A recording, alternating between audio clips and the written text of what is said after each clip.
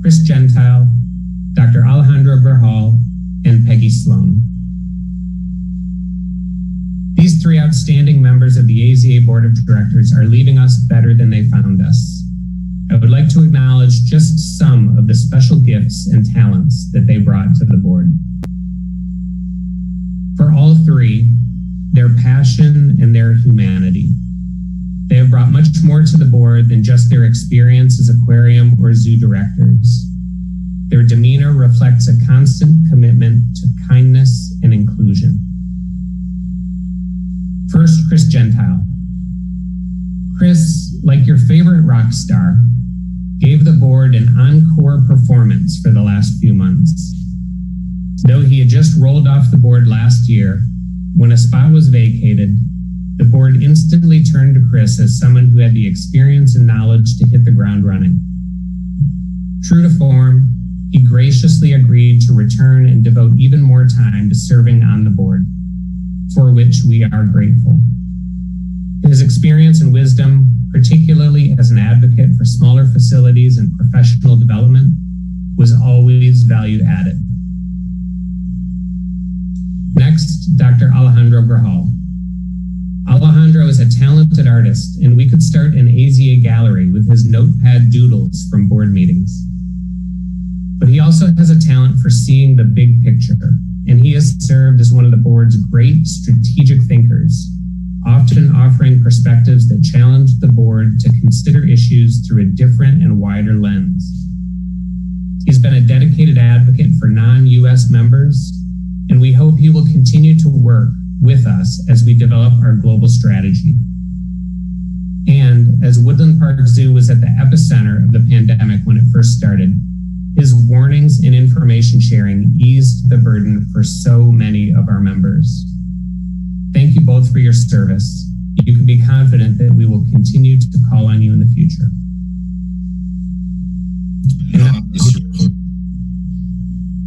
Today, Peggy Sloan, our immediate past chair, completes 7 years of dedicated service to the AZA Board of Directors. I want to recognize Peggy for her outstanding and dedicated service to the board as a member, vice chair, chair-elect, chair, and immediate past chair. So you all understand, that's 7 years of continuous board service. During Peggy's tenure and throughout these different roles, she always challenged the board and AZA to do more and be better. And we are better for it. Though I've only had the pleasure of serving the board for the past year, I quickly learned that Peggy will keep us on our toes and leaning forward. And she does so with grace and good humor. And Dan Ash asked me to add that while Peggy has this meticulously calm, kind, and friendly persona, she is formidable when provoked. It sounds like Dan has experience on the receiving end. She's a fierce advocate for aquariums and marine species, but always thoughtful to raise her voice on behalf of all members and all species, assuring their interests are considered. We thank you, Peggy, for your dedicated service to AZA. You know that AZA and your colleagues on the board will continue to call on you for your experience and expertise. Plaques honoring your service will be mailed to each of you. Again, thank you. I now call Dr. Chris Kuhar to the virtual stage. Chris, as you know, we have a long tradition of presenting the board chair with a painting to show our appreciation for your service. Your colleagues on the board have asked that I present this gift to you with their very highest regard. Peter Karsten, former director of the Calgary Zoo and an AZA past chair of the board, once again graciously agreed to paint a species of your choice as the outgoing AZA board chair. Chris, please accept this gift, a painting of a ground hornbill, as a token of appreciation for a job well done from your friends on the board and from Peter Karsten. A gavel plaque honoring your service as chair of the board of AZA will be mailed to you. Chris, the floor is yours. Thank you, Craig. And like so many things in AZA, Southern Ground Hornbill, but we'll save that for another day. As I look back at my time on the board and my time as board chair, a couple things come to mind. And the first thing that I recognize is that moving forward, we're going to have to be brave. The reality is the world's changing. I've mentioned it a couple times, but just turn on the news and you see what pressures the environment's under, how we're undergoing social change. There's so many changes in ways that we maybe could or probably could not have predicted. Just looking at the impact that COVID-19 has had on our commitments to science and education and conservation, it's getting harder and harder to do the things that we need to do. It's like we've been running on a treadmill, and while we've had great success at this pace, the world's turning up the speed, and we're going to either have to run faster or lose ground, and maybe just get shot off the back of the treadmill altogether. So we're going to have to do things differently. The reason we have to be brave, though, is because when you do things differently, that requires change. And change is hard, and change is scary. For those of you who had the opportunity to participate in this amazing virtual conference, I hope you found something that excited you, that ignited your passion. After all, that's what we love about this meeting, virtually or otherwise, is the opportunity to share information and get excited. But I suspect that something that was talked about made you nervous, made you uncomfortable. And often that comes from not knowing enough about it, from being pushed out of your comfort zone. Now, whether that was diversity initiatives or social science research or re-envisioning our SSPs, change is hard. And often that comes from not being able to predict the future and being comfortable from where we're at. But as I said, if we don't change, we're going to fall behind. We need to figure out ways from our projects and from our programs to move the needle. We're going to have to be entrepreneurial. And I mean that not just in the economic sense. We're going to need our operations teams and our membership teams and our guest services teams to provide new and enhanced revenue streams to move us through COVID-19. That's a given. But we're also going to have to be entrepreneurial in our programs and how we deal with our mission and how we create partnerships and programs to move us forward. In my career, I've heard those hallway conversations. I've been part of those hallway conversations where we talk about what AZA has done in the past and it's not worked. And often those conversations have a bit of derision in them. Sitting where I sit now, I recognize that we're going to have to try new things, and we have to have an entrepreneurial mindset, because those successful entrepreneurs aren't worried about failure. They're worried about the successes and how those successes can be game changers. We need game changers. We need to think about this in terms of what can we do differently to be able to continue to do what we need to do in a changing world. The good news is we have this community. We have AZA. I want to thank again the AZA staff. They do an amazing job putting together a framework that helps us grow as individual organizations, and they provide a strategy that allows us to go in the same direction. We're so much more powerful when we do that together. The AZA team helps us do that. Thank you. You do an amazing, amazing job. I want to thank our board for thinking outside the box. And they started this before my time on the board, but thinking creatively, taking those crazy hallway conversations that we have at these meetings and try to put them into action. The board's been transparent and proactive. I thank them for that. And I thank Chris and Alejandra for their service. We're going to miss you guys. But I also want to recognize Peggy. I don't think she's received enough credit for stepping up to be board chair on a short runway. She did an amazing job, and we're going to miss you. But maybe more importantly, I want to thank all of you, those of you who serve on committees, those of you who work on animal programs, safe programs. You know, the conversations that I've had as board chair over the past year, they've probably been important. But the conversations that you all have with your guests, with your education program participants, with your community leaders and your senators and representatives, those are the conversations that are going to change things. Those are the conversations that are going to move us all forward. Now, on October 1st, I pass the torch to Bert Castro. You all are in great hands. Bert is a tremendous leader. He's going to do a great job, and I can't wait to see what he has in store for us. But before I do that, I want to do two things. First, I want to thank everyone who's reached out to me over the past year to offer support or assistance. That's the beauty of our profession. That's the beauty of this association. Thank you all very much. And if I can ever return the favor, please ask. also want to encourage you all, because we're going to need to keep fighting. We're going to need to be brave. We're going to need to be entrepreneurial, but we can do it together. Dan says we are AZA. And I'll be honest, we make fun of him a little bit for it, but he's right. We are AZA, and we can have an impact together. So for the past year, it's been an honor to be your board chair. It's a life achievement that I'm really proud of. But moving forward, we can all do this. You can all do this. It's been an honor. I thank you for your support. Be safe, everyone, because we are AZA. Thank you, Chris, for that important and powerful message. Peggy, would you please, as your last duty, install the new officers and board members?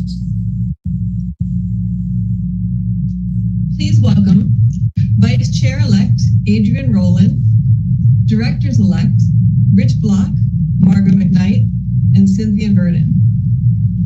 Adrian, Rich, Margot, and Cynthia, do you pledge your sincere devotion to carrying out the duties of the office to which you have been elected? I do. I do.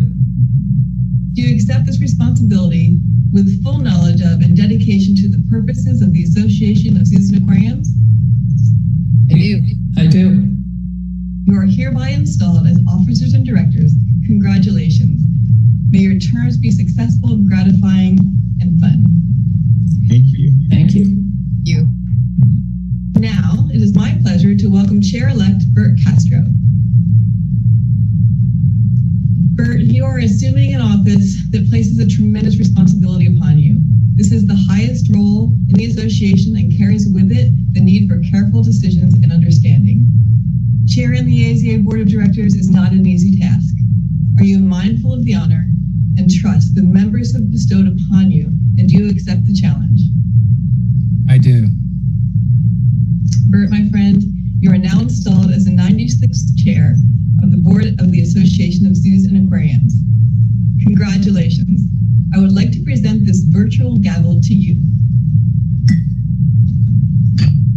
Thank you, Peggy. It's been an honor working with you.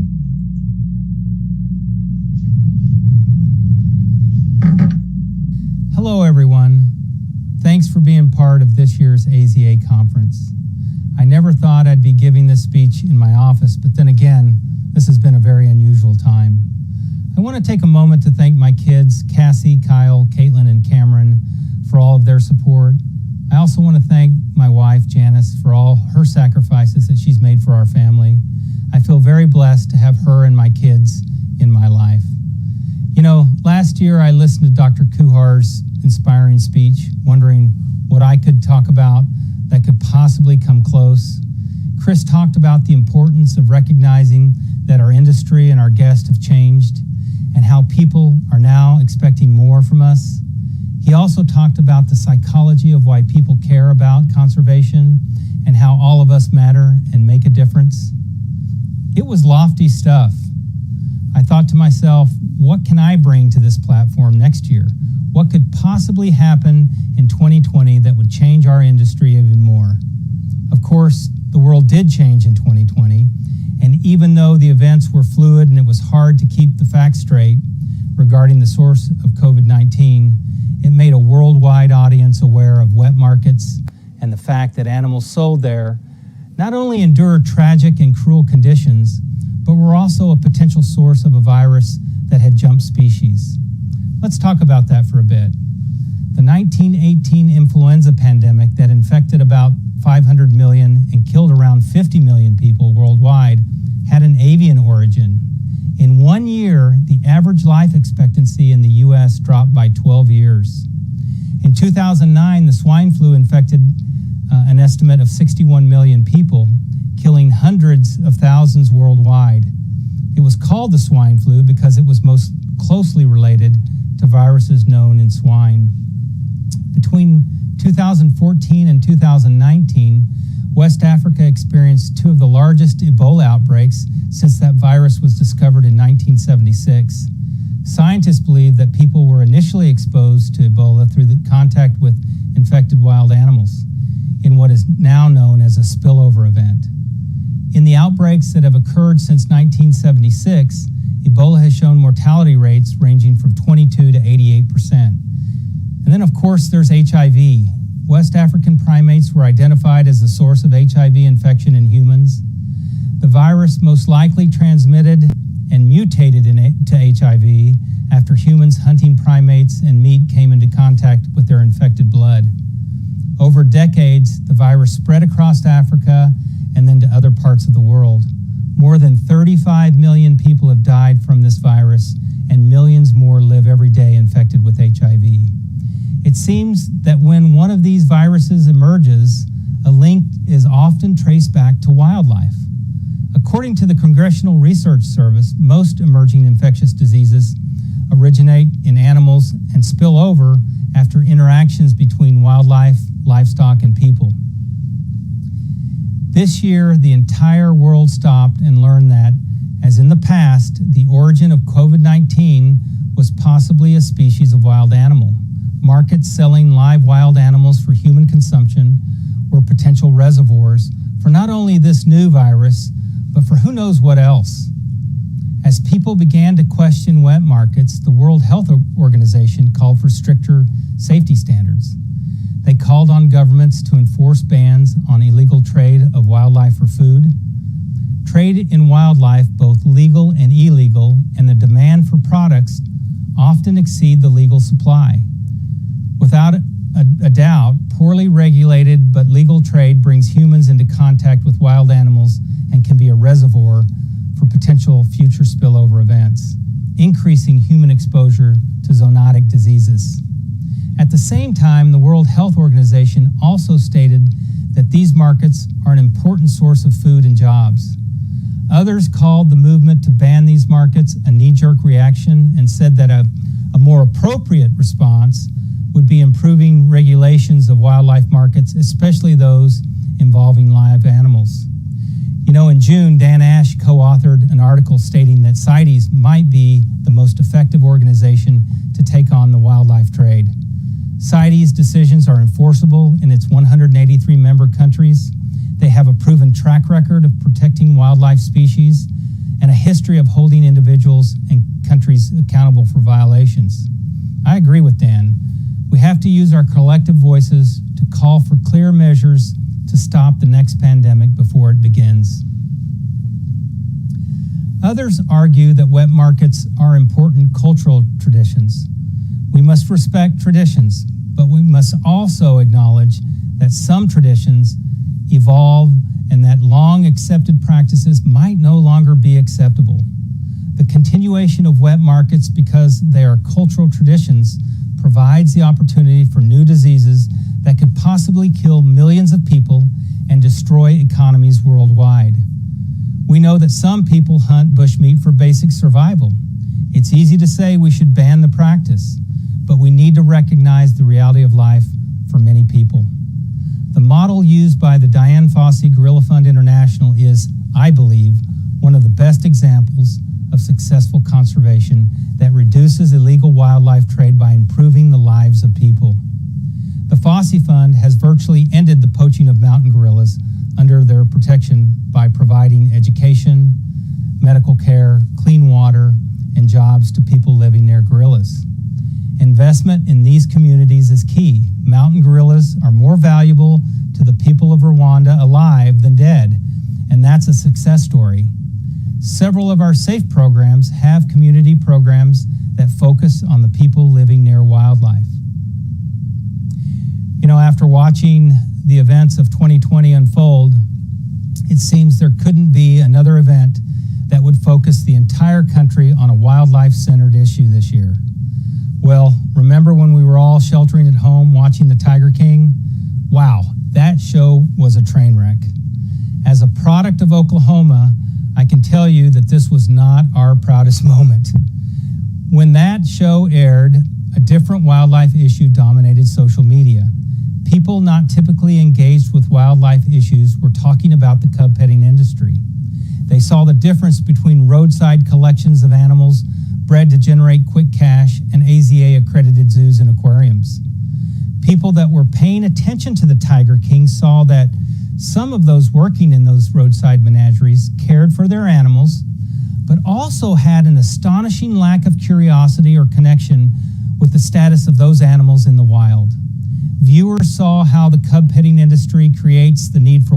sanctuaries and then fills them. But it can also lead to people running places claiming to be sanctuaries that are really just another way to profit from animals while feeding their outrageous egos. There's not a better argument for a federal law regulating the big cat industry than the Tiger King. The existing patchwork of state laws is clearly not enough. The Big Cat Public Safety Act would restrict private ownership of big cats and direct contact with the public at USDA-regulated institutions exhibiting animals. This bill has bipartisan support and would make the breeding of cats for the cub petting industry illegal. We should actively support this important legislation. I can't conclude without talking about human diversity. Without question, people of color in our country have been dehumanized and their opportunities limited. My kids have always told me that I look ethnically ambiguous. My ancestry can be traced back to both Europe and Africa, including both slaves and the people that enslaved them. My European ancestry is much greater than my African, but I am also ethnically Latino. What amount of DNA from one race or another tips the scales? I think we've learned from history that trying to define that can be used as a tool for oppression and injustice. I was born in Havana, Cuba in 1961, right after a violent revolution in that country. My parents watched their country be consumed by communism. My sisters saw executions from their school windows. My parents moved our family to the U.S. to escape communism, practice their faith, and provide their children with opportunity. We landed in Miami in late September of 1962, less than a month before the Cuban Missile Crisis, on one of the last legal flights out of the country. We joined my two older sisters who had been sent to stay with family a year earlier. We ended up in Oklahoma, a place where, you can imagine, there were not a lot of Cubans. I didn't become a naturalized U.S. citizen until I was 13.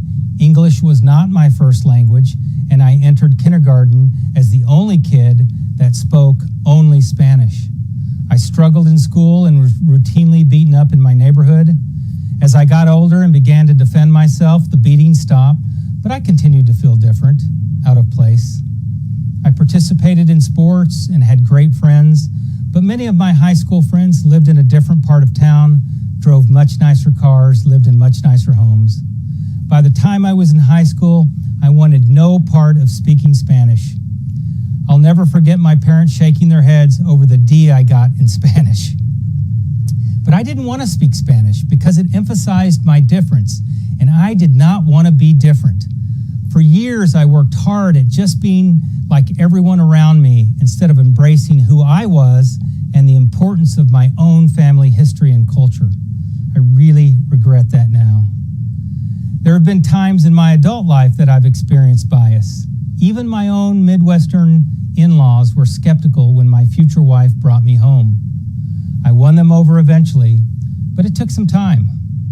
When I was young, I remember thinking that I would have to work harder than others to achieve my goals. I have a restlessness that can be best explained by the lifelong low expectations often set for people with a last name like mine. In 2001, I became the executive director of the Oklahoma City Zoo. Just a few decades before, it was a whites-only venue. I'm not sure my family would have been allowed to enter in the 1960s. Certainly African Americans were not allowed, except for special segregated days.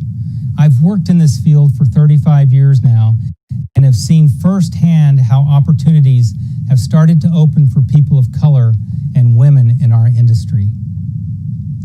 I'll be the 86th chair of the AZA board. Since 1924, 78 of the previous chairs were men, 7 of them were women. Except for Belle Benchley in 1949, the remaining 6 female chairs served in the last 16 years. Belle Benchley, by the way, was the director of the San Diego Zoo for 26 years. From 1927 to 1953, she saw them through the Great Depression and World War II, and was the first and for most of her career, the only female zoo director in the world. She did amazing things for the San Diego Zoo. She championed the construction of naturalistic habitats and keeping social animals together in family groups. She mentored young staff members, recruited female zookeepers during the war, and saw attendance grow to over 1 million guests a year. Her title throughout her career was executive secretary. She wasn't given the title of managing director until the year she retired. I believe I'll be the first immigrant Latino chair of the AZA Board of Directors. Dr. Brian Davis, who will follow me, will be the first black board chair. Adrienne Rollin, who will follow Brian, will be our 8th female board chair. Our industry has certainly come a long way over the past few decades, but I think we still have far to go. The AZA staff and board put out a statement in response to the racial turmoil that unfolded this summer. I was particularly moved by this sentence.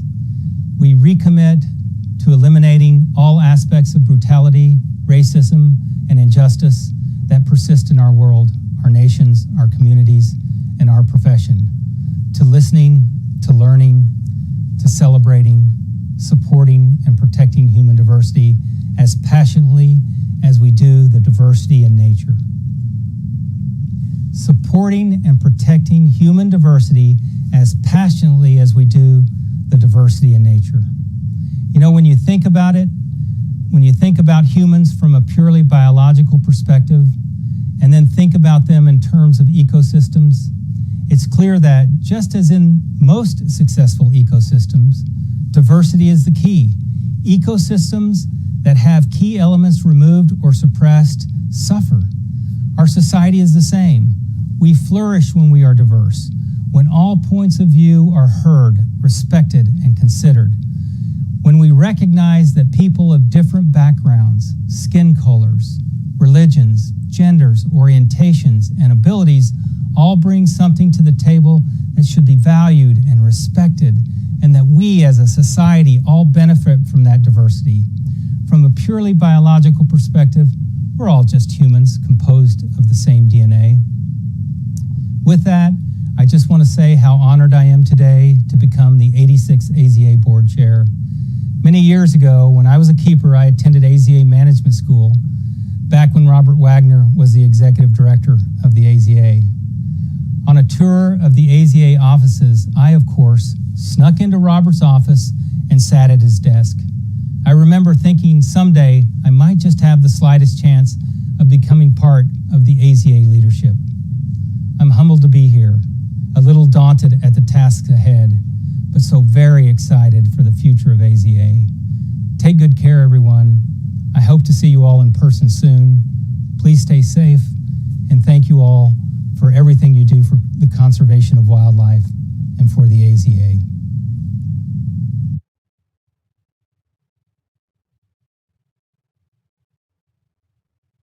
I have 6 words in reply: fired up and ready to run. And I think everybody within the AZA community will feel likewise. Looking forward to the next year and your leadership in helping us address all of the challenges that we face and finding the opportunities within all of those challenges. So thank you for accepting the challenge of leadership of this great organization at this important time, Bert. Well, we've come to the end of our 2020 virtual conference. It's been amazing, informative, inspiring, and you can watch the reruns. So as we close and say goodbye, I want to remind you of the concurrent sessions at 12:15 p.m. Eastern and 12:45 p.m. Eastern. There's also another opportunity to chat with exhibitors at 1:45 p.m. during the Exhibit Hall Live. And if you're like me, you're going to want to end the day and the week with a virtual visit to the Columbus Zoo and Aquarium. The annual conference Virtual Zoo Day will take you to Columbus to visit animals and chat with keepers, So bring your family, your friends, your beverage of choice as we get up close and personal and look at one of the world's very best, the Columbus Zoo and Aquarium. Thank you all for joining us. Please stay safe and healthy. See you at Zoo Day at 4 p.m. Eastern Time. Thank you.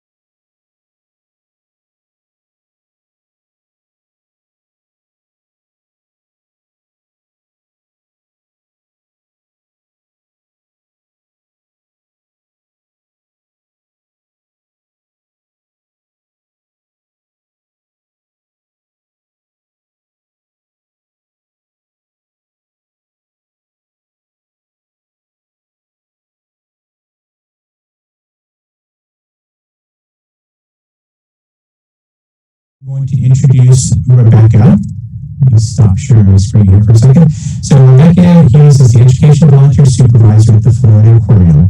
She got her start in food service where she slung pasta and sauce for over 10 years. She's been at the aquarium for 8 years, first as a camp counselor and part-time educator. She's been in her current role for nearly 5 years. So Rebecca's got a polling question. I'm going to launch that for you, Rebecca. And all right, that poll is open. How long have you been in a supervisory role? Please take a moment to answer that question.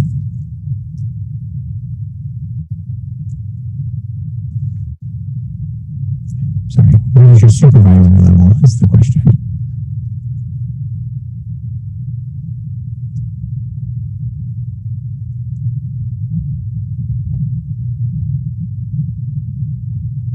Got almost everybody in.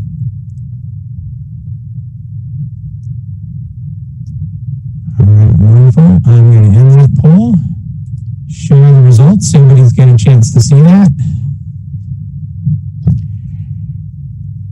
And Rebecca, if you are all set, I'm going to close this, and it's all you. Awesome. Thank you, Andy. I'm going to try and figure out what all my windows are doing here real quick. It looks like we have folks who are supervising a group of individuals as our primary group of supervisors who are in our session with us, which is wonderful. This information is going to be helpful as for our other presenters, they will be able to kind of tailor their examples to be more specific for you all. So thank you for sharing that information. I am going to share my screen. How does that look? I'm assuming it looks good. So I'm not hearing anybody say anything. So we are, oh, thank you, Stacy. So I also have the additional sort of input right now. My neighbors are getting a new roof installed today, so I appreciate everyone's patience with weird sounds. I'll be kicking us off with an examination of what it takes to become a supervisor and how you can identify those team members who might make a good fit for a new supervisory role. So we are going to kind of go through just what my presentation is going to look like. We'll talk about some assumptions that are going to be common for the entire section. I'll go over some general concepts that would be great to look into after the conference. We'll discuss what to look for in a potential supervisor and briefly how to develop your replacement. So in this session, we are making some general assumptions that are true for all of our presentations. We are not discussing leadership in general. Anyone can be a leader in their role, showing resilience, creativity, integrity, all of those characteristics that make a good leader. You don't have to have a title to be a leader, which is a great book by Mark Sanborn. You should check it out. It's listed in the resources side. We will be using the term individual contributor to describe a person who works within a team but does not have formal supervisory authority. The term supervisor will be used to describe folks who do have formal supervisory authority over people or programs. So this could be a coordinator, a manager, a vice president, or a C-suite executive. So please adjust these concepts to fit your experience level. As the title of this presentation suggests, I'll be discussing the characteristics that will help existing supervisors identify those leaders who are ready to take the next step in their leadership journey from being an individual contributor to taking on a formal supervisory role. And I did develop this presentation with a hypothetical ideal situation. You, as the supervisor, have been promoted to the next level within your organization, and you are directly responsible for selecting a replacement.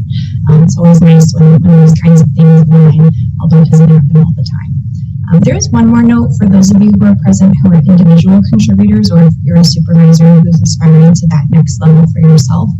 Take this opportunity to listen for what your own supervisors may be looking for.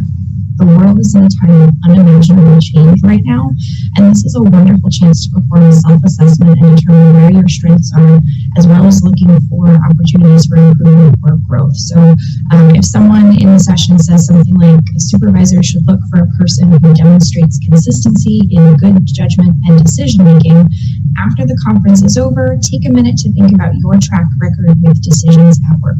If you feel comfortable, ask your supervisor or a trusted colleague what they'd like to see you improve. You have to offer a quick note of caution on this. If you are not in a place to accept tough love, do not ask for this feedback. Take some more time to work on that self-assessment and only ask once you are ready to take in and act on constructive criticism. So again, we aren't getting too deep into these concepts, though what we're discussing today is definitely all part of the same complicated, impossible 3D puzzle that is, how can supervisors ensure the best for their direct reports in their organization? So succession planning is very important for helping to provide operational stability for an organization. If someone leaves unexpectedly, you don't want everything they were working on to end up in a black hole.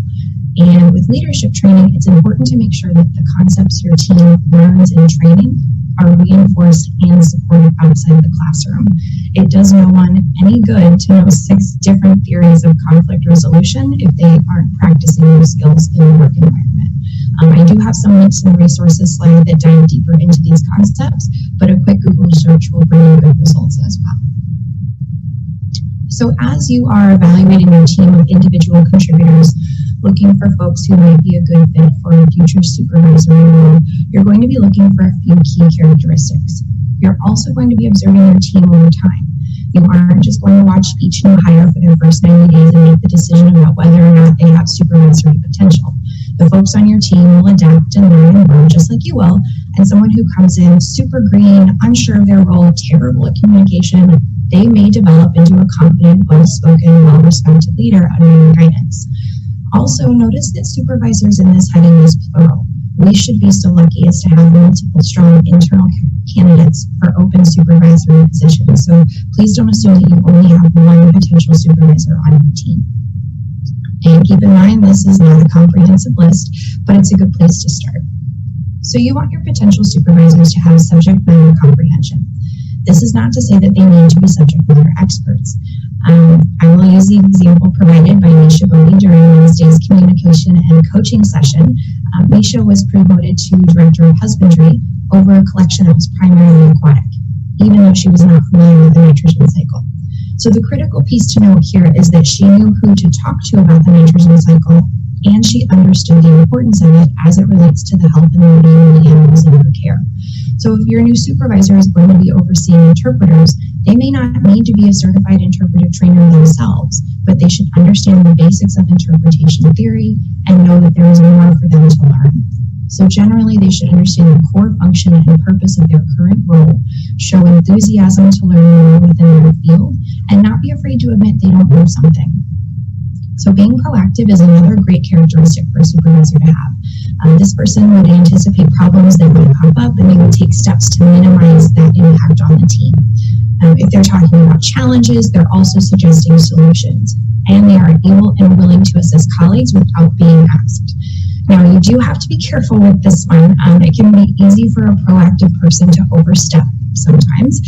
So it's on you as their supervisor to remind them of where the boundary of their role is, and how they react to receiving that coaching will be informative for you as you consider their suitability for that next step. The last 3 points really blend together for me personally. So a person who exhibits a high level of professionalism, in my experience, also has strong communication skills and an eye for detail. They don't let personal challenges affect them at work. They stay out of the drama that sometimes develops between colleagues, and they set a good example for others by being neatly attired and by being on task. They don't need to be reminded of assignment deadlines. Their work is done thoroughly and presented neatly, and they ask relevant questions to be sure they understand the scope of work being done. Now, everyone is human and cannot be expected to be the ideal individual contributor all of the time. So by observing your team over time, you'll see how they react to stress, adapt to change, and how they engage with other equally imperfect humans. You will also be influencing your development, so do your best to set the example of how a supervisor of that team should conduct themselves. So I do have a note about volunteer supervisors. If you are looking for a new supervisor to oversee volunteers, they will need to be specifically skilled in the arts of persuasion, and it helps if they are generally a likable, friendly person who also likes other people and has a backbone when needed. So volunteer management requires us to convince people to do the things we are asking them to do, which is very different from managing staff who can be informed of what they will be doing. The volunteer supervisor, in addition to handling the nitty-gritty paperwork of managing volunteers, is going to be the volunteer's social connection to your organization. They will be expected to remember whose grandkids are in town, who's graduating this year, as well as being able to answer questions about the facility, deliver corrective feedback while still keeping the volunteer engaged and connected to your mission, advocating for their volunteers to internal stakeholders while still holding that party line in front of the volunteers. It can be a very delicate tightrope to walk. So if you're considering appointing a new volunteer supervisor specifically, decide which of these characteristics you can teach and which need to be inherent in the person selected for the position. So this could depend on the person being considered, or it could depend on your abilities and bandwidth as their supervisor. So this part can be really tough. Most of the time it's impossible to know exactly when you will need to fill a supervisory position. So it's okay if you aren't able to fully prepare someone for the role that they are seeking. And be honest with yourself. Have you always been 100% ready to take your next professional step? Do your best to prepare your team and remember that everything will work out in the end. So be the model that you want to see. People learn by observing those around them. So keep in mind that you are always on stage and you are always being observed. Each action, decision, and casual conversation is showing your team what is acceptable for a supervisor of that team.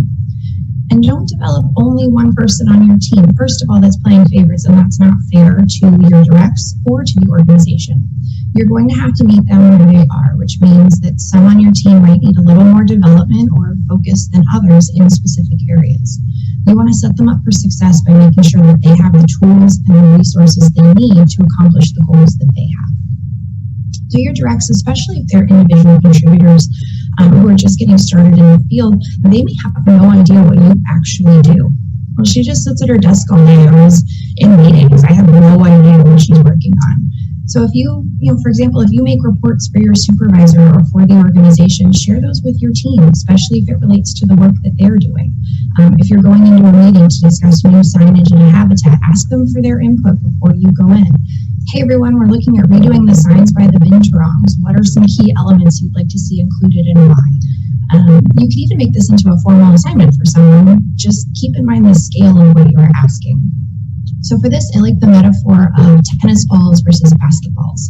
So for an individual contributor in an education department, for example, they may be accustomed to creating internal fact sheets for other team members to reference, or maybe developing new habitat talks. So those tasks would be tennis ball size for them. They can juggle several of those easily and still be successful. Now, if you come in and ask them to take one of those fact sheets and modify it to become signage on the pathway, they're having to add in graphic design, messaging, framing, the most intense fact-checking they've ever done in their lives, conservation information. Now you've added a basketball to the tennis ball size juggling that they were doing so well. So just be mindful of this and be prepared to offer appropriate time and support that will allow them to be successful. And if you have the difficult situation that none of your internal individual contributors are going to meet the needs of the open supervisory role, that's okay. Be prepared to share with them specific behaviors they can change and actions they can take to be better situated the next time an opening becomes available. And make sure the external candidate who is selected instead understands the importance of continuing to develop and grow that team of individual contributors. So in summary, do your best to develop your team to take over from you. We all have our own tennis balls that we're juggling, and sometimes you wind up with a basketball that initially looked like a tennis ball. It's more about you and your team navigating those surprise basketballs together and who rises to the occasion when pushed. Leave that up for just a moment. And here are some of those resources that I mentioned, and these will be available after the presentation. And thank you. This has been wonderful. I've enjoyed sharing my experiences with you all today. Thank you very much, Rebecca. A question that I had listening to your presentation is you talked about the need to not be an expert on everything, or not have that next supervisor be an expert on everything. As I advance through my career and I've been coaching and training my future leaders, how do you wrap your brain around the concept that you don't have to be the expert in everything to run that job, to do that position? It's really hard. So I've been in my position for just over 4.5 years, close to 5 at this point. And when I first started, I thought for sure, one, not only did I have to know everything, but like they had promoted me to be a supervisor of volunteers. Like I probably knew everything I needed to know. And I learned the hard way that I did not. And so rather than becoming defensive or, not taking in this additional information that was critically important, I really had to be comfortable with not knowing things. And I've found it very helpful to think about the things you know the things you don't know, but sometimes you don't even know that you don't know a thing. And so even recognizing that third category exists has been super helpful for me. I hope that answers the question. It does. Thank you so very much. All right. I would like to introduce our next speaker now, Eric Turner. Eric is the Volunteer Engagement Supervisor at the Jacksonville Zuma Gardens for just over a year and 8 months now. In addition to 15 years of events and customer service supervisory experience working with several NFL and professional soccer teams in various parts of Florida and around the country. So Eric, it's all on you. Hello, thank you so much, Andy. I'm going to try to do as good of a job as Rebecca just did, but yes, so you have the position now, right? What are you going to do? So I'm going to go ahead and share my slide with everyone. Can everyone see it? Yes, you're good. Outstanding. So here we go. I've only been in this role for a little over a year and some change. Moved down the block, but I noticed when we did the first polling question, there was one individual that was brand new to it. So I'm talking to you primarily. Everyone else, this is just a refresher. I'm in charge of people right now. Let's get this started. I just want to give you guys some. Eric, sorry to cut you off. Would you like me to launch your polls for you? Sure. Okay, so let me get those going here. I'm going to launch that for you right now. Okay. So hopefully everybody can see that. Can you see the polls? Yes. Okay, there we go. Now they're coming in. So when delegating, it's important to do what? Plan everything out, work side by side, sign effective rules, or all of the above.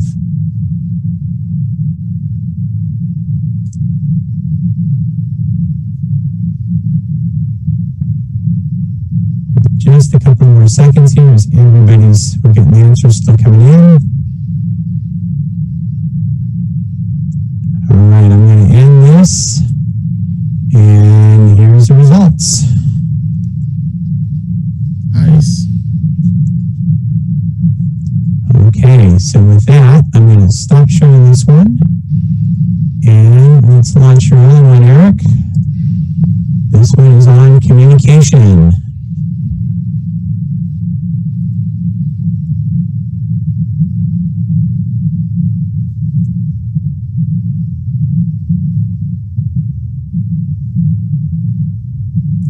Starting to get the answers in. Give everybody some time.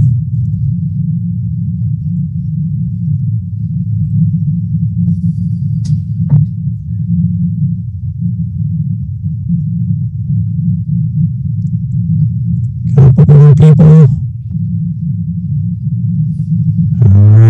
going to end that, and here's the results of communication for everybody. That's good. All right. Crazy. Eric, it is on you again. Appreciate it. So in my PowerPoint, we'll touch on the communication and delegation aspects in just a second. So let's continue on.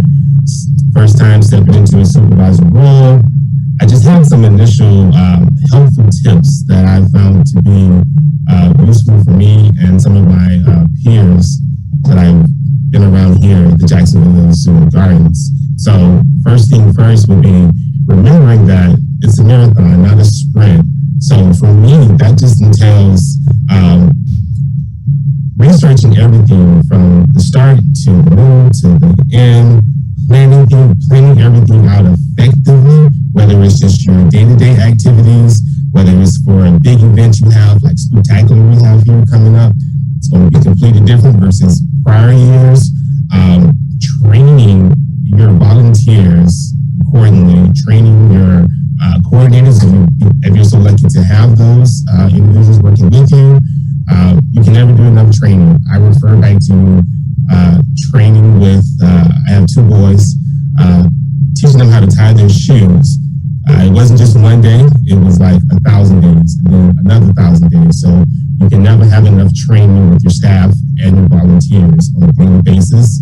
And then executing the plan. Take your time with it. If you start well in advance with all of the planning and preparing for it, execute, all will be well. You're going to make mistakes, but as long as you don't rush yourself through it, you'll be okay. The last thing about the marathon sprint, breathe. You have to breathe. Take your time, couple deep breaths, woosah, whatever you need to do, you'll get through it. The next point we have on here is delegation. So that was one of the poll questions. A little further down in the PowerPoint, we'll talk about it some more, but delegation is key. So you're a supervisor now, right? You're in charge of people. So in your prior role, you were used to the hustle and bustle, knocking things out on your own, being the man, the woman that you know you are. Now you gotta take a step back. You have to, again, plan. You also have to assess your peers that are working with you, assess the volunteers, who does well with what, who kind of needs a little bit more guidance with this. So making everybody holistic to where everyone's working together on your team to achieve that goal for that day, for that project. So knowing your roles, knowing everyone, how they operate, delegation will be super, super important for that. Because although we would like to think we can do it all, we're in a position now to where we have to develop people and rely on people a little bit more. So proper delegation.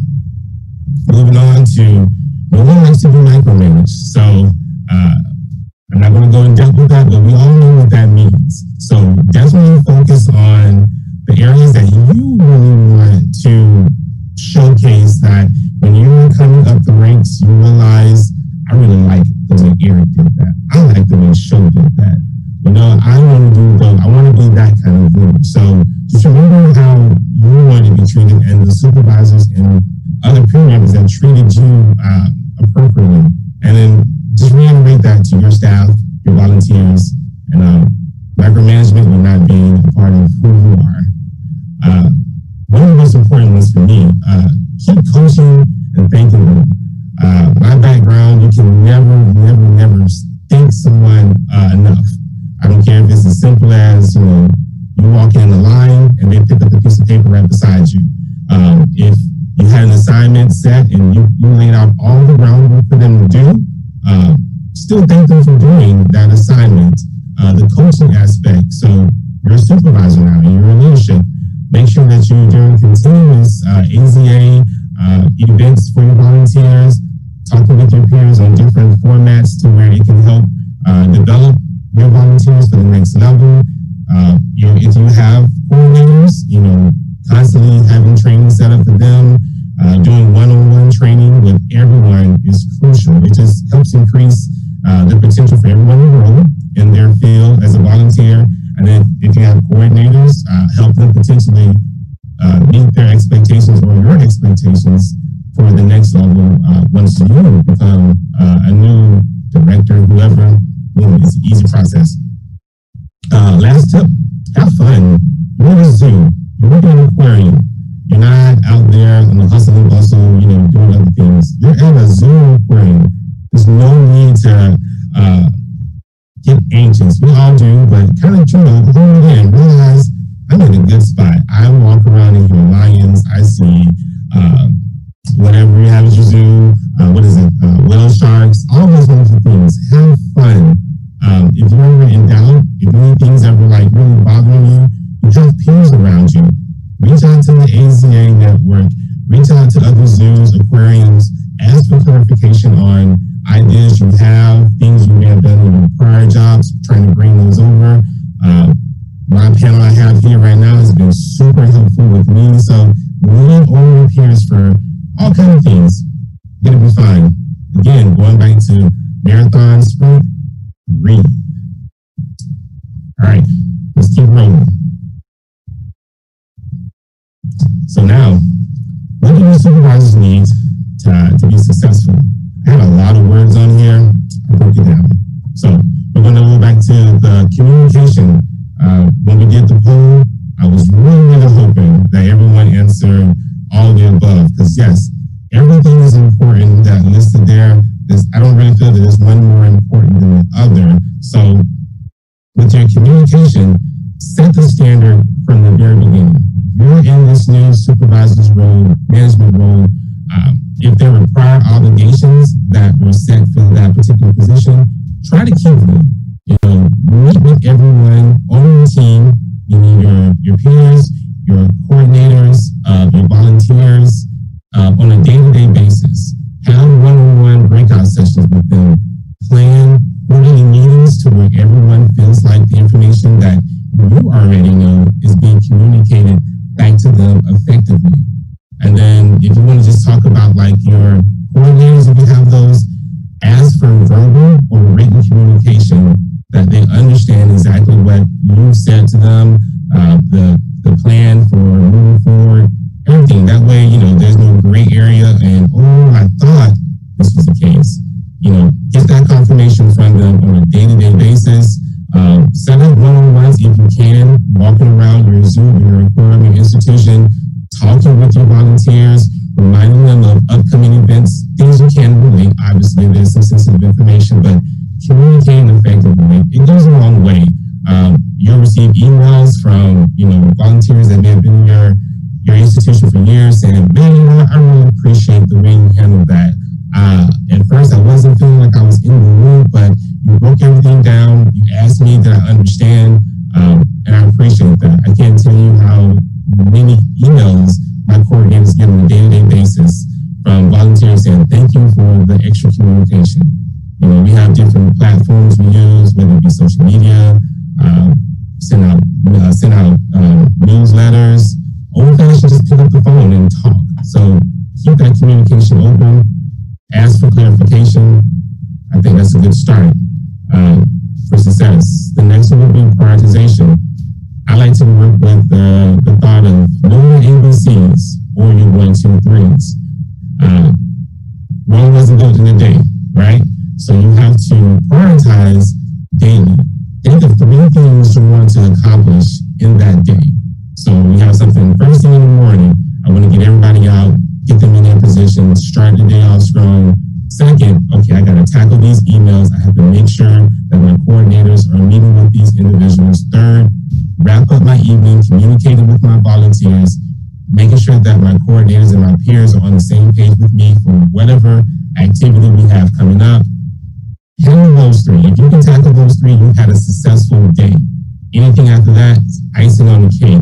But just from my perspective, having 3 things that you have to accomplish that day are crucial for your success. And then our second poll question, actually it was flipped, but our other poll question was delegation. With delegation, that runs into make sure going back to the planning part, realizing that you are a part of the bigger picture. So looking at the perspective of how you want everything to be holistically versus an individual, trying to get everything done. seeing that can be a little challenging, but once you can kind of understand by also knowing your ABCs, how you want to proceed with things, it helps out with your delegation because you can effectively know, all right, Eric's good at this, Rebecca's good at that, I need to focus on this. It gets everything done within that time frame in an orderly manner. And then reliability. Reliability is crucial. Lead by example. You have to ask for honest feedback. Make sure that if you have a project, you're in the trenches with them day to day. They see you working. It's kind of like, any other job you would work. If someone is doing something and they see you right there with them, they're more inclined to give you 110% versus you just being a dictator or that micromanaging person. So ask for honest feedback, assign people to their appropriate roles, share in that experience, and always make yourself available. No matter what, be available for any kind of communication, good, bad, and different. It goes a long way with reliability. All right, we're cruising, guys. And then my final thought. In my roles, I've always realized, I'm new to the Zoom world, right? But I've had tons of experience with, coordination, supervising events. My Jaguars are finally doing good, thank God. It's just one game, but okay. Don't steal my joy. But with anything you do, remember, come with passion. Be flexible because you're at a zoo, you're in an aquarium, things happen. Strategize. That's an area that I'm still working on. Strategize everything out. Plan it. Don't over plan, or freak your mind out. But definitely try to plan everything in advance, or at least to the ABCs. And I think that you'll be successful. Lean on your peers for information. I think the more you communicate to others, the more you ask questions, it shows that you're concerned and that you really want things to work out. So, in all fairness, bring your best version of yourself every day. You got this. You'll be perfectly fine. Closing, here's some helpful resources that I've experienced and my supervisors and directors have given me. 3 books by this wonderful gentleman named John Gordon. Helpful books.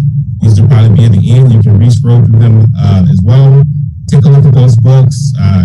High energy books. A couple of them have pictures, so that helps out. But these are wonderful books. Trust me, you'll love those. And this is me. Thank you for your attention. I appreciate everyone being here and working with me. I am going to end my share.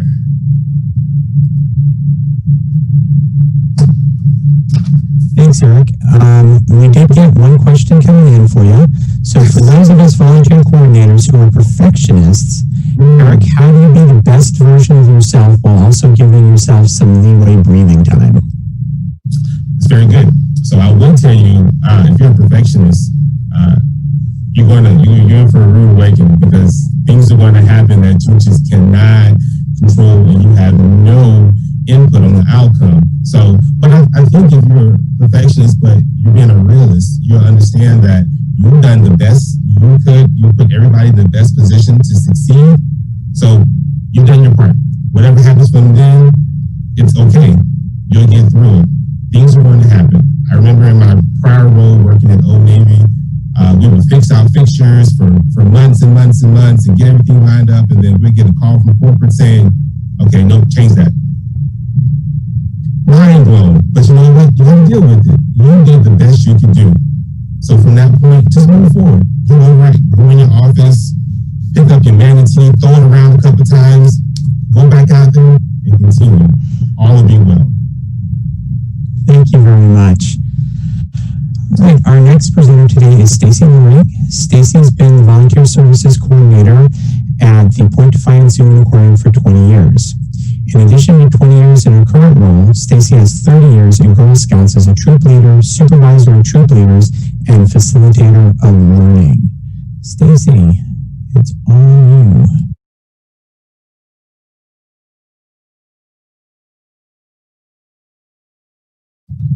Sorry, guys. Thank you guys so much, Andy, Eric, and Rebecca. I had too many screens up. I couldn't see them. I'm going to add on to what Eric and Rebecca shared. Having been in my position for so long, I've experienced a lot of things, and I just wanted to add a few more things. And it's really trying to build who your support is for volunteer engagement. So first off, what do we describe as an ally? Everybody's kind of heard that recently with all of the happenings throughout the nation. So an ally is somebody who is associated with another person as a helper, or a person or group that provides assistance and support in an ongoing effort, activity, or struggle. So for us in volunteer engagement, we have lots of allies that we can name. We can have direct report allies, we can have coworkers, we have other supervisors, anybody, any stakeholder really could be an ally. Volunteers can actually be allies too. So what I'm going to talk about are some experiences that I've had that have helped me gain these allies for the volunteer engagement. And really when I talk about building allies, it's really about building relationships. You're building relationships with other people in your organization and outside your organization. So one of the key things is communication, using the right language. One of the things that I've realized is always be positive and ask, how can I help? What can I do to help you in your situation? How can volunteers in your department help you succeed? Right? So asking that specific question, trying to avoid more authoritative type comments. And then also, one of the things that I just recently learned in one of the books that I was reading, it's funny how everybody always, when you interchange with people, and so as a supervisor, we walk up and say, hello or good morning, people always ask, how are you doing? And most people respond, fine.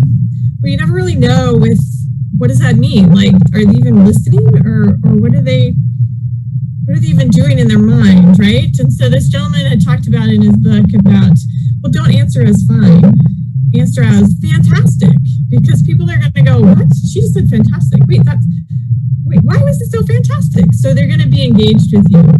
So use language that is positive and give people a reason to interact with you.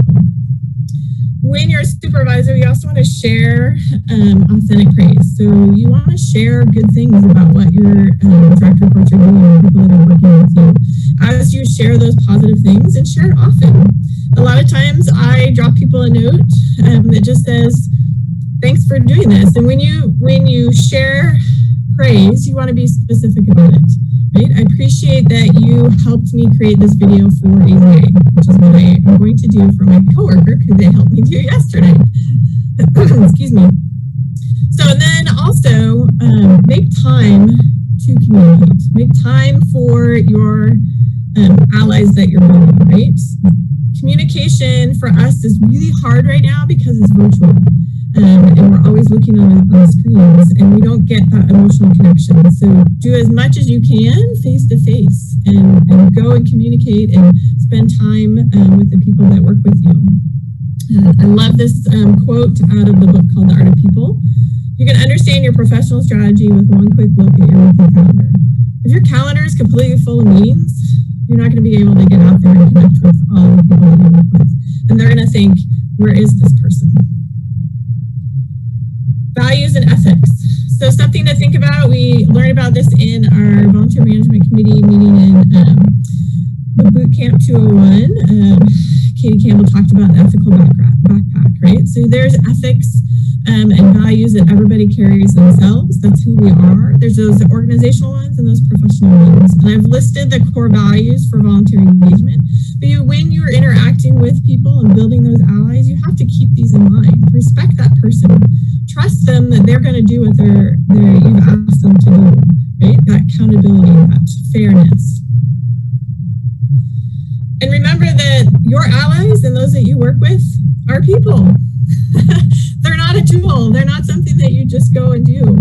So get to know them. One of the things that I do for volunteers, I initially started this with just volunteers. I send them a birthday card. So the picture on the screen is this year's birthday card. So I try to make it some fun animal birthday saying. But then I also started doing this with all of my coworkers. So anybody on the zoo grounds, or as interaction with the zoo, I send them a birthday card. So I sneakily get everybody's birth date so that I can make sure and send them a birthday card. One of the things you have to remember is, as a supervisor, there's work friends and there's best friends.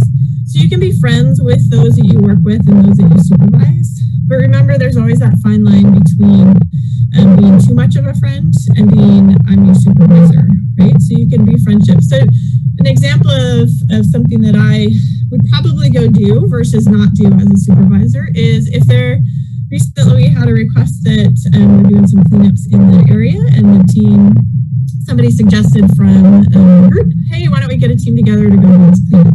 That would be something I would be comfortable doing as a supervisor, right? It's a team building exercise. But if somebody said, hey, why don't you go out for drinks tomorrow night? I may probably say no if it's somebody who's supervising, right? I try to keep that line, and that's, everybody has a different line, so you have to think back to your ethics in that regard. And empathy is one of the biggest things that I think about when we interact with people and build those allies. It's a developed skill, so you have to learn to think and get that perspective from somebody else. But the best thing about empathy is that it stops all of the gossip. It stops all the negativity, all the backstabbing that happens in your organization. And I learned from a previous supervisor, one of the first things about being a supervisor or being somebody who leads other people, who leads volunteers, is don't let that gossip continue. It stops with you. So having that empathy of, well, did we think about what that other person was doing? Did you think maybe they have other things that are on mind as well? So keep that in mind when you're building that allyship with people. And then having allies doesn't necessarily mean it's just the people below you or the people that you work with. It can be the people that are above you, right? So when you manage up, it's not necessarily that you're being a yes person or that you're kind of, trying to get the good graces of your bosses. It's really understanding what your supervisor and their supervisor is important to you. What's important to the organization? How are you going to present it in a way that's going to be useful for them? Excuse me. So share that information. It may be different for each person, and it may take a different form. For example, if you're a manager of volunteers, right, and you're trying to share the impact of volunteer engagement, well, some people may like the numbers better than seeing all these fluffy stories, right, or the emotional stories. But others may be the reverse. So think about what you really want to get across based on what's important of that person that you're trying to share that information with. And then leadership, understanding everybody's strengths. Eric talked about this a little bit, as well as Rebecca. So learn who you supervise, what are their strengths, even with your coworkers. The more that you learn, you have a better relationship. The example here is that I'm an editor. I have learned, it's taken a while, but I've learned that I have a hard time writing. It takes me a long time to write and ever. So, but I'm great at editing. So you can give me a document and I'll look at it and edit it. So I have found in my work environment the people that are good writers, and then I use their skills to help me write or help us as a project write. Inspire others, right? You want to keep people going, but make sure that they're inspiring to see their own vision, not yours, right? Or the vision of the organization. And when we talked about earlier the question about perfectionism, we're all going to make mistakes, right? So as a good supervisor and somebody who builds an allyship with other people is that you own your mistakes. Don't give them away. Don't give excuses for it. Own your mistake, forgive people, say you're sorry, and then move on. Develop and move on. And I want to leave you with this one last thought that I found from Brene Brown, who's a researcher and storyteller. But it really sums up everything that I just talked about. I define connection as the energy that exists between people when they feel seen, heard, and valued. When they can give and receive without judgment, and when they derive sustenance and strength from that relationship. So as a supervisor, you're building those relationships, you're building allies for volunteer engagement. And lastly, here are some resources that I have that I've recently read over the last probably 5 or 6 years that I felt really good about and has really developed me as a person. I'll I'll leave those up for a second, but thank you guys very much. Thank you, Stacy. While folks are looking at those resources or your contact information, one of the things you mentioned really stuck with me, and that's how can you connect with your teams? How can you get to know folks if your calendar is full of meetings? That's my life here. And I often feel I'm not connecting as much as I should. Do you have any thoughts, tips, anything along those ways that can help? One of the things I always love to tell people is, as an employee that part of my full-time job is volunteer management, but even if you're a supervisor that manages volunteers, part of your job is to talk to people. You get paid to talk to people. It's awesome. But to help with that, is the matter of, you got to put it on your calendar. So I usually block out project time. I block out time to go walk around. It's hard to do, especially when meetings are, but for my personal health and positive sustenance, I always block out my lunch hour so that I can go for a walk, go for a get away. And when people call to schedule meetings with me, I tell them, no, I can't do it at that time. Technically I could rearrange my schedule, but you have to remember to block the times and say no to other people who are arranging meetings.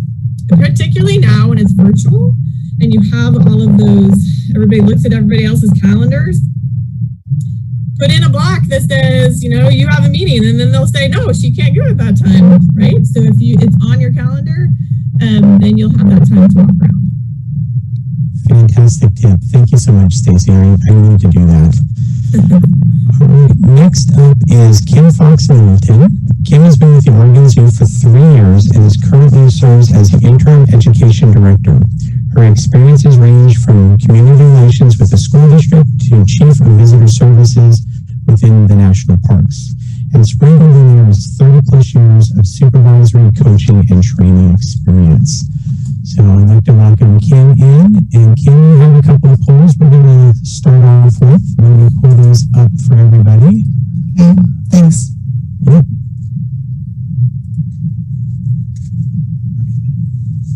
So how often do you apply your past experiences in your current work?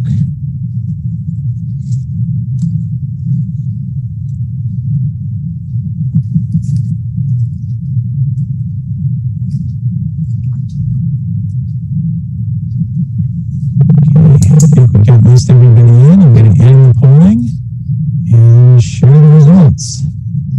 So overwhelmingly all the time.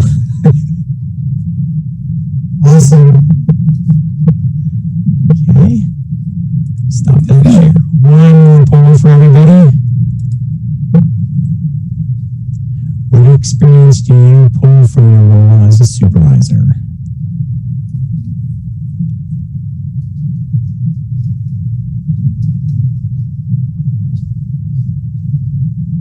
I should have added all of them above.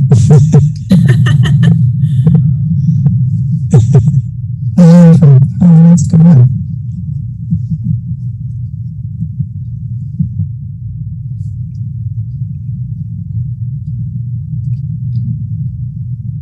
So I kept all of them above. How's that? All of the above. All right, let's share those results. Oh, okay. Okay. Folks from previous jobs, it looks like. Okay. And with that, Kim, it's on you. Yeah, hold on.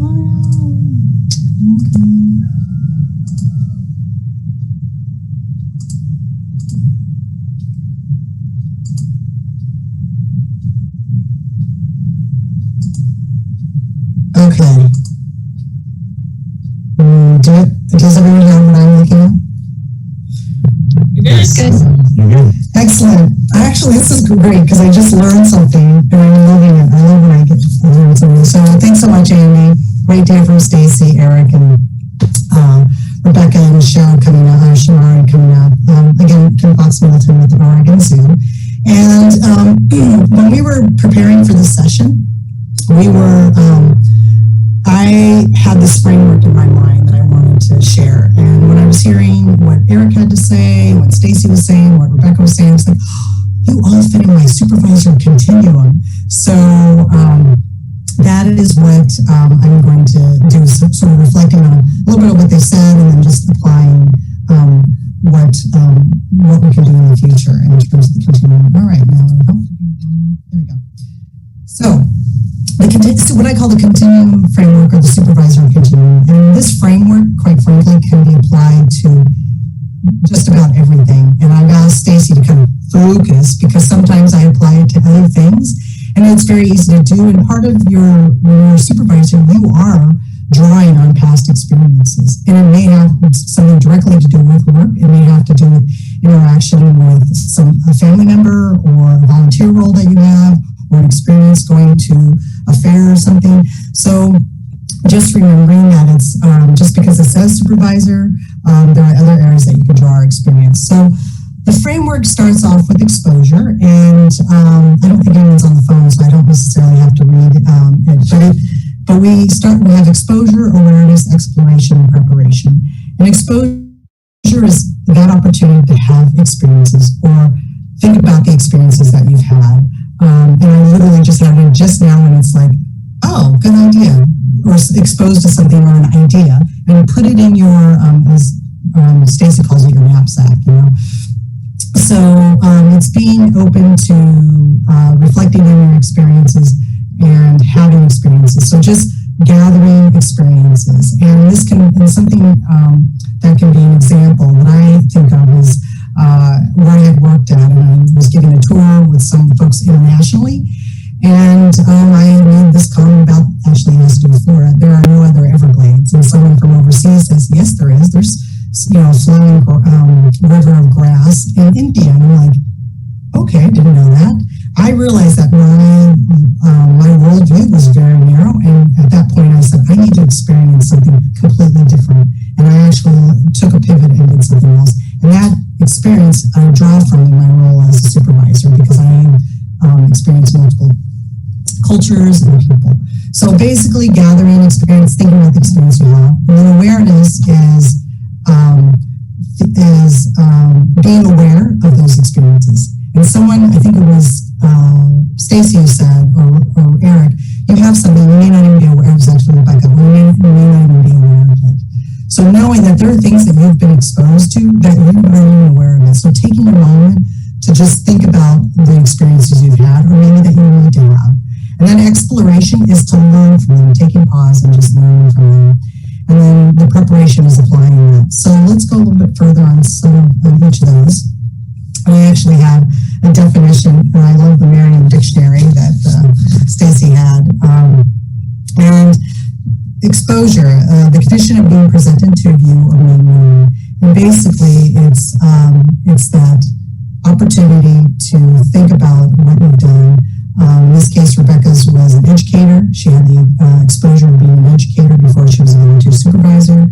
I love when Stacy says, I'm an editor. She's like, oh, she's been exposed to it. She's like, I'm really good at editing, writing, but you're aware of it, right? You've been exposed to those variety of experiences, and you're like, I'm going to take the next step, which is we'll go to the next bit, is that she became aware of like, ooh, And then, so when we have these experiences, when we have this whole experiences that you've had, you go to your next level, which is awareness. And I love the owl because the owls are aware. They're like on it. And the awareness is the quality or state of being aware, knowledge and understanding that something is happening or exists. Having or showing realization, perception, or knowledge. Taking that time to learn about those experiences you've had, what you like and don't like. And I don't know if Stacey said she liked or didn't like the writing. But she knew the nuanced difference between what her strength was. And think about that, taking those experiences and maybe listing it. You basically have a Rolodex. That's what a resume is for oftentimes, is thinking about those experiences that we've had. And sometimes the dislikes have just as much value as the likes when we think about those experiences we've had. And I had that with an intern who was helping out with work at the family volunteer program. And she was one of the folks at the cart providing information. And she was exposed to the coordinator doing the scheduling and shifting people and doing the troubleshooting.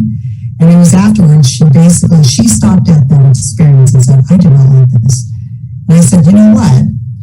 You just became aware of something that you do like, by saying you don't like this, but you like this.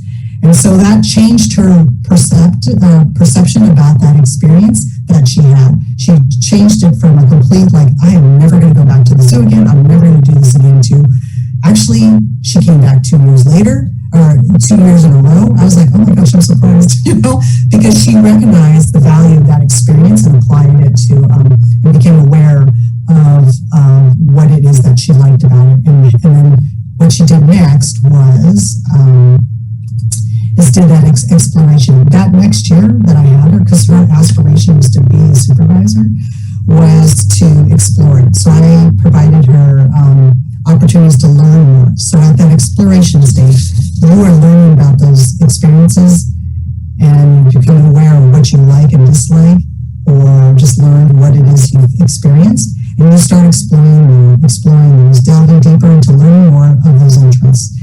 And I would say that everyone is exploring. It doesn't matter if you've had 35 years of experience in supervising to 1 year experience. And I think of probably the most obvious one that anyone who's been a supervisor, let's add in 50 years, I would say the pandemic. Who has gone through a pandemic before? No one. This is like the safest one, right? No one has gone through a pandemic before. But what someone has gone through, and I was talking with Stacey, Eric, and Rebecca, is that you've had experiences that you've been drawing from, and you are exploring how to take those experiences, you're aware of those experiences, and actually learning more from them to actually, what I will do for the next step is preparing. But you're looking at those experiences, you're exploring them and what you can draw from and actually utilize, in this case, in the pandemic.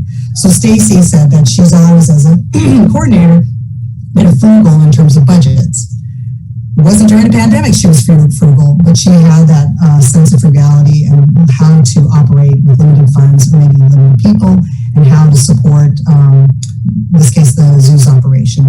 Eric, okay, he's been at his place for a year. However, he did work that he mentioned in his example where someone says, do this setup, and then a few days later they're like, change it. So he's learned to pivot. It wasn't during the pandemic, but I'm telling you, being hammered with the Hurricane Sally is like, all right, pivoting. It is not COVID, it's gone now to hurricane. So, and then Rebecca, even though she said that she was new to the experience of, in this case, thinking of budgets or things like that, she's now experiencing that right now, and she is being exposed to that experience, and probably in the same time also elevating that to being awareness of what this experience is providing her, and in a sense curating that experience and exploring that experience in preparation for where she would go in terms of the work that she's doing now. So in terms of preparation, you're actually applying all of that you've done before in terms of those experiences you've had, the awareness of those experiences, and exploration. So in terms of preparation, I love this one. The action or process of making something ready for use or service or getting ready for some occasion, test, or duty. I would say that we are preparing and probably knee deep in the pandemic, and all the experiences that we are drawing from as supervisors when we are having to address furloughs and layoffs or less hours or change in roles. We are all drawing on the experiences of how to communicate, and we've had either be it a friend or an event that we've done where someone was doing something and maybe we've had to say, you know what, we're not going to do that. Or maybe we've had a change in plans, even in our personal lives. So how you have that experience, how you apply that experience of changing plans to basically applying that to a changing role. It is it takes work, but what I want to say is that you think about all the experiences you've had, and they do play a role in the work that you're doing now in the pandemic, which seems very odd to think about. And I say this because I feel that there's value in everyone that works at our zoos and aquariums. And I think of Eric, because he was saying he was a year at the location he's at. And I said, well, tell me more about what you've been doing. And he shared a lot of what he was doing. I was like, oh my gosh, you are a natural fit for volunteer because you worked with a number of people, you were moving very quickly and did event work. So it was perfect. And so in closing, what I would say is that never underestimate what you have to offer, and just take a moment and, to think about your experiences. And they are wide-ranging, and it could be something from a year to 50 years. Once you have that experience, think about the experiences, become aware of what it is about that experience and all those experiences. Learn more about it, and then see how you can blend in the work that you're doing now. All right, that is it. Thanks so much. Thank you so much, Kim. Good advice. Thinking back on your continuum, people move back and forth on this all the time. Is this something where you would need to jump all the way back to the beginning, or can you jump onto that continuum somewhere along the way? I would say that we're in all aspects of the continuum. I would say so in any one time, I would say, for example, the pandemic, we are probably all at the exposure. No pun intended, but we are at the exposure. However, someone who's had experience, and I'll refer back to Stacy in regards to being frugal, she's already in preparation. She is already there, but in the pandemic, she's probably in exposure. So you can be in different stages, even in any one time. And and you can see how it does apply to various things outside of being a supervisor. And I'd be more than welcome to chat with folks and just kind of talk through what is considered exposure, awareness, exploration, and preparation. Excellent. Thank you so very much. All right, we are going to shift gears. We're going to open this up as a panel discussion now. Leading our discussion is Shamari McLemore. He has worked at the Santa Barbara Zoo since May of 2014. He has 10 years experience managing paid and unpaid personnel of all ages. His duties include recruitment and onboarding of all zoo staff and volunteers. Shamari received his master's degree from Antioch University of Santa Barbara and is a certified professional for the Society of Human Resource Managers. Shamari, it's all you. Great. Quick thumbs up. Can you guys hear me? Excellent. Thank you. All right. So, thanks so much for having me. The purpose of my role here is to give our panelists more of an opportunity to dive deeper because they are experts with their particular role. So, as I think about the title, new volunteers or new supervisors, I immediately thought about when I was a new or first-time supervisor, my desire to come across looking great or that I knew it all probably inhibited some behaviors that I should have done. One of them being getting mentors. So I'm wondering, as you guys reflect on your experiences, who are some of the people that help guide you along the path of becoming more comfortable in your roles? I would say for me here in the Jacksonville Zoo, I leaned heavily on my primary director of education, but I also took it a step further and I set up one-on-one meetings with our CEO, just trying to get an overall perspective of our zoo life here, expectations that he has for our 5-10-year plan, breaking it down to where he would see the volunteer department going, and some hurdles that we may have encountered throughout the process prior to starting, and then reaching out to the AZA committee for volunteers, just asking tons and tons of questions, giving feedback, and then if you have an opportunity to go to the conference like I did last year in New Orleans. That's a huge opportunity to just network with everyone, find out as much information as you can, and just be a sponge, get all that, soak it all in, and go from there. I would add on to Eric's is that it doesn't matter how long you've been a supervisor, you do the same thing. You as he says, you sponge, you you keep sucking it in, all of that stuff that you're going to get. I've been to AZA quite many years, and every year I come back with new ideas, different ways, and it all comes from connecting with my peers across the nation. And as volunteer engagement managers, it's really hard for us because we're the only one at our institution, right?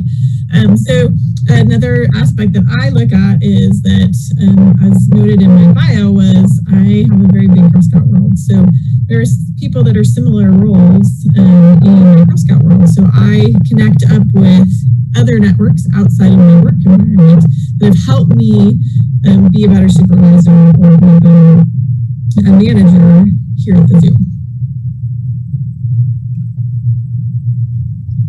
I would say for me, when I stepped into the role as education volunteer supervisor, I was almost in that ideal situation where the person who had filled that role, she didn't move up in my department, she kind of moved sideways, but she was still present in the institution for me to ask questions of and make sure that I knew all of the particulars about some of our very special volunteers, which is always helpful to have some of that positional knowledge coming to you.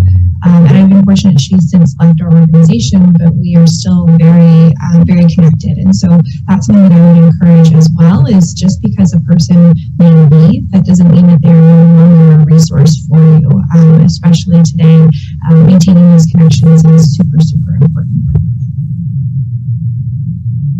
And for me, when I first started at the Oregon Zoo, I did the 360, and I was talking to volunteers, I was talking to the coordinator, I was talking with other departments about the role, getting more familiar with it as a supervisor at the Oregon Zoo, which is very different than a supervisor at the Portland Public School District. So I'm just learning sort of a little bit more of the culture and getting a sense of the nuances, relationships. I was, as Stacy said, just a huge sponge of getting information. I was pretty loaded with info. And I'll just chime in that you gain that experience, that knowledge, that motivation from all over, from everything in your life.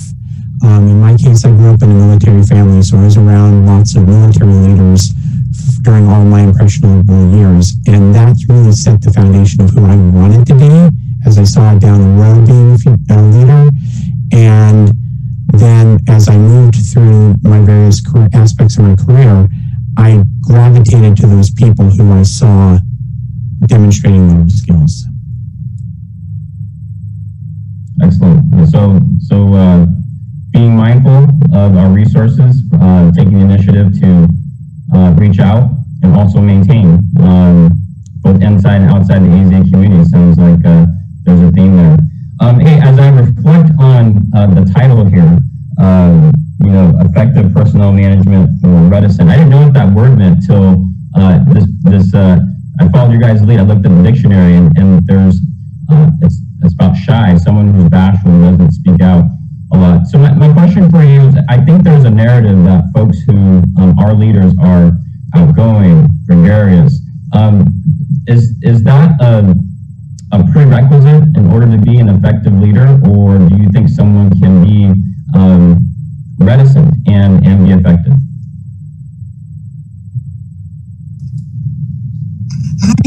There's a lot of ways to answer that. I mean, I feel that people need to be true to themselves, while at the same time, as a leader, you do need to be present. The style in which you are present can be different. So someone can come hopping right in and yoo-hoo, it's me. And some people can say hi and welcome. And it's being genuine and being yourself. Because if you are doing something that's completely, there's getting out of your comfort zone for learning, growing edges, and then there's so much so where you're falling off the cliff. And there's this level of exhaustion. So it's a balance. And then you can even I'm always open to even acknowledging that I can be a little shy or however wording you want to use, so people have a sense of who you are. You don't spill your whole guts out, but they get a sense of who Andy is, who Rebecca is, and who Shamari is. That's just my thought. I think the other side of it too, one of the connotations I think of when I hear the word reticent is that a person is unwilling to just, it's not just that they don't, like they're shy, they're introverted, or they're not that big bubbly personality that we tend to ascribe to volunteer managers. They're a little more reserved. To me, reticent also says, I'm not willing to do something.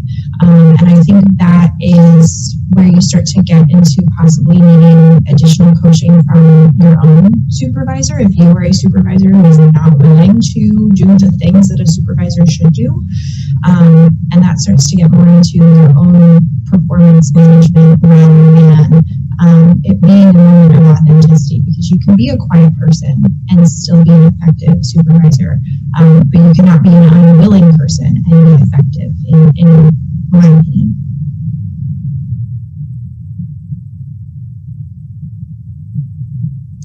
Well, my comment would be, yes, I think you can. Kind of similar to Kim or Rebecca. One of the things that I've sort of contemplated in the last little bit, as my kids grow up, I have a teenage son in high school, and he always claims to be an introvert, and but I see him out interacting with people. So I don't really like those terms anymore in terms of being a true introvert or an extrovert or things like that. Because you have times when you can be that way. You can, as a supervisor, you can be able to be outspoken or be in the moment there, positive, uplifting. But it may be that you just need more time to decompress after that, or you need more time for yourself to really think through other things. So it's really being honest to your supervising group or to coworkers or whatever it might be, kind of where you're at.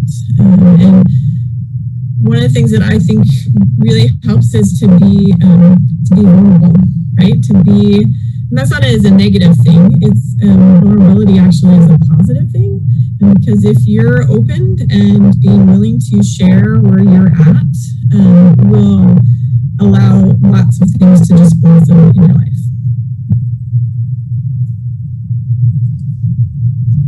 I'll give just a real quick one. I always think of the analogy with the NFL. You have your Bill Belichick. Everyone's seen his press conferences. He gets on there and they ask him 1,000 questions, and he's like, because it's football, we play. And then you have the total opposite with Pete Carroll down in Seattle. He's chewing his gum, he's high-fiving everyone, and his team performs. Both aspects work for that environment, but what they have in common is they're great communicators to their team. Just like Stacey said, they're vulnerable behind the scenes, behind closed doors. Also, Stacey was mentioning in her presentation that know the facts. So even though Belichick may not be that guy that's going to rah-rah in front of the cameras, he knows everyone's name, he knows their background, he knows information on what they like to eat, what their kids like, birthdays. People remember those things, and it resonates with them, and it helps create that positive environment and atmosphere you want. So it can be both. It's just behind the scenes, what are they doing? How available are they? Works out. I'm Pete Carroll, by the way. Yeah, some great themes there. Be true to yourself, but hopefully the self you are can be shy, but you got to be willing, and being attuned to what other people need so that you can adjust to that. And maybe, Stacey, to speak to your point, not to let any title put you in a box. Like, you can be introverted and effective. So good thoughts there. So another question, certainly I think applicable to all folks who are in the volunteer management space. Stacey, you talked about the importance of being an ally, and also how there's a correlation between relationship management. But hey, I can tell you that there's not every person who I want to be an ally I have a great relationship with. So thoughts, strategies on how we approach folks who maybe no one's like right or wrong. We just have different personalities. Maybe also take into consideration a supervisor versus peer versus a direct report. How do we manage those dynamics in relationship management to get the appropriate allies? It's a great question, Shamari. I think it comes down to understanding the person, right? And where they're coming from. There are a lot of allies I have that probably would do something if I asked them. But do I interact with them all the time? Do I believe them, agree with some of their decisions? Probably not.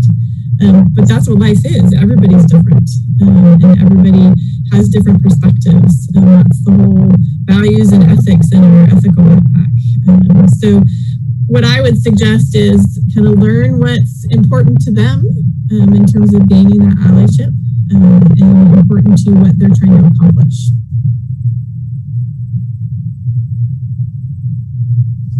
Yeah, I'd build on that. That everyone there's value, everyone has value. It's a big puzzle.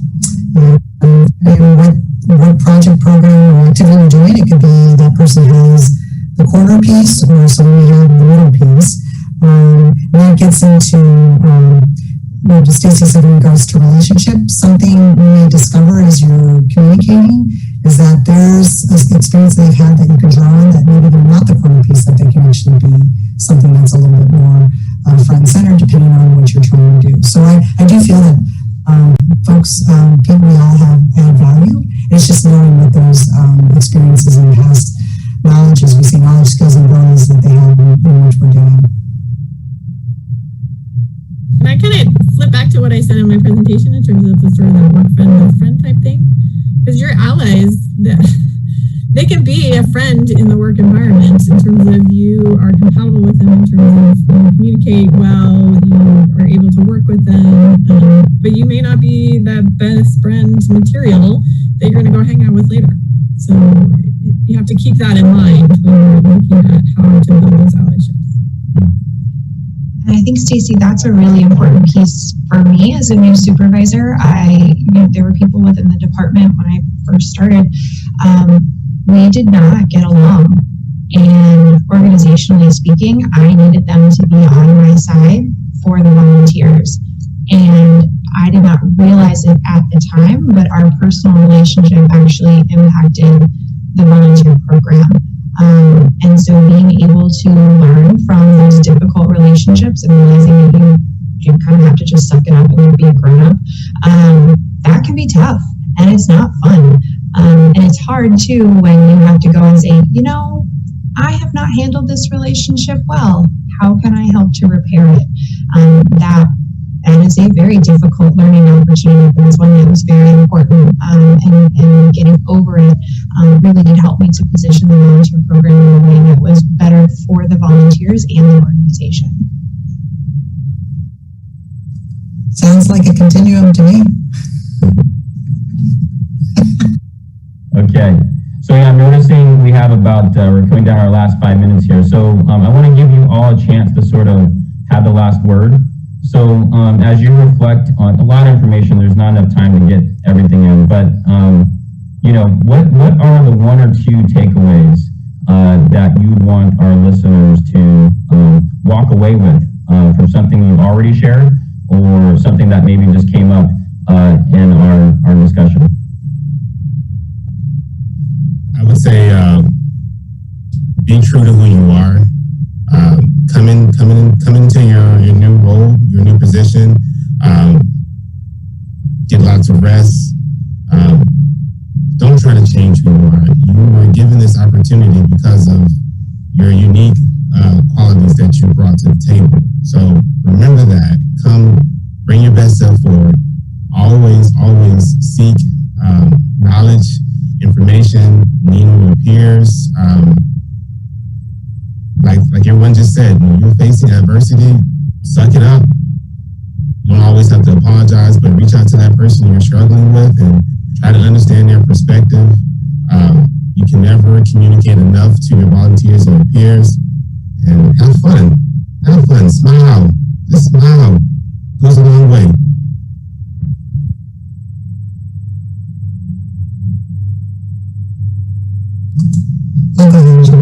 So I would say don't underestimate what you have to offer. Number one. Number two, someone who has a year of experience to multiple years of experience.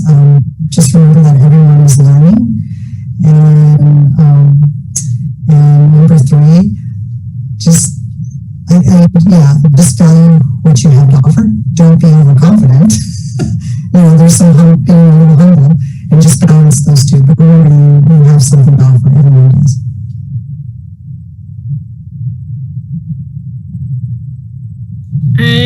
I would second that, Kim, because definitely, actually, Eric's thought of just be true to yourself. Actually, literally thought in my head right as his words were coming out of his mouth.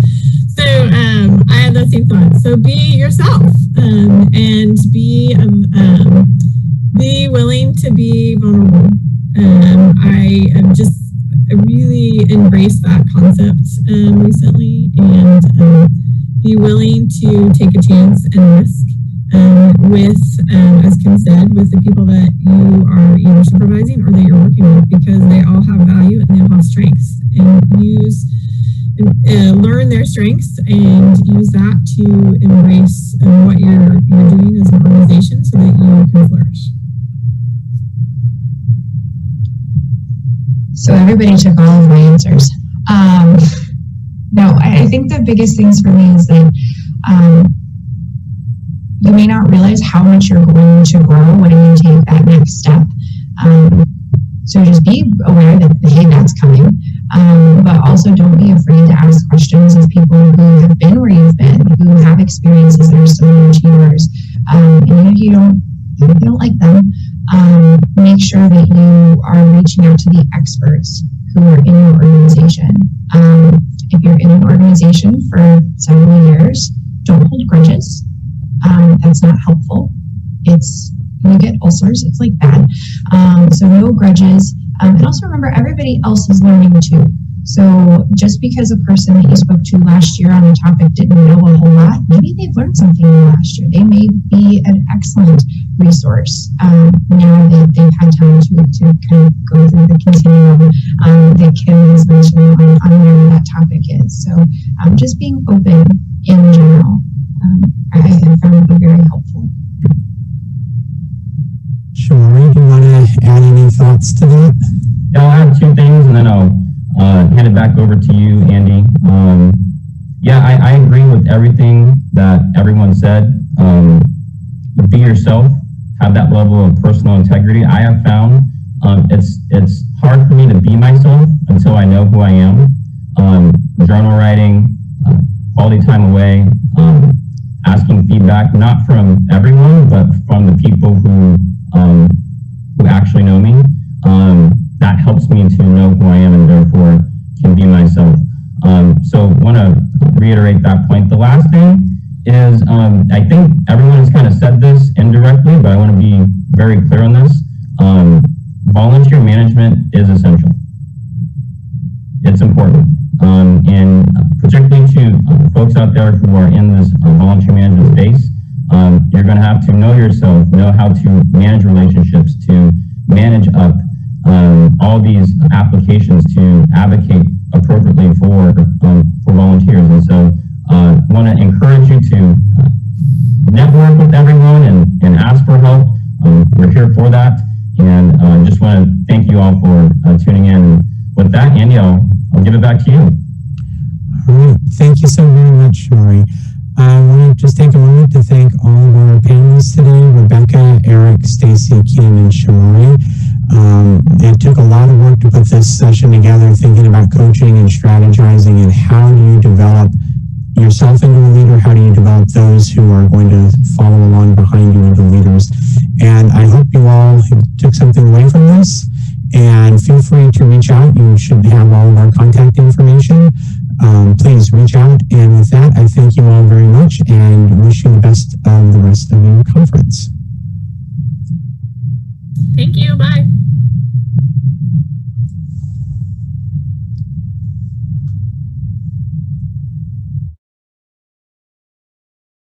All right, so welcome everyone. Thank you for joining our session, Thinking Critically About Virtual Programs, on the last day of the AZA Virtual Conference. My name is Erica Novak. I'm the Manager of Innovative Learning Experiences at the Smithsonian's National Zoo and Conservation Biology Institute. I'm really excited to be moderating today's session. So before we begin, a quick recap once again of all the session logistics. So all attendees are in listen-only mode. And while we can't see or hear you, we invite you to participate through the Q&A feature. And if you see a question someone else posed that you would also like to hear the answer to, click the thumbs up button to prioritize it on the question list. Each presenter is going to have 10 minutes, and we'll use the rest of the time to answer all of those questions that you have. And the chat feature has been disabled for this presentation. And finally, the session is being recorded, and recordings of virtual annual conference programming will be available to all registered attendees beginning next week. So with that out of the way, welcome once again. We certainly couldn't have a virtual AZA conference without a session on virtual programs. And I'm joined by 5 speakers today. Nicole Warren, Education and Bird Trainer from the North Carolina Aquarium at Pine Knoll Shores. Jesse Para, Education Program Specialist from Friends of the National Zoo. Bricken Sparacino, Assistant Director of Live Interpretation from Wildlife Conservation Society. Carmen Guzman, Manager of Community Engagement from Lincoln Park Zoo. And Omar Magana, Executive Director and Founder of Open Center for the Arts. So it would be impossible to cover all the extraordinary virtual programs that have taken place across AZA. But during this session, we'll hear 4 presentations of virtual programs that span small and large aquariums and zoos, a variety of audiences, and conducted using different virtual mediums for both synchronous and asynchronous learning experiences. So unlike some of the other sessions, this one's only an hour, so I am going to stop talking and let our presenters get started. And Nicole is going to kick us off with how North Carolina Aquarium at Pine Knoll Shores incorporated animal ambassadors into their virtual programming for teens. Welcome, Nicole. Hi everybody. Welcome. Thank you, Erica, for the introduction. I hope you all out there are having a lovely day, whether it be from the comfort of your home or your office. And like Erica said, my name is Nicole Warren, and I'm an educator and bird trainer at the North Carolina Aquarium at Pine Knoll Shores. So if you guys have not visited our aquarium before, we are a somewhat small state-owned aquarium that originally opened in 1976. And let's see if I can, so we'll see that on the next slide today. Over the years, we've tripled our size, but we still remain on the Theodore Natural Area, which consists of about 298 acres of maritime forest. We also have 3 other sister facilities that are located along the North Carolina coast. And we were closed, like a lot of you guys, for exactly 185 days. So we actually just opened up this past Monday. So for us, like you're going to see on our next slide, that meant no public programs, no getting to dress up as a fairy and interact with our guests during our forest fairy and sea serpent event, no live free flight summer bird show, no in-person summer teen program, and really no personal engagement. So as an in-house on-the-floor educator whose whole job is to do public programming on site, it was a really challenging time. How did we meet our education mission of providing these meaningful experiences that really connect people to nature when the doors were closed? Well, the trick was, and still is, and you're going to see some photos of that on our next slide, but it's these guys right here. And if you can see my photo in the corner of my video, you can see that I brought also one of our animal ambassadors today for you to see. This is our yearling sea turtle. And I bet when I held that yearling sea turtle up, a lot of you went, aw, and that's the point. We can still have really impactful experiences with these animal ambassadors, even in our virtual world that we're living in now. And especially, I'm going to talk about this today, how impactful they can be on our teen programs. So on the next slide, you guys are going to kind of see those two programs I'm talking about today, our junior volunteer program and our animal cameo program. And just a little bit of background, during the summer, we usually host on-the-floor animal encounters for the public. Those can be informal or they can be large auditorium-based programs. For our teen programs during the summer, we usually have something called a junior volunteer program where the youth learn to build leadership skills and they learn to act as interpreters for our invert touch pool. Well, of course, we couldn't do that this year. So we had to mold and model these programs to kind of fill that virtual niche. So for our junior volunteer program, it became our virtual teen stewardship program, and that was developed by our wonderful volunteer department, Allie Mack and Shannon Aiken. And they really focused on career readiness. Our teens got to see behind the scenes, and they also got to learn about the jobs that we do here at the aquarium across the board. And by the end, they were able to complete a project which fell under either education, husbandry, exhibits, or social media. And so the photo you see up there is actually a Lego octopus habitat that one of our teens created. So pretty incredible stuff. On the flip side of that, in-house education, we developed and created our private virtual animal cameos. And these cameos were really meant to be kind of a fun way for groups to meet and see animals from the comfort of their very own home. And we joined anything from birthday parties, meetings, to family gatherings. So I'm not gonna lie, I was a bit skeptical about whether these virtual experiences would be as impactful in person as the in-person experiences that we normally have during the summer, because there's just really so much research out there about the importance of that direct connection between touch and caring and action. But what we found was that through some pretty creative approaches, like using ethograms, which I'll talk about at the end of the program, and providing these private experiences, we really could create a lasting impact. And on our next slide today, you are going to see some of those testimonies from our teens. Last year at AZA conference, Colin Dillenschneider actually talked about offering those magical moments. She called them PFEs, or personal facilitated experiences. So interactions where guests kind of got this unplanned or unforeseen interaction that made them feel like they were getting some type of access. And that's what we found from the private animal cameos that we offered and from some of the experiences that we offered to our teens. They really got this one-on-one interaction that could create a meaningful impact. And on the flip side of that, since I am also a bird trainer, we found that it was a little bit easier to desensitize our animals to these programs as well. All we had to really do was desensitize them to the camera equipment. We didn't really have to worry about big crowds. And my favorite story for that is that we have a brown pelican that runs during our free flight show that walks up the stairs in crates. And one time there was a leopard skinned colored bag in the middle of the walkway, and that was the end of the world. So on the animal husbandry side of it, we didn't really have to worry about desensitizing to leopard skin bags.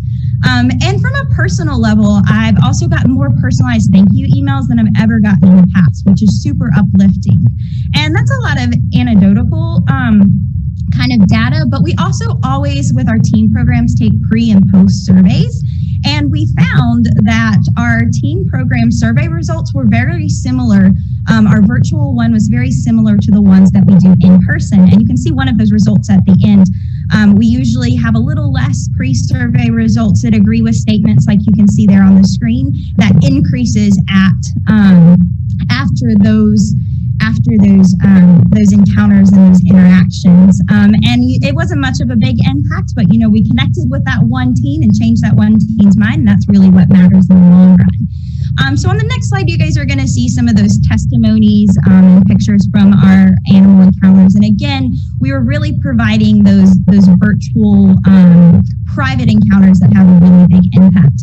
But what I want to end with today is I kind of want to talk about our ethogram. So on the next slide, you're going to see the ethogram that we provided. And we really wanted to add this in. We usually do this in person, but we wanted to try this virtually as well, because a lot of time youth really aren't utilized a lot in the collection of that scientific data. And that's really a bummer because participating in hands-on research activities, even in short term, can really not only increase use overall knowledge content, but it can also contribute to continued interest in scientific research. So we did do virtual ethograms, which worked out really well. So some of the lessons that we learned, though, was I was really excited to do an ethogram on our porcupine fish, but he was asleep in the corner. So flexibility is always key. I really wanted to do ethograms on otters. They're too far away. So always have a backup plan, which is why we actually did an ethogram on that little sea turtle that you saw earlier. So flexibility is key. Also, you can create these lasting, meaningful connections with animal ambassadors, even through a virtual program. And it's really all about that individual. So making sure you cater that experience, make a really great kind of catered experience to that individual, that team group, that person who's coming to show up for your show. And then, of course, that research can be reflected in our programs for youth. So on the next slide today, we are going to see my contact information. So if anybody's interested in chatting about our virtual teen programs, we're trying to include ethograms, hopefully in future programming for hospitals or even for nursing homes. So there's lots of hopeful future applications for this technology as well for us. And thank you guys.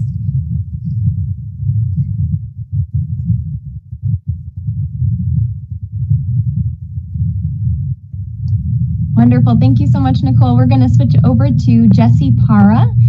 Jessie from the Friends of the National Zoo is going to talk about Sofa Safari Day Camp. Hi, everyone. I'm Jessie Para. I'm an education specialist at Friends of the National Zoo, the nonprofit partner of Smithsonian's National Zoo, as Erica said. I'm so happy to be here, and I'm so excited to tell you about our pivot to digital summer programming called Sofa Safari Day Camp. Sofa Safari Day Camp was $100 for members and $120 for non-members, and that included a 30-minute daily morning meeting broadcast from the zoo, Monday and Friday breakout sessions, which were an additional 30 minutes, and then a whole host of self-paced online activities, which I will talk more about later. So why did we decide to go virtual? Well, Summer Safari Day Camp, which is the in-person camp that we usually run, has a large, loyal following at the zoo. And so we wanted to make sure that we were connecting with those families. And we did that, and also were able to connect with kids that were from all over the country. So we had kids from all over the place, which was really cool. We also wanted to continue to educate kids to be conservationists with fun, science, academic setting, but also with that camp community feel, even though this summer it had to be virtual. We chose this blended learning format with the live components and the online activities to provide both structure, like you have to be at the meeting at 10 o'clock if you want to participate, but also we wanted to be sensitive to families' crazy summer schedules. So where we had the structure with the live meeting, the kids could also do their online activities whenever was convenient for them or their families, and they could also do it more than once if they wanted to. So what went well with this camp?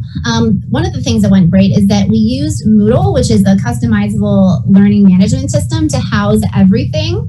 And only 5 parents out of over 400 families had trouble accessing the platform. Honestly, I think it's because they didn't read the directions, but that's a pretty good ratio. And because this blended learning platform had so many different moving pieces, this was a great way to keep everything in one place.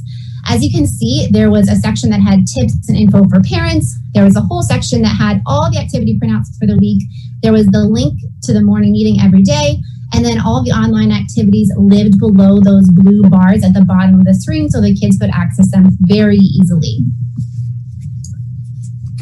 We ended up using the Articulate Rise e-learning software, and it's beautiful. Both the parents and the kids loved it. The camp was for K-5, so there was a lot we had to take into consideration. Rise is reasonably easy to navigate. There are clear buttons emphasizing and highlighting features and options, and lots of engaging visuals to keep kids engaged.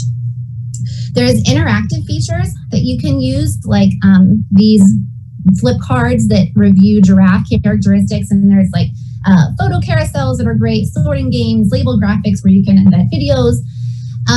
And Rise itself has beautiful pictures that you can use, and also it's really easy to use pictures that we wanted to use from the zoo and very easy to implement them into the platform. A really important part of it was that there was a capability to record audio clips.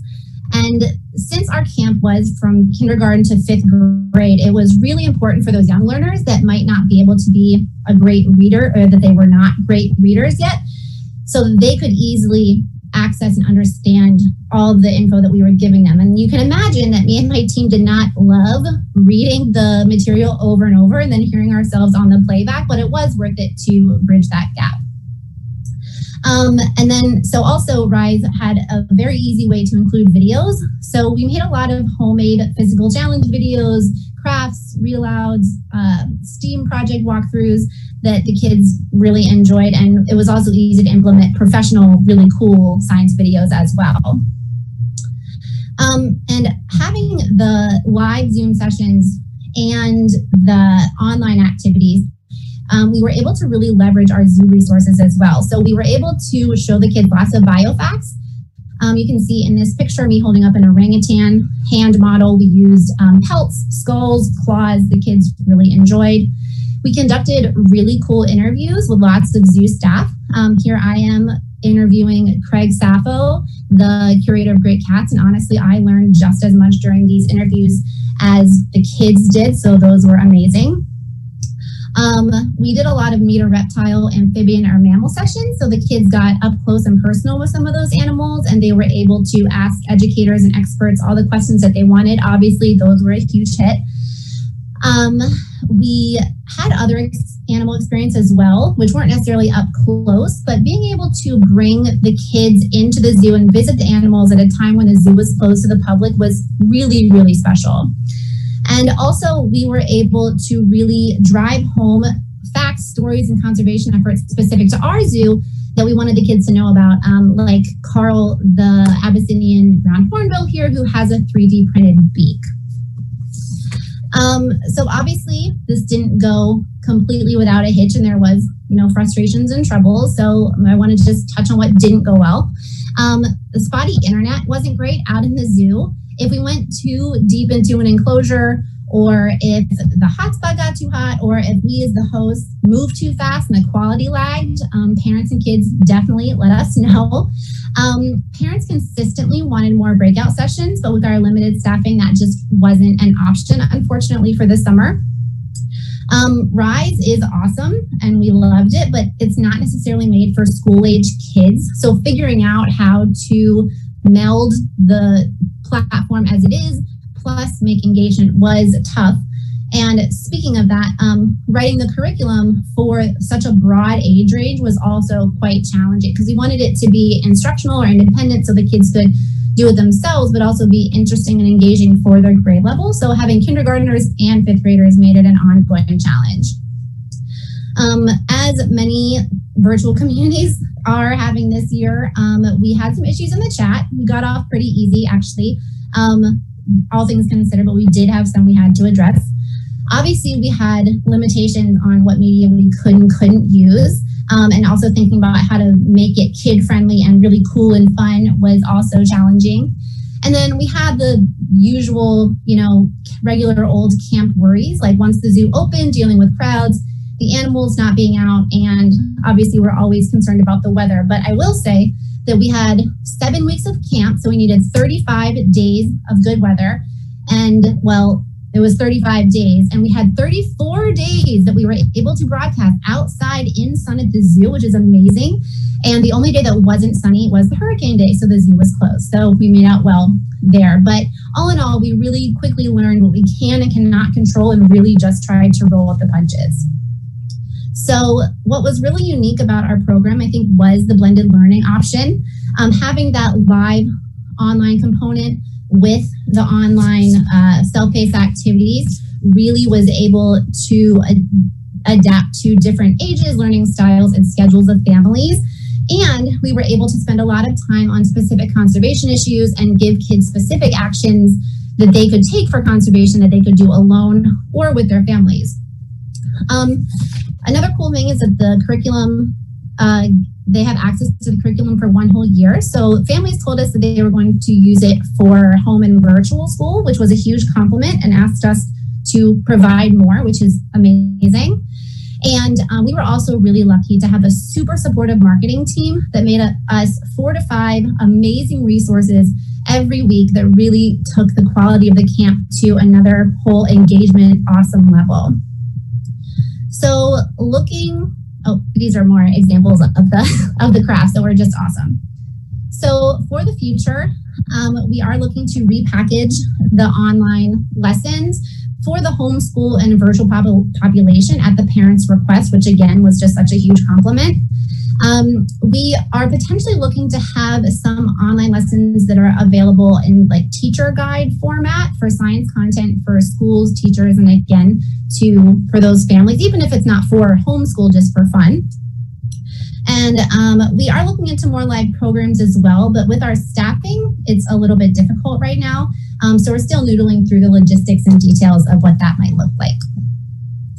So looking back over the summer, we had a sharp rise learning curve and adjustment period, obviously trying to figure out how it all works and getting used to it. We had a sharp Zoom learning curve and adjustment period also, but we had so much support from education staff, animal care, curators, marketing, horticulture, literally anybody at the zoo who could help us did help us, which just, was so amazing and made the camp so great. And we really felt the love and really helped to make the camp a good success.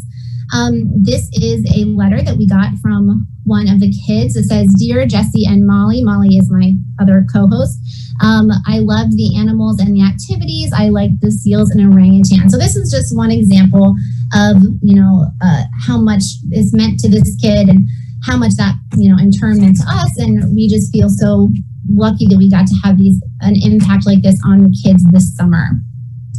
So in sum, we really had some strong initial learning curves, but once we got into the groove, the program was a success. It was so fun to put on, and we were really sad to see it end, actually.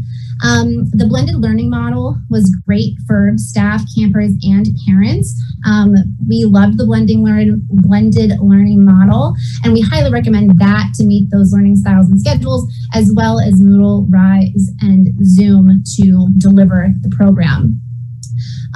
We do think that the blended learning model can be easily adapted for events, activities, education programs, and trainings, which is what we were looking for in the future. And this was just such a fun program to put on, and we really feel like we made a great impact on kids this summer, and we feel lucky to be able to have done that.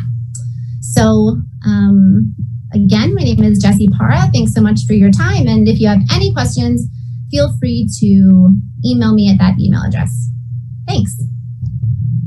Great, thanks so much, Jessie. And for anyone who's done some e-learning in the past, it was, having seen it since we're both at the National Zoo, it was just such a neat way to see e-learning go from something like a volunteer training and be repackaged in a way for camp students. So that was a really great thing to see.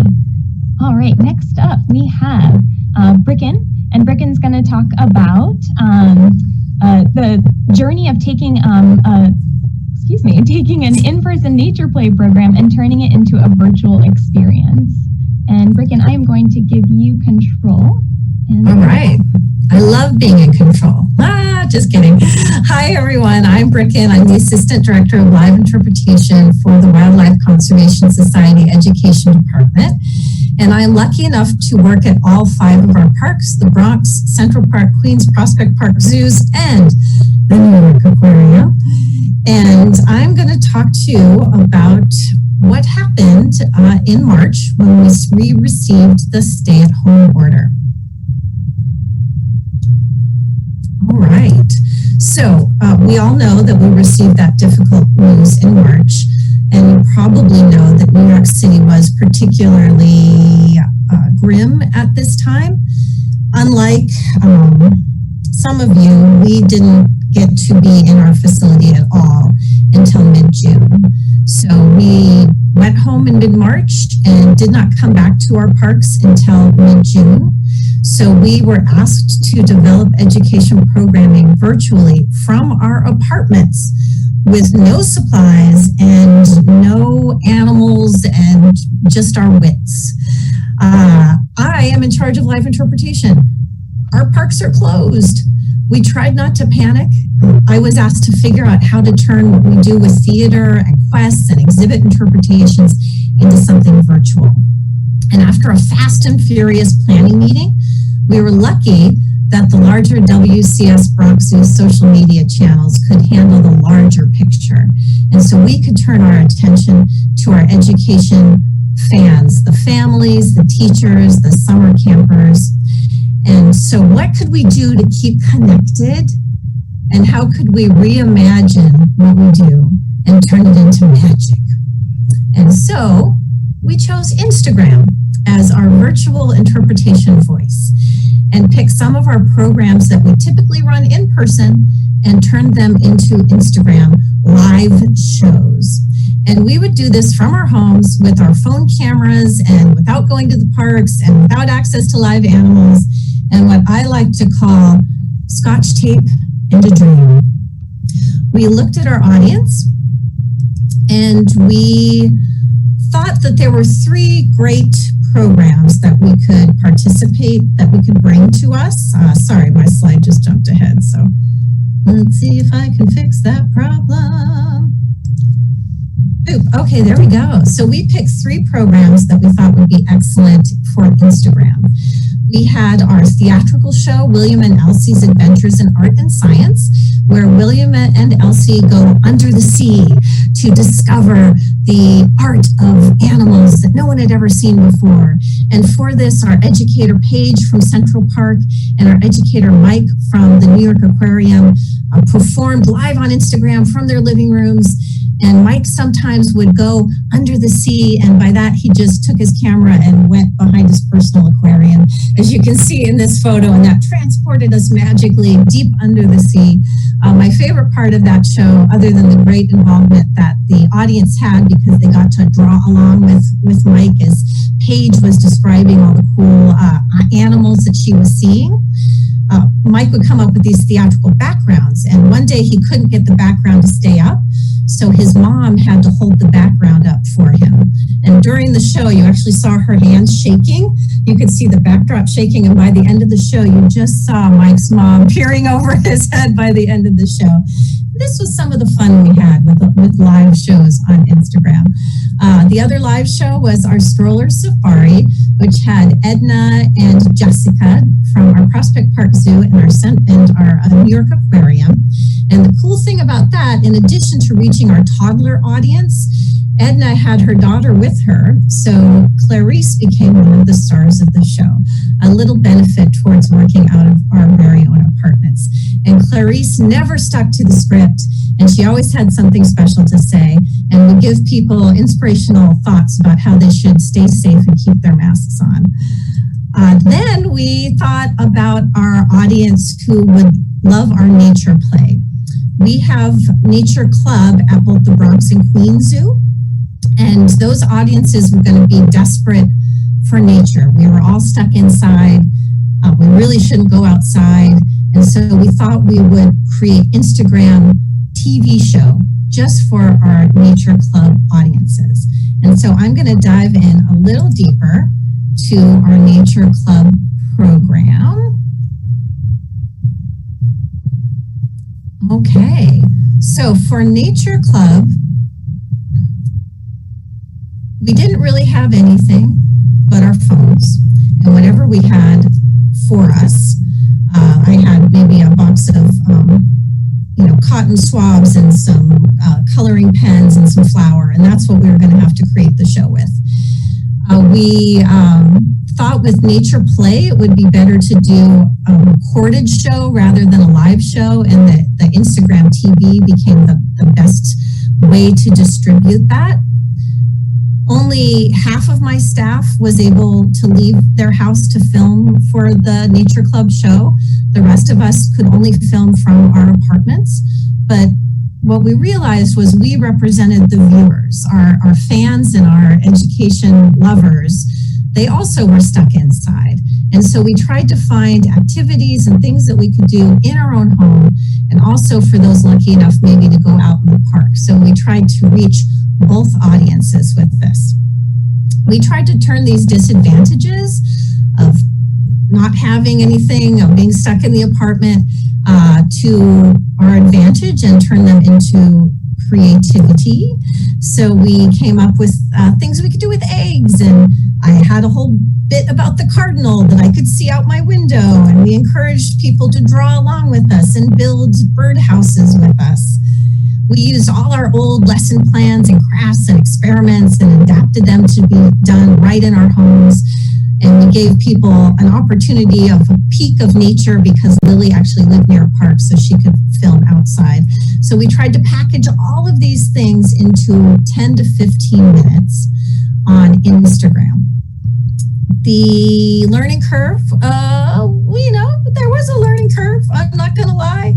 We had bad lighting. We had videos that didn't work. We had all sorts of things go wrong. But after about 2 episodes, we suddenly had wonderful, all sorts of lighting, and everything was fantastic. And we worked everything out, and we started to get a great following. And what was very nice is by the end, the last 2 episodes, we got to film outside. And you can really see the joy in us as we got to do that. And I wanted to just share a little moment of that outside nature club moment where we all got to be outside for the first time. Thanks, Christine. At the end of this episode, you'll find a list of things that you can do to help for World Oceans Day. Now let's join together and make a wave.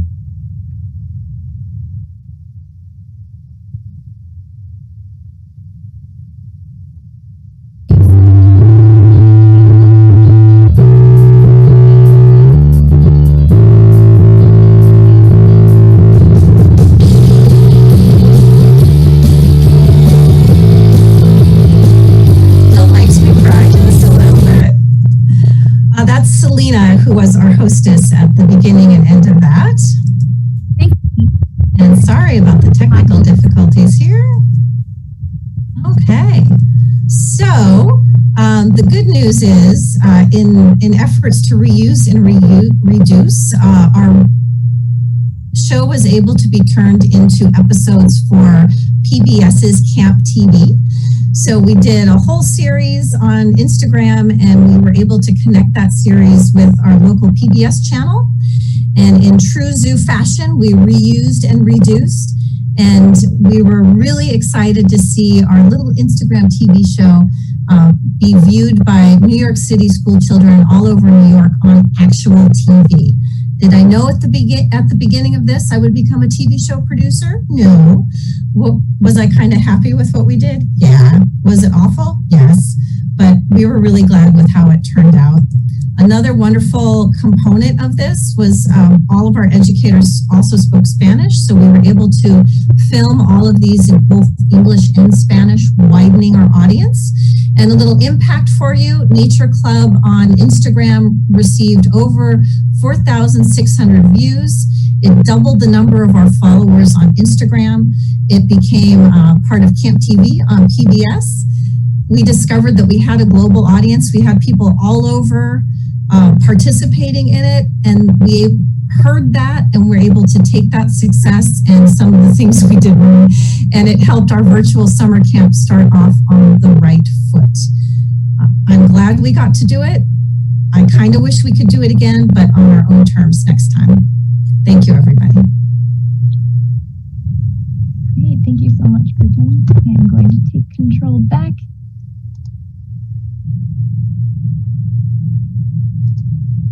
All right. And we're going to transition over to Carmen and Omar, who are going to talk about a unique program, Artecito, which is a co-created program between Lincoln Park Zoo and Open Center for the Arts. Hello, everyone. Welcome to Virtual Artecito, Evolving with the Community. My name is Carmen Guzman, and I am the Manager of Community Engagement at Lincoln Park Zoo, located here in Chicago. The Lincoln Park Zoo was founded in 1868, which makes it one of the oldest zoos in North America. With me today, I have my colleague Omar Magaña from Open Center for the Arts as my co-facilitator. You will have the opportunity to meet Omar in a few minutes. Thank you for joining us today. Before we get started with our presentation, I wanted to share a little bit about what community engagement means to us at Lincoln Park Zoo. Our vision is to inspire communities to create environments where wildlife will thrive in an urbanizing world. Community engagement is first and foremost about relationships. It is about being present in the community and about responding to the community needs. Instead of a very transactional mindset of coming into a community and saying, I have something, a program per se, we're first building relationships and getting to know people, organizations, and places. This is the beauty that helps us co-create programs with our partners in the communities we partner with. And now back to our presentation. Back in 2016, the community engagement team at Lincoln Park Zoo and Open Center for the Arts, a nonprofit arts organization in the Little Village community, co-created Artecito. Thank you, Erica. Artecito is a free bi-monthly program that uses the arts, visual and performing, and hands-on lessons to inspire curiosity for wildlife and the environment. Today on this panel, Lincoln Park Zoo and Open Center for the Arts will discuss how together we successfully adapted Artecito, a hands-on community workshop, to an interactive bi-weekly virtual program. Here on this slide, you have pictures of our Artecito program that used to happen in person. Artecito's goal is the growth of knowledge, curiosity, connection to, and desire to care for our environment with art. Our outcomes are to increase knowledge about the environment, conservation, and wildlife, to demonstrate curiosity about the environment, nature, and conservation, and to develop empathy towards the environment, nature, and wildlife. In normal times, if we can remember them, Artecito was taking place in the community. At every session, there were activities highlighting wildlife and nature with a related art activity to encourage children and parents to think about nature in creative ways. Over the last 2 years, we've co-hosted 2 workshops per month. The first Saturday of the month always happened at Open Center for the Arts, and the third Saturday of the month always happened off-site with additional partners, including Chicago Public Libraries, Chicago Boys and Girls Clubs, Esperanza Health Center Community Gardens, and many more. Together with Open staff and all of our off-site partners, we've inspired over 1,300 residents. Our marketing for our Artecito program was primarily done through Open Center for the Arts social media websites. We also used flyer distribution in and around the Little Village community here in Chicago. We relied a lot on our partners to help us distribute flyers to community residents, to invite them and welcome them to our in-person workshops. And now I will turn it over to my colleague, Omar Magaña, who will talk to you a little bit about how we transformed our program to the virtual world. Awesome. Thank you, Carmen. Hello everybody, I am Omar from Open Center for the Arts. So since the pandemic, we adapted Artecito, which is a Spanish language program that explores nature and the environment through the arts for the virtual world.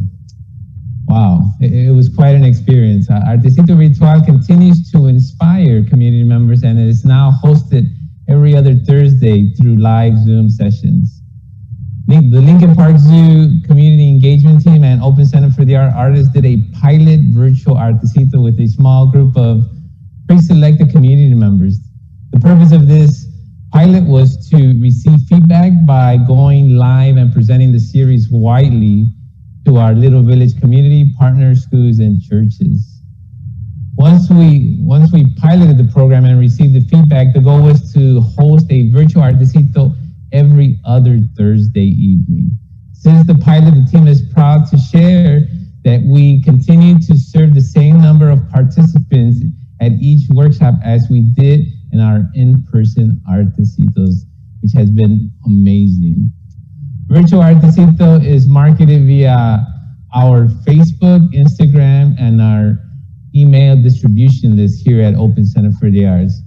We did not ask Lincoln Park Zoo to advertise these events to its constituents, but instead asked them to accept the co-host on our Open Center for the Arts Facebook page. We asked participants to register via Zoom by emailing us here at Open Center for the Arts. And then once they receive the registration, then they can join the actual Artecito. An open staff member monitors the room, the chat, and the shared screen and gives permission to switch off from presenter to presenter. Each virtual Artecito includes a welcoming message from me, a science component from Danny. He is the Lincoln Park Zoo community educator, and an art activity from Alma, one of Open Center for the Arts core artists. Each workshop is 1 hour long with questions, Q&As, questions and answers, with also with highlighting participants on what they create. Just a little show and tell. And here is one of the creations that was created when we were exploring sharks, which I think is it's a pretty cool shark. You know. So there is, what are the lessons learned? So in this slide, you will see a couple of the comments from the participants on how they enjoyed the Artecito Virtuales. But some of the lessons that we learned is it's not going to be perfect the first time. We prepared, we planned, organized, yet the program continues to evolve and we continue to make modifications for our audience. Don't get discouraged, keep it simple, allow flexibility, and give time for questions. Participants love to ask questions and be actively participating. So pay attention to those questions during the presentation, encourages participation. Although we have technology at our disposal, we should keep it simple so we don't overwhelm our participants with click here, log in here, sign in here, open this tab. What we discovered is not everyone uses the same method of technology. Not all our participants use computers to join the Artecito Virtual.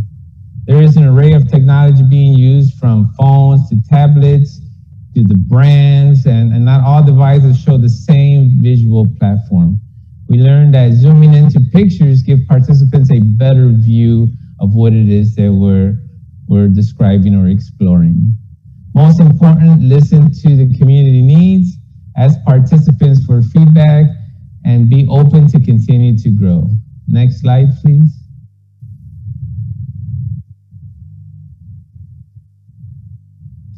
In addition to continuing to co-facilitate Artecito Virtual, Open Center for the Arts and Lincoln Park Zoo partner with Esperanza Health Centers, Universidad Popular, and the Marshall Square Resource Network in the Little Village community to distribute over 600 art kits to families via pop-up community food pantries designed to meet residents' needs during the pandemic.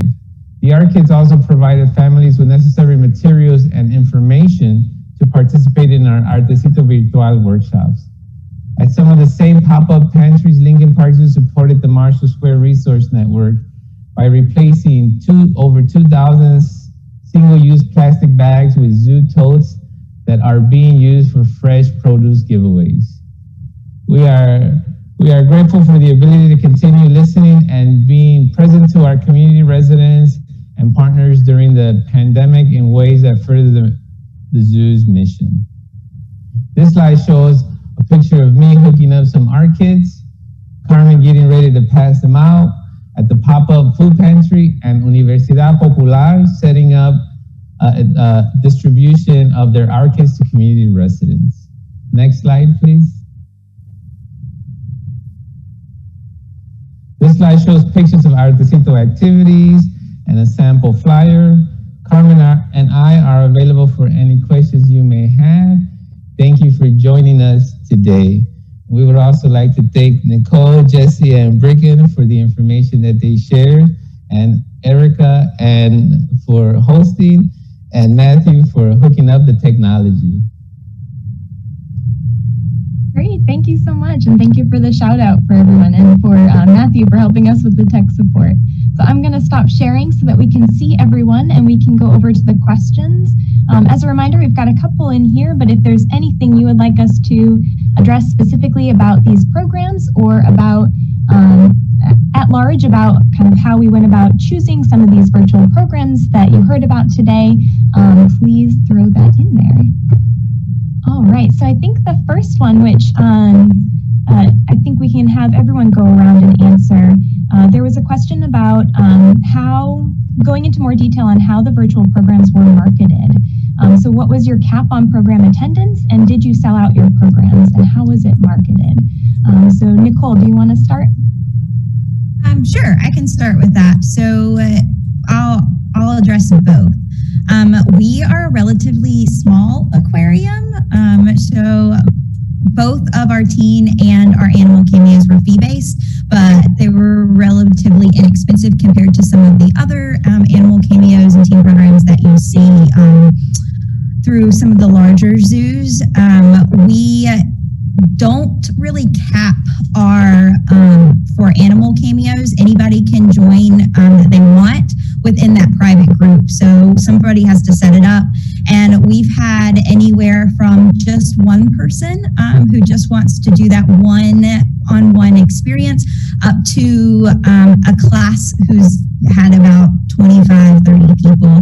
And it's really great because we've been able to reach people from all over the world.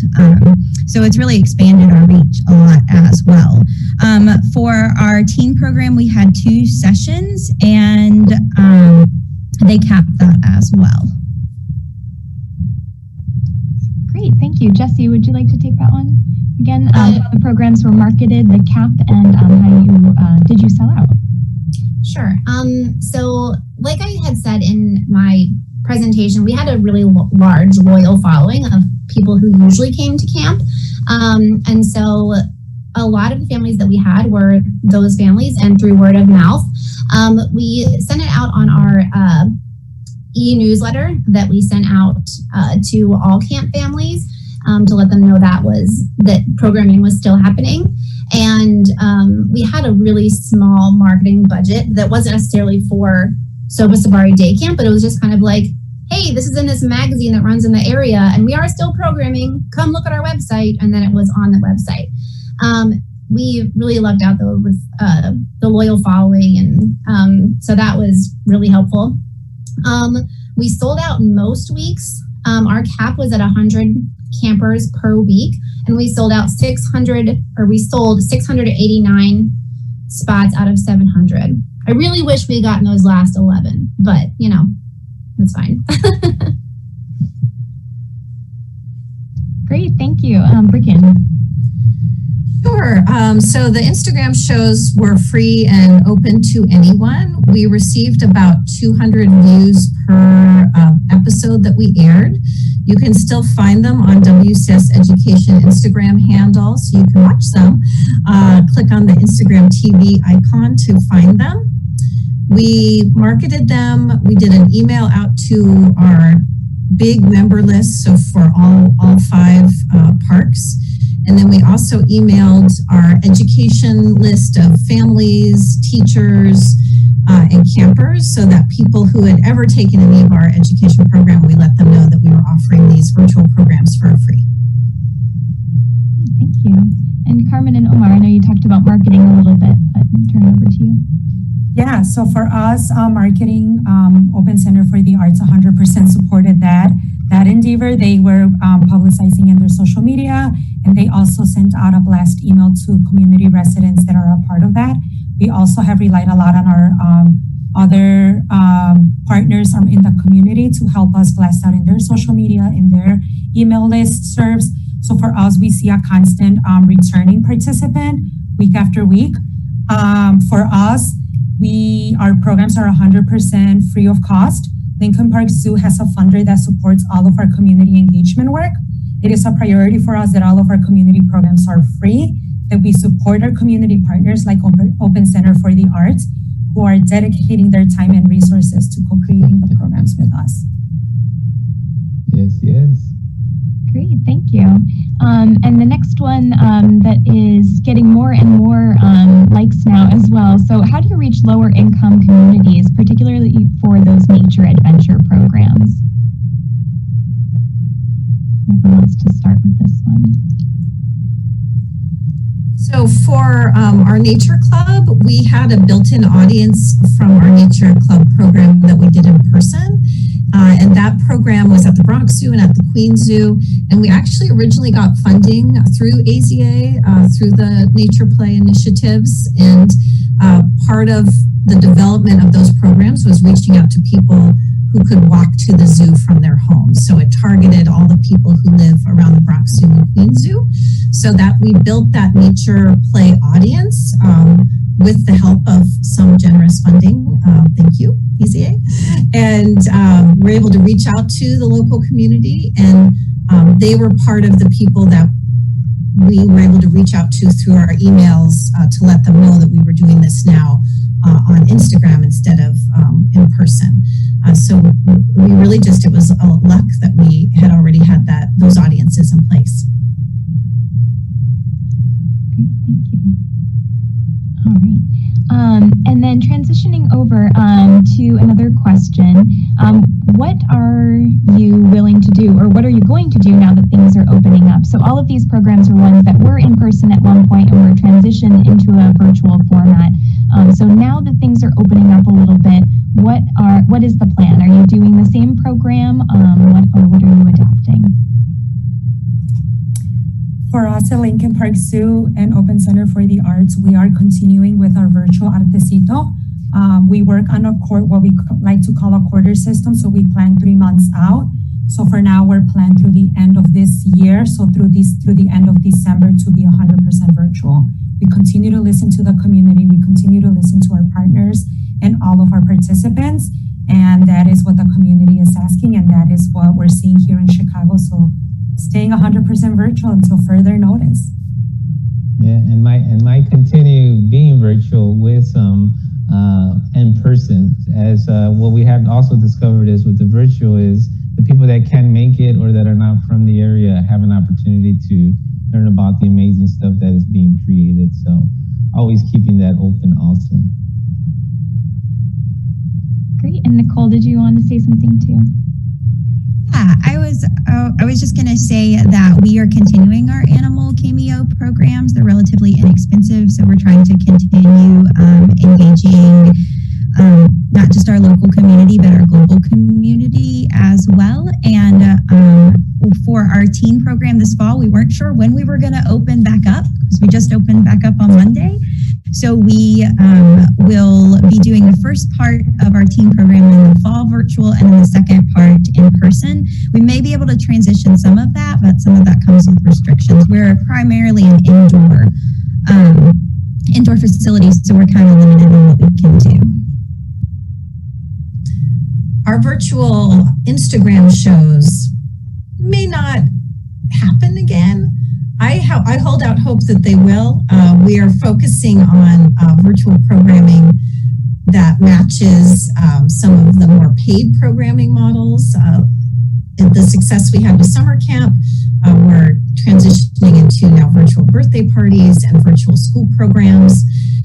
We are taking our digital and virtual content that we created over the past 6 months, and we're turning it into a new web page so that people can access all of the great work that we've done over the past 6 months. I secretly hope that when the dust settles, we'll find a way to do some of our Instagram shows live, but at the parks. Yeah, I'm pretty consistent with what you all are all saying. We are virtual for the moment and for the foreseeable future. In terms of summer camp, obviously we don't have to worry about the summer camp until next summer. But even thinking about that, like someone else said, we're following, the important stakeholders and the CDC and everything like that for guidance. But just thinking about, keeping 5 and 6-year-olds at social distance, distances is challenging just to think about, even though we're still almost a year away from thinking about summer camp programming. So like Bricken said, we're trying to take what we have made and like turn it into something else for fall. And then once January rolls around, we'll see where we're at for summer. Thank you. I do want to just quickly jump to a question that we typed the answer to. Somebody had asked about Moodle or Rise having any costs associated with them. Moodle is an LMS. It's a learning management system that's open source, so that one is free. Rise, however, is an e-learning software that does come with a cost. It is on the cheaper side in comparison to, we've also used Adobe Captivate in the past to do some e-learning, and we found that was a little bit less intuitive. Rise, as Jesse said, was easy to build. There are some features that it doesn't have as much, but it was a lot easier to piece something together in a shorter turnaround. And we've also repurposed some of that technology. We've used the software as well to do kind of what we call an animal adventure guide. So it's mobile-based as people are going around the zoo, which probably they don't want to be doing now because they want to just take a break from technology. But yes, there is a cost associated with Articulate, but always look for the education costs as well, because those tend to be less. And then, so again, this is a shorter session, so we've only got an hour and a couple minutes less, but this is a great question at the top here. Did you find that these programs helped with staff mental well-being during such a stressful time when a lot of people lost their jobs? Because let's be honest, even if we've kept our paychecks, no one is actually doing their job anymore. And just to touch on that really quickly, I have been doing virtual programs for several years, and even doing virtual programs is not the same anymore. What we were doing before has completely shifted because maybe you're not able to get on site to use a program animal. I'm still going wow about the sea turtle that Nicole brought on. But does anyone want to jump in there about if these programs helped? Bricken. I would say they were the highlight of my March, April, and May. And I hope they were for all the staff that I conned into doing these things with me. They came with their own stress. Going live on Instagram when you have people waiting for you and something goes wrong makes your heart fall out of your mouth. So there were definitely high stress moments and moments where we had to juggle, well, we're getting ready for summer camp, but we're still doing virtual program. Who has time to do both? And so there were very tense moments, but what we were able to do and the audience we reached really made some things better.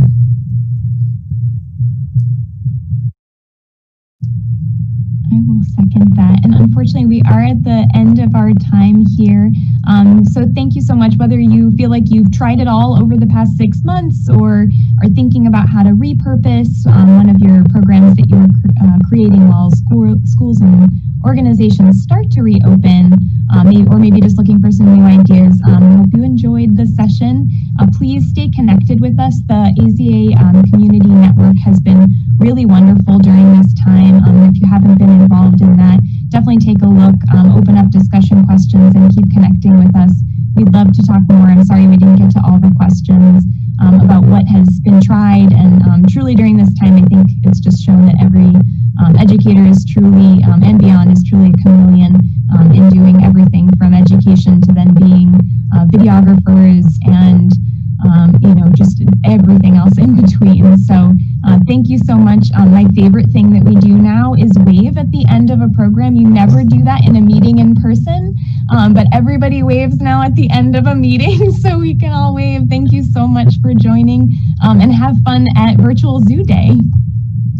Thank you. Bye. Thank you.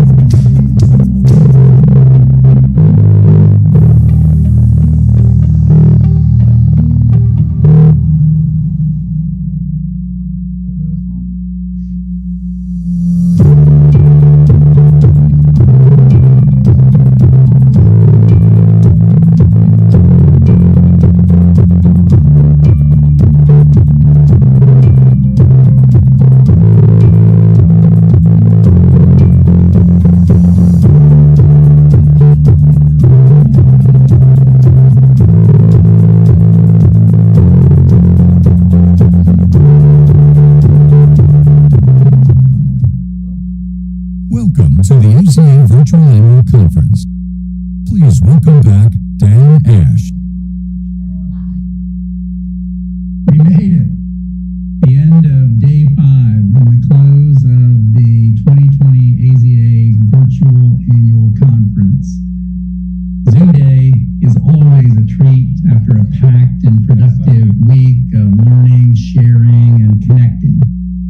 We've heard from inspiring speakers and shared experiences that will provide the motivation and the knowledge to help make us better as individuals and as a professional community. We're better together in person and virtually. Many of the week's session recordings are now available and will remain open for you to access for 90 days. You don't have to miss a single minute. And I want to thank all of the annual conference sponsors and exhibitors. We could not have done this without your generous support. Thank you very, very much. Of course, there's a first time for everything. This is our first all virtual conference, and we know that you'll have thoughts about how the conference can improve in the future. So you'll receive a survey next week. Please take a few minutes of your time and share your thoughts with us so that we can continue to provide you with excellent conferences and online learning opportunities in the days ahead. And before I turn it over to our virtual Zoo Day host, I want to thank Tom Stolf and his team at Columbus Zoo and Aquarium and the Wilds. We couldn't have done this without them, and they have been through this with us for a long time. And from the AZA team to yours, Tom, thank you. You guys are awesome. So now, everyone needs to get yourself ready. Grab your favorite snacks. Maybe get your beverage of choice. And get ready for virtual Zoo Day from the Columbus Zoo and Aquarium. Take it away, Tom. Hello, everyone. I'm Tom Stolf, the President and CEO of the Columbus Zoo and Aquarium. And on behalf of the Columbus Zoo and Aquarium and the Wilds, I would like to thank you for joining us for the very first virtual Zoo Day as part of the AZA annual conference. 2020 has been a challenging year, but we continue to set our sights on the future as our AZA community still has many strengths and achievements to celebrate. As your virtual Zoo Day host, our teams at the Columbus Zoo and Aquarium and the Wilds are proud to share some highlights of our organization with you. I hope you sit back, relax, and enjoy learning more about us. Each segment will include some time for questions and answers, and I encourage you to reach out to us during that time or later if you prefer. While you tune in to each segment, I hope that the theme of connections is evident to you. As an AZA accredited facility, we have the important responsibility of creating and nurturing connections between our guests and the animals in our care. And of course, our relationships with our conservation partners, our communities, and one another is incredibly important as we work together to make a difference for wildlife and wild places across the globe. Let's get started.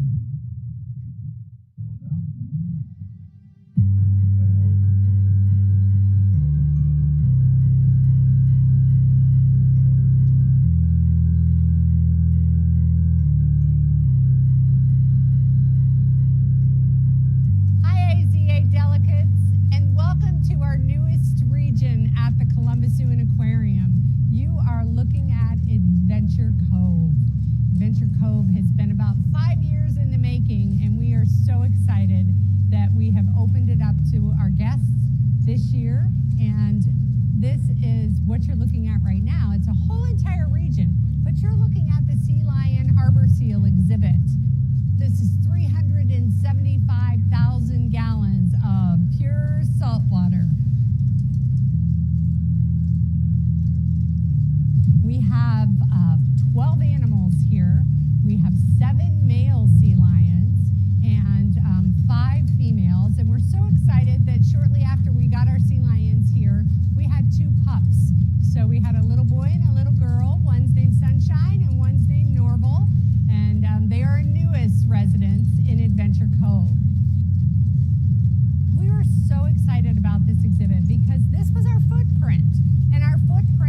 right at the front entrance of the Columbus Zoo.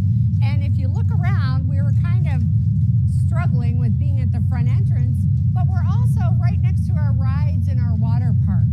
And so when we were designing this, we were thinking about, could we design the Pacific Northwest? The problem is it's hard to design the Pacific Northwest when you're right next to a pretzel shop in Cinnabon, and you have a water park and a log flume right next to you. So we kind of mimicked a boardwalk that I've been very fortunate to be at in Santa Cruz. I was there about 20 years ago, and there were sea lions and harbor seals everywhere. And so that's kind of where we took off with this habitat. So when you look around, you can see this kind of mimics the boardwalk behind me, but we've divided this into 3 pools. So right over here is what we would call our north pool. And when we were designing this habitat, we were looking at all these other sea lion exhibits. And one of the things we noticed is that sea lions spend most of their time underwater. So about 95% of the viewing in this habitat is underwater viewing. Where I'm standing, we have the ability to open this all up into one big habitat, or we can close it. Like right now, it's closed. So I have 2 different groups of animals out here right now. And then this would be what we call our central pool. And I don't know if you can see, but I think one of the coolest parts of this habitat is our underwater viewing tunnel. And I do have to give credit to our CEO, Tom Stolf, because he was adamant about this tunnel. And that's where our guests walk through the tunnel, and sea lions and harbor seals can go over the top of you and you can see them, or they can go underneath you. And believe it or not, they do it quite a bit. So that was a feature that Tom was really had his heart into it, and we were able to put that in this habitat, and it is truly, truly what separates this habitat from the rest. If you look beyond me, then we have what we would call our show pool. And unfortunately, because of the pandemic, what we're all dealing with, we were unable to do shows this year just because we couldn't put the crowds of people in the stands. So that's on hold till next year. We're already training the sea lions to go up the lighthouse and dive off into the show pool, which is 12 feet deep. So it's going to be remarkable when we get to open that up next year. Behind this facade is where we bring the animals in the evening. There's 5 pools back there, and the way we've structured it, it's like one big square. And we are able to open up as many of the areas as we want. We can section them off. We have a quarantine space back there. We have a dry deck area in that quarantine space.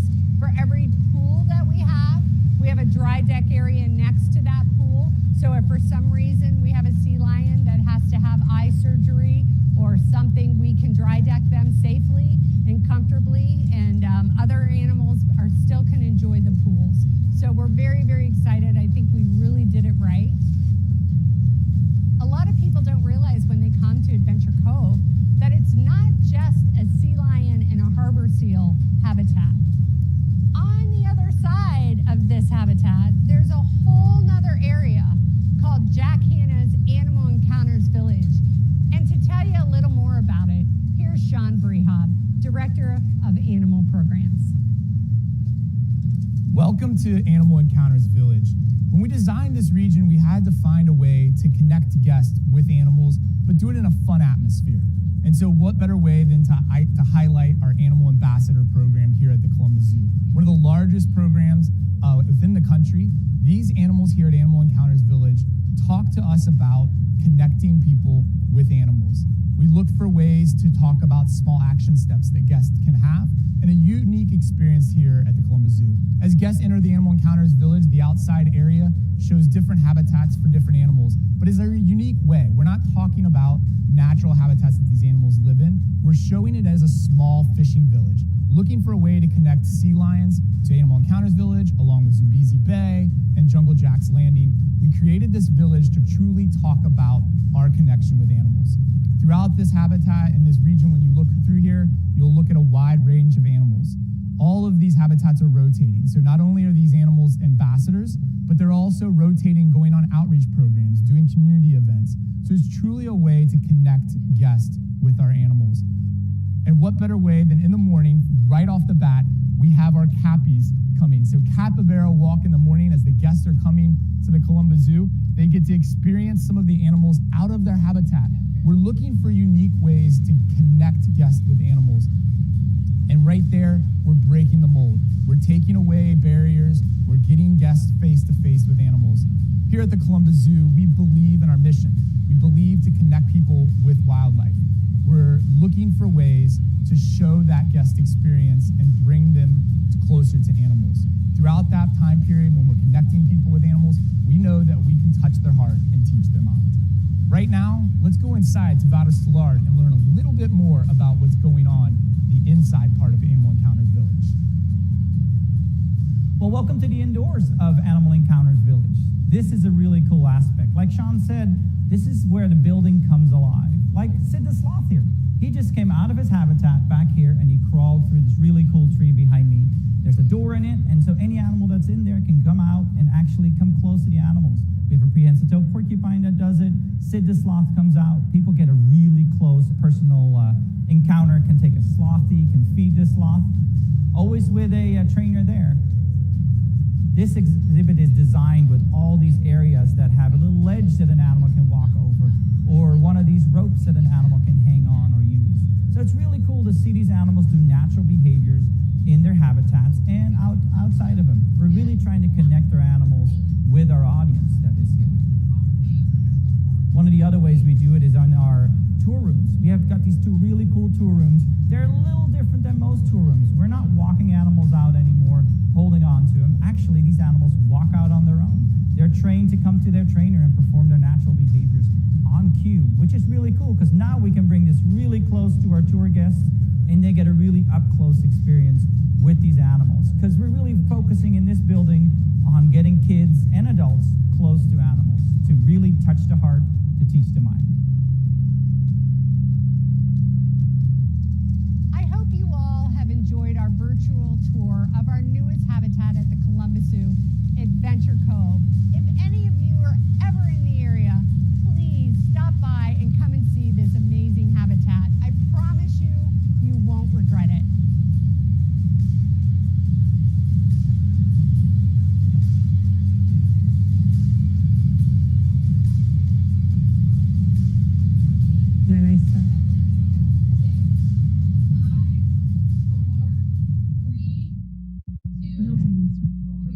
Who's telling me? Hi, everybody. I'm Susie Rapp, Vice President of Animal Programs here at the Columbus Zoo, and we are so excited you are here for Zoo Day. I really wish you were here in person because it is a picture-perfect day here at the Columbus Zoo. But virtually is the second best thing. And I am here to answer any questions that any of you might have of our new habitat, Adventure Cove. And Susie, those questions are starting to come in now. The first is a two-parter. So the first question is, now that the region is open, is there anything you would change? And what are you happy that you included that may have been otherwise on the chopping block? I would say I would probably change nothing. I am very, very happy with the habitat, especially the pinniped area. I'm also very, very proud of Animal Encounters Village. I think a lot of people don't realize the footprint that we had. We were working with being located right at the front entrance of the zoo, which is a good thing because sea lions are very loud, and so that's a good thing. When guests walk in the front gate, they can hear them, and being that we have 12, they're very, very vocal, so it's a great attraction. But we were also sandwiched in between a pretzel shop and a Cinnabon and a water park. So theming it, I think we did a great job. I think the space for the animals is truly amazing. I think the one thing I was kind of fighting our CEO, Tom, a little bit with the tunnel because it was quite a huge chunk of change. And we were, of course, over budget, as all habitats are. And so I wanted to cut the tunnel, and that was kind of a battle between our CEO and myself. And truly, that tunnel is what separates that habitat from any in the world. And so I guess my hat goes off to Tom on that one. He won that battle, and it was definitely, it's truly, truly amazing. And once again, I encourage all of you, please come and see it in person because you won't regret it. So we have some harbor seal fans who want to know, how many harbor seals do we have? We have 4 harbor seals, 1 male and 3 females that we received from SeaWorld. And they have not had, they had zero training. So we are working with them to, they now, we hand feed them every time we're training them. We've got them on the scale. But of course, when we brought these animals to this habitat and with all the males that we had, we were dealing with rut. And so we'll start introducing the harbor seals. We have introduced them to some of the female sea lions, but you probably won't see them out in the habitat until 2021. Great. Ryan would like to know, will you be breeding any ambassadors in the village for different SSPs? That's a possibility. We've worked with many of the SSPs, penguins for one, tamanduas we've worked with a little bit. And so I'm not going to rule it out. We also have our 2 cheetah cubs, the in vitro fertilized first time in the world cheetahs in Adventure Cove. And so they're one of the first animals you see when you round the habitat. And that was a partnership amongst many organizations. Of course, the Cheetah SSP, the Smithsonian, Fossil Rim, and I'm always up for something new and exciting. What are some of the conservation messages and takeaways incorporated into Adventure Cove?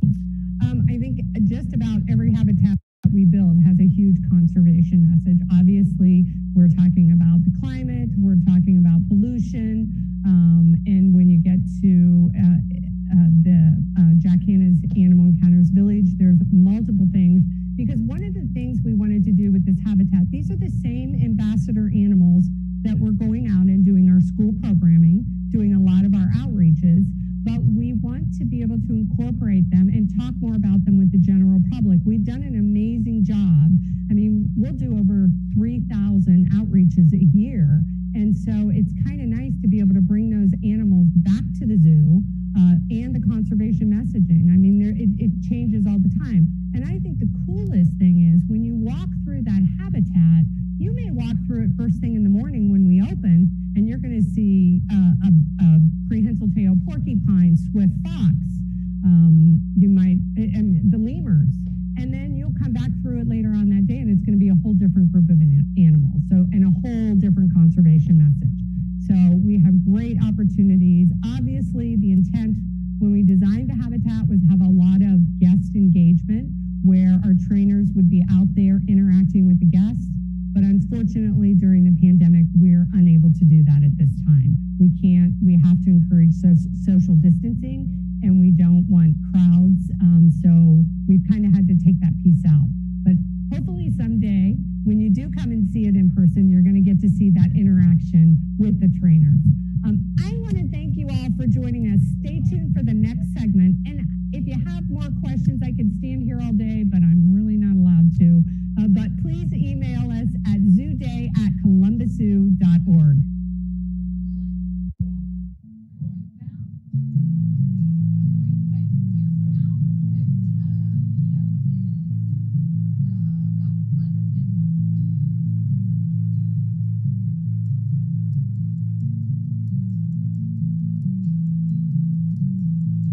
Hi, I'm Mike Krager. I'm the Vice President of Conservation and Sustainability here at the Columbus Zoo, and I'm really excited to tell you all about some of the conservation projects that we have going on here.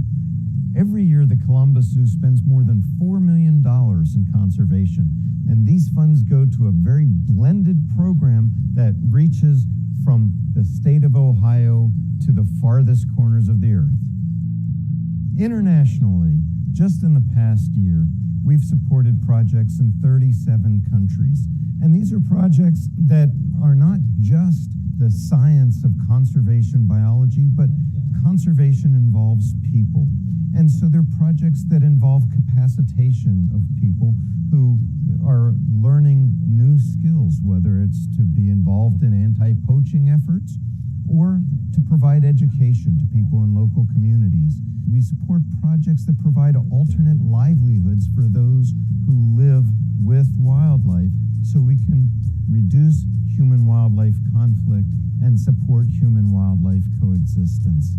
At a national level, we support projects such as working with manatees and their rescue, rehabilitation, and release back into the wild in Florida. We support a project now, a very important project that involves whole ecosystems of corals along the Florida Keys and one of the largest reefs in the world, and that is stony coral tissue disease loss. And while scientists are researching the cause of that disease, we've been asked to step up and provide our expertise on holding healthy corals ahead of the disease and propagation as well. We are working on hellbenders, an endangered species in the state of Ohio, one of the largest amphibians in the world. It's a big salamander. So we're excited about that. We've been doing that for a long time. So we're doing hellbenders here at the zoo to release them in the creeks of Ohio, and at the wilds where we work on the hellbenders in West Virginia. The wilds is working with the very first endangered listed invertebrate species, and that's the American burying beetle. The wilds is one of the few facilities that breeds these very important beetles, releases them on site, and very recently has had some recaptures to know that these animals are surviving. We work with the plains garter snake and the Massasauga rattler, also local species. We're very involved in North American migratory birds, and we do that through a number of ways, including a couple of MODIS towers. We have one here at the zoo and one at the wilds, and these are tracking stations that pick up birds, bats, and insects as well that have nanotags. This is part of an international network of tracking stations that is coordinated by Birds Canada. So there's a lot of things that are going on locally, and I'll even point to Safari Golf, which is across the road, which is an Audubon cooperative sanctuary. That means they've pulled out invasive species, they're growing butterfly habitat, we've got rigs and nest boxes, we're monitoring purple martins and bluebirds and other species that are doing very well in this golf course that really is green in every sense of the word. As I've mentioned, the Columbus Zoo also has two signature projects. One is our international grant program. That grant program focuses on species worldwide. They don't even have to be in zoo collections. It involves people who are working on capacitation, they're working on research, alternate livelihoods, species biology, policy, anything that fits within the realm of conservation. The other aspect of the program is it allows us to be very nimble and effective at responding to emergencies. So, for example, we were able to support those institutions that are working to rescue wildlife and restore habitat as a result of the Australian bushfires. Or when there's a large seizure of illegal wildlife anywhere in the world, very often we're called on to provide expertise, to send our staff to help provide triage with those animals, or to provide funding to help those animals survive and to help the institutions care for them. The second major initiative we have is Partners in Conservation. It's been going on for more than 30 years. And here to tell you about it is the manager of Partners in Conservation, Jeff Ramsey. Thanks, Mike.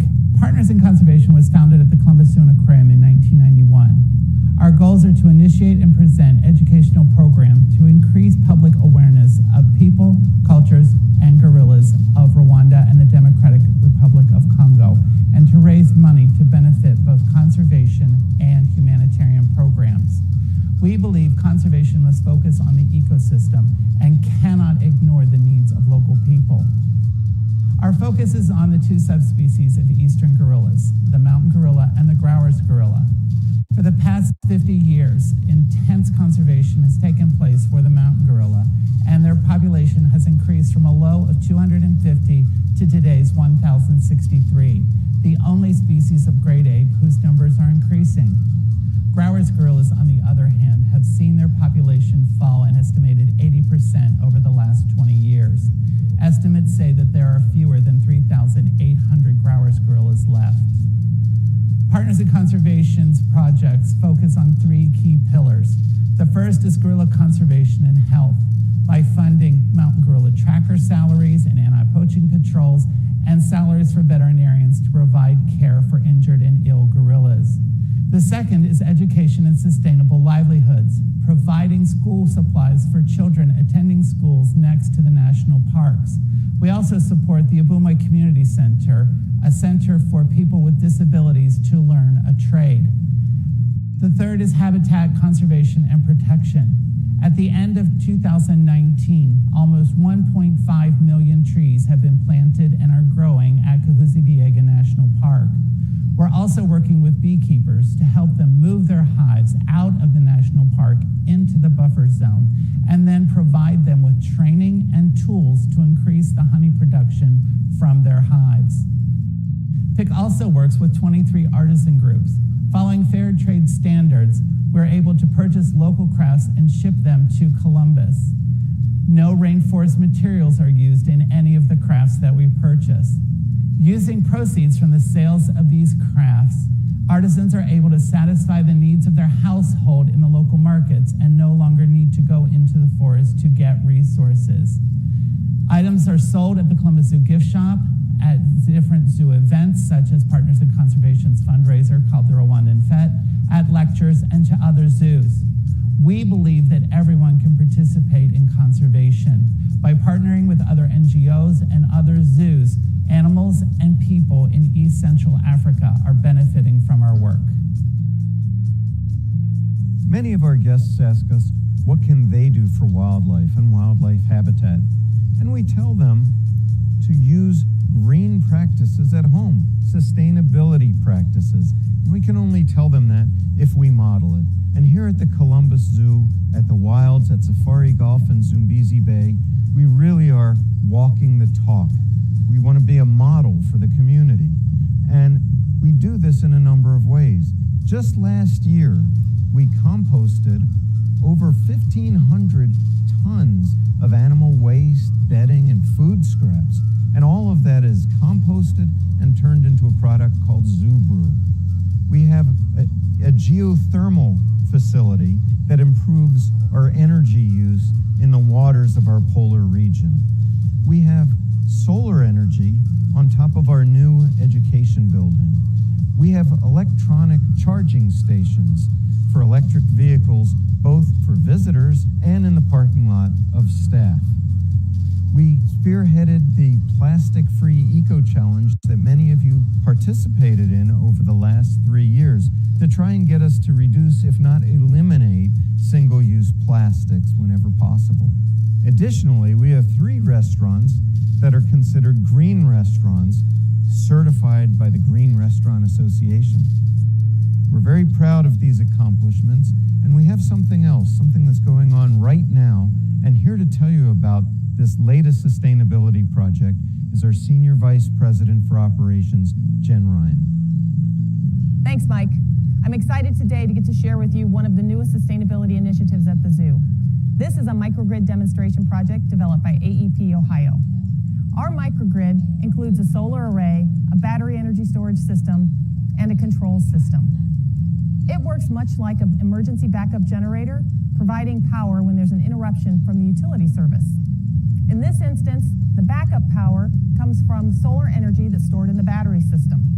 And when not charging the batteries, the solar energy that's generated will help to power a portion of the polar bear exhibit. This microgrid allowed our energy provider an opportunity to design, build, and operate a microgrid system, as well as share the results learned with others. For the Columbus Zoo, provided an opportunity for another renewable energy source at our facility, increases our resiliency, and supports a community partner. If you'd like to learn more about our sustainability initiatives, please reach out. Thanks. When you visit the Columbus Zoo and Aquarium, the Wilds, Safari Golf, or Zambezi Bay, you're helping to save wildlife and wildlife habitat around the world. We hope to see you soon, and as they say in Rwanda, amahoro.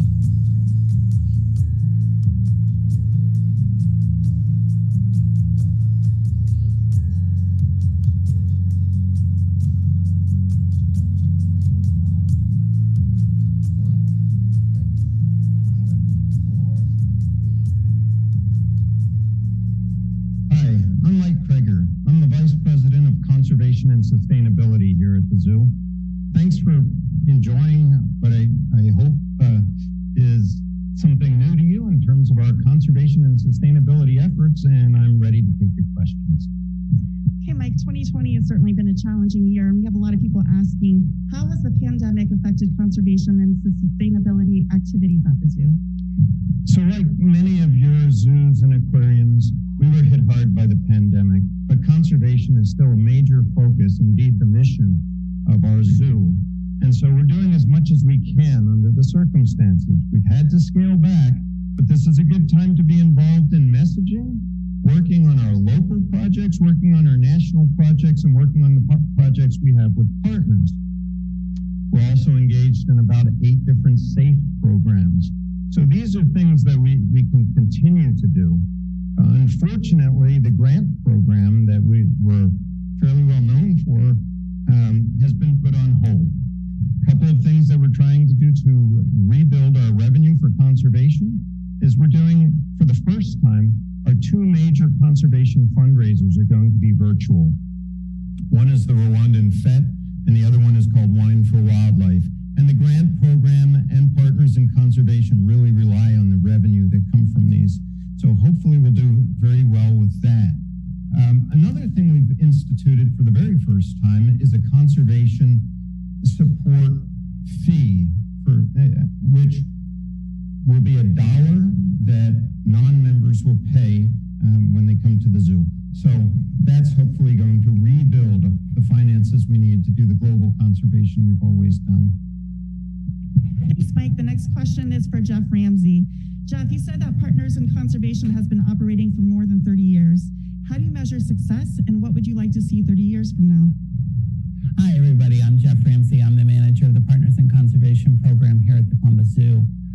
While it's true, we've been at this for 30 years, and it has gone by so fast. And looking back, the changes that have occurred, the fact that the number of mountain gorillas has increased to 1,063 as at the last census, and our partnerships with groups like the Diane Fossey Gorilla Fund International Gorilla Conservation Program, Gorilla Doctors has all helped to increase those numbers. Working with local communities to help them have alternative livelihoods, to protect not only habitat, but all the animals that are sharing that space, and allowing people through alternative livelihoods to be able to turn around and protect their natural resources.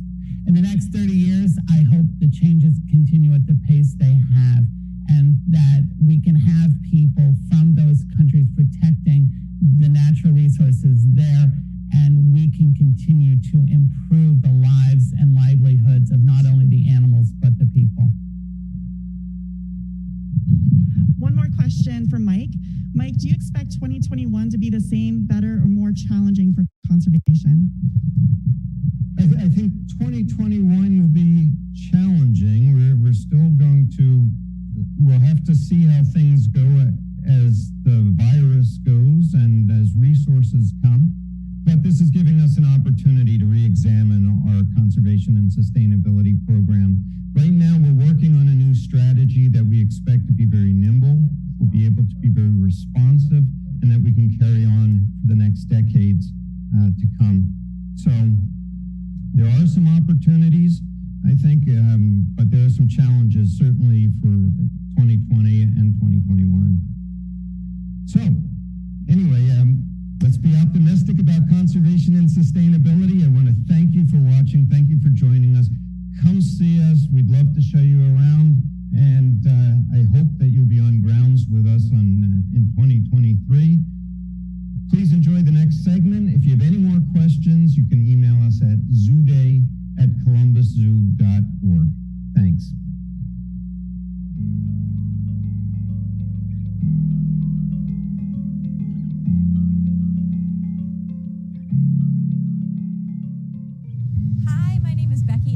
I'm the curator of the Shores Department here at the Columbus Zoo and Aquarium, and welcome to Manatee Coast. This is a building and a program that the zoo is very proud of, as well as our surrounding community. So today I'm going to tell you a little bit about how it came to be and the history of what we've done here. So as the story goes, Jack Hanna went down to Florida, saw some manatees, got involved in conservation, came back up to Columbus, Ohio, and convinced our board that we need to get involved in manatee conservation, that it was an important effort and that we could make a real difference. This location that I'm standing in now actually was originally supposed to be for polar bears, but that project was put down the road for a little bit, and this whole Manatee Coast project was designed and built rather quickly.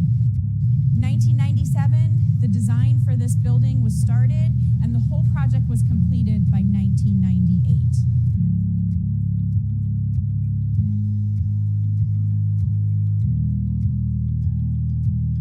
In 1997, the Columbus Zoo and Aquarium joined the U.S. Fish and Wildlife Service Recovery and Rehabilitation Program.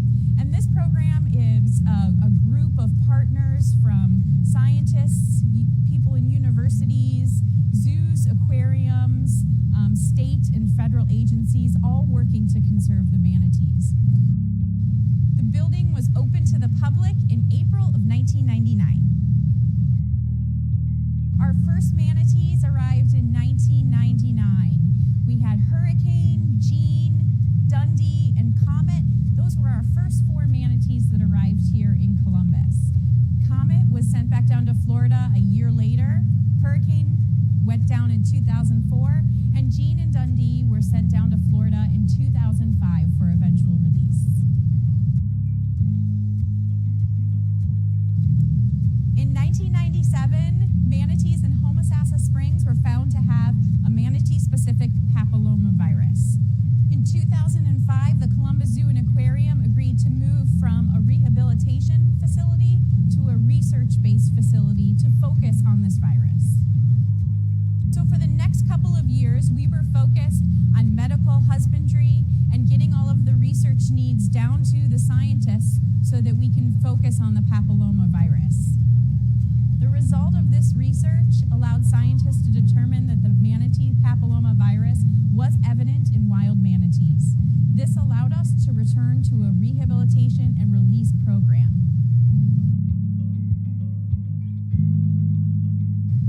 There have been several notable animals that have come through the program here in Central Ohio. One of those is Stubby. Stubby came into the program in 1997, and she arrived here at the Columbus Zoo and Aquarium in 2005. Stubby developed a serious skin infection that required intensive medical care over several weeks. This infection resulted in scarring all over her body, and Stubby is the most recognizable to our visitors. Stubby has also stepped into the role as surrogate mom for our orphan calves that arrive here in Columbus. She helps them check out the habitat, she allows them to come to the surface to get breaths, and in general just watches out for them. Another notable manatee in our program is Jean. Jean was one of the first manatees that arrived in Columbus. He joined the program in 1977, spending almost 30 years as part of the Manatee Rehabilitation and Release Program. Jean is the father of another manatee that called Columbus home, Dundee. And a fun fact, he's the manatee on the United States postage stamp.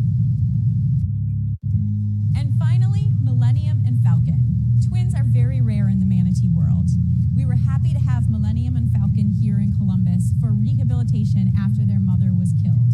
They didn't spend too long in Columbus, and I'm happy to say they were rehabilitated and released back down in Florida. And the last time scientists tracked them, they were still together.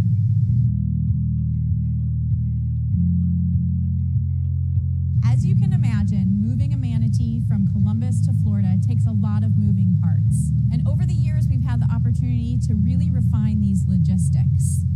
Through teamwork and dedication, we've been able to really get it down to a science.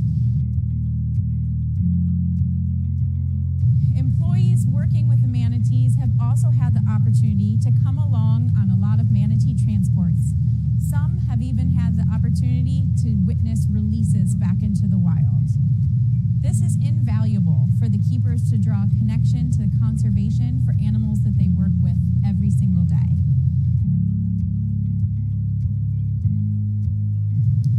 In summary, we have had 31 animals call Columbus, Ohio home, and 26 have been released into the waters of Florida.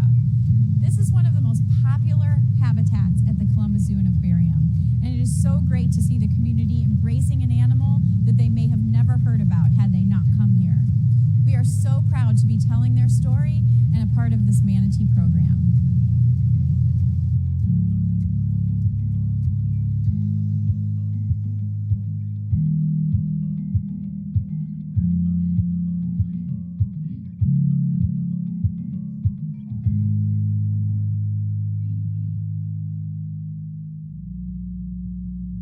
Well, hi, everybody. My name is Doug Wormoltz. I'm the Vice President of Animal Care at the Columbus Zoo and Aquarium.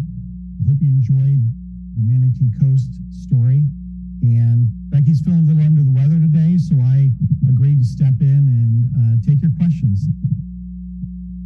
Hi, Doug. A couple people are wondering if you can provide a little more detail about the Manatee Rescue and Rehabilitation Partnership. What is that? Sure. So the Manatee Rescue and Rehabilitation Partnership began in 2001. It's comprised of a wide range of partners that include our federal and state level agencies, zoos and aquariums, mostly in Florida, but there are a couple that are outside of Florida, as well as other not-for-profits and universities that are all involved in this. And program, the idea behind this is we're pooling our expertise and resources for a common good in rescuing manatees, which is a threatened species in the state of Florida and in the Gulf of Mexico. So many layers to this. There's the straining network is a front line. The state responds, does rescues. SeaWorld is very active in that area doing rescues. We have critical care facilities in the state of Florida where animals are brought in. Their health is assessed, triaged. Depending on the extent of their injuries, they're then released, or they may go into a longer-term rehabilitation mode. And a lot of the facilities will accept animals and rehabilitate them. And that might last a couple of months to a couple of years, depending on the injury. You touched on it a little bit, but once a manatee has been rehabilitated, what is the strategy to prepare it and release it back to Florida? So it really depends on the extent of their injuries. A lot of the animals that we have coming into the program right now are younger animals. They're maybe naive. They haven't experienced a winter with mom, and manatees need to migrate to warm water sites in the state of Florida in order to overwinter. And that's a learned behavior. Mom will teach the babies where to go. So when we have these young, naive manatees, what we need to do is we put them through a rehabilitation period. We put on weight, we put on size, and a lot of that is geared around getting them ready for the winter experience. And then we'll release them around the end of winter in Florida at warm water sites where wild animals are found. We will often we will belt them with satellite transmitters so that we can track them for up to a year to make sure that once they leave the warm water site with the wild animals, hopefully they've imprinted on that site and they return the following winter. And if they do, then that's the point where we deem them a success. We take all the tracking gear off and then they're on their way. Okay, well, I hope you enjoyed Manatee Coast. Stay tuned for our next segment. If you have any more questions, please email us at zooday@columbuszoo.org. Thank you.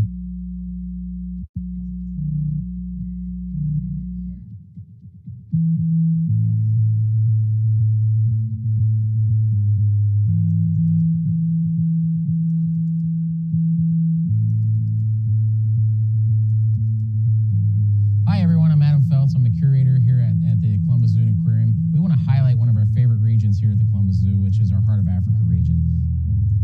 Our goal of this region was to make people feel like when they enter, they're in Africa.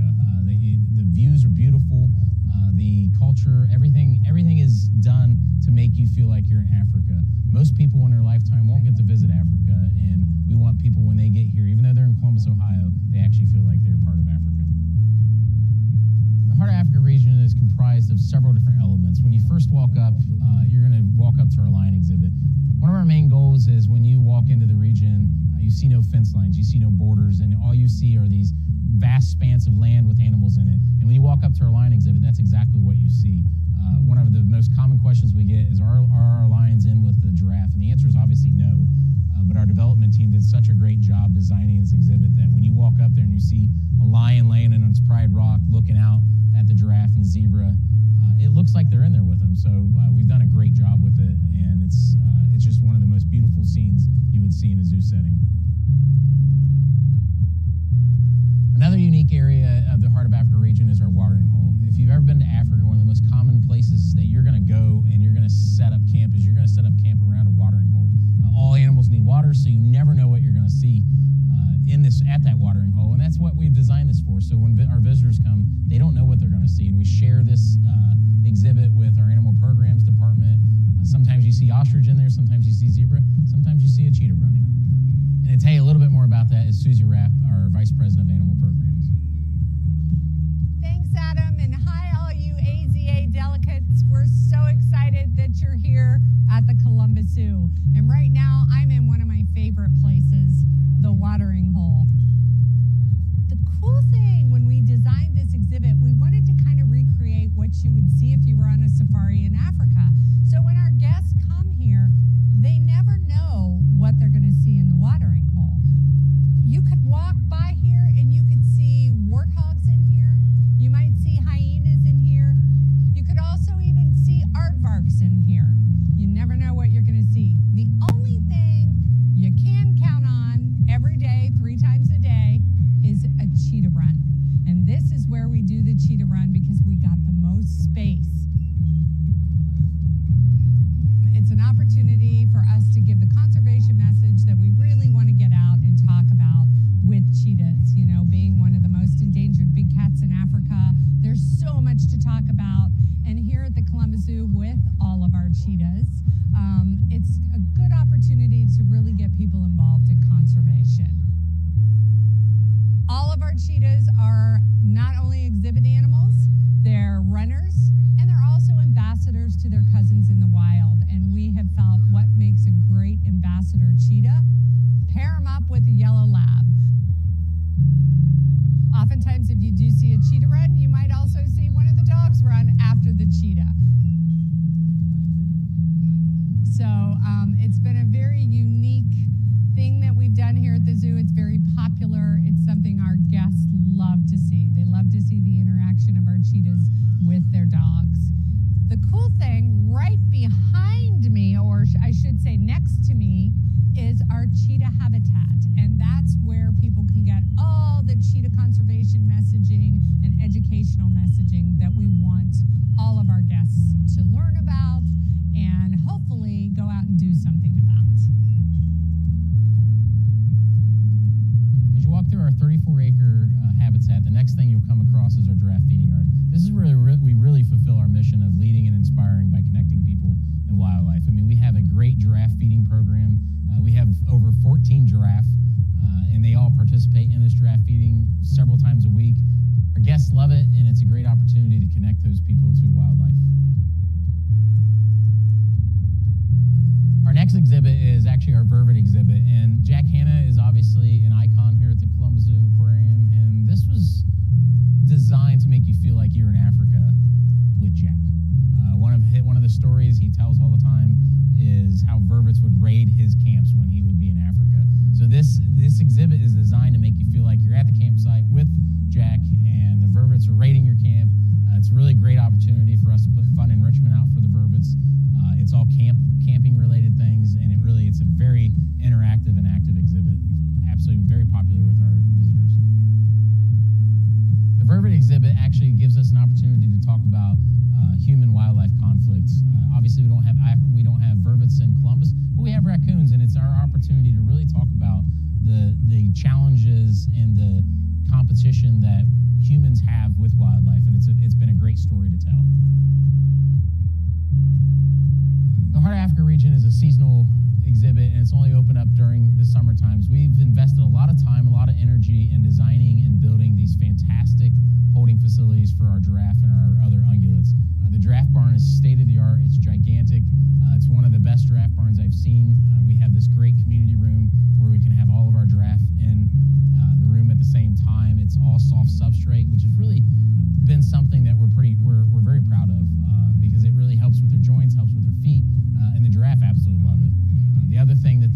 allows us to do is we have a great group of keepers that do some amazing training with these giraffe.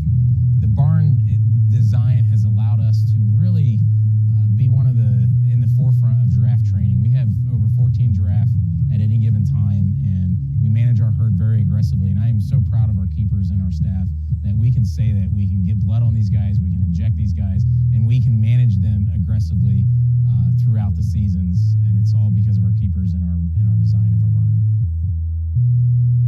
Thanks for coming out to Heart of Africa. We wish you guys were actually here to see this, but we're glad we can bring this to you virtually, and we hope you enjoyed it.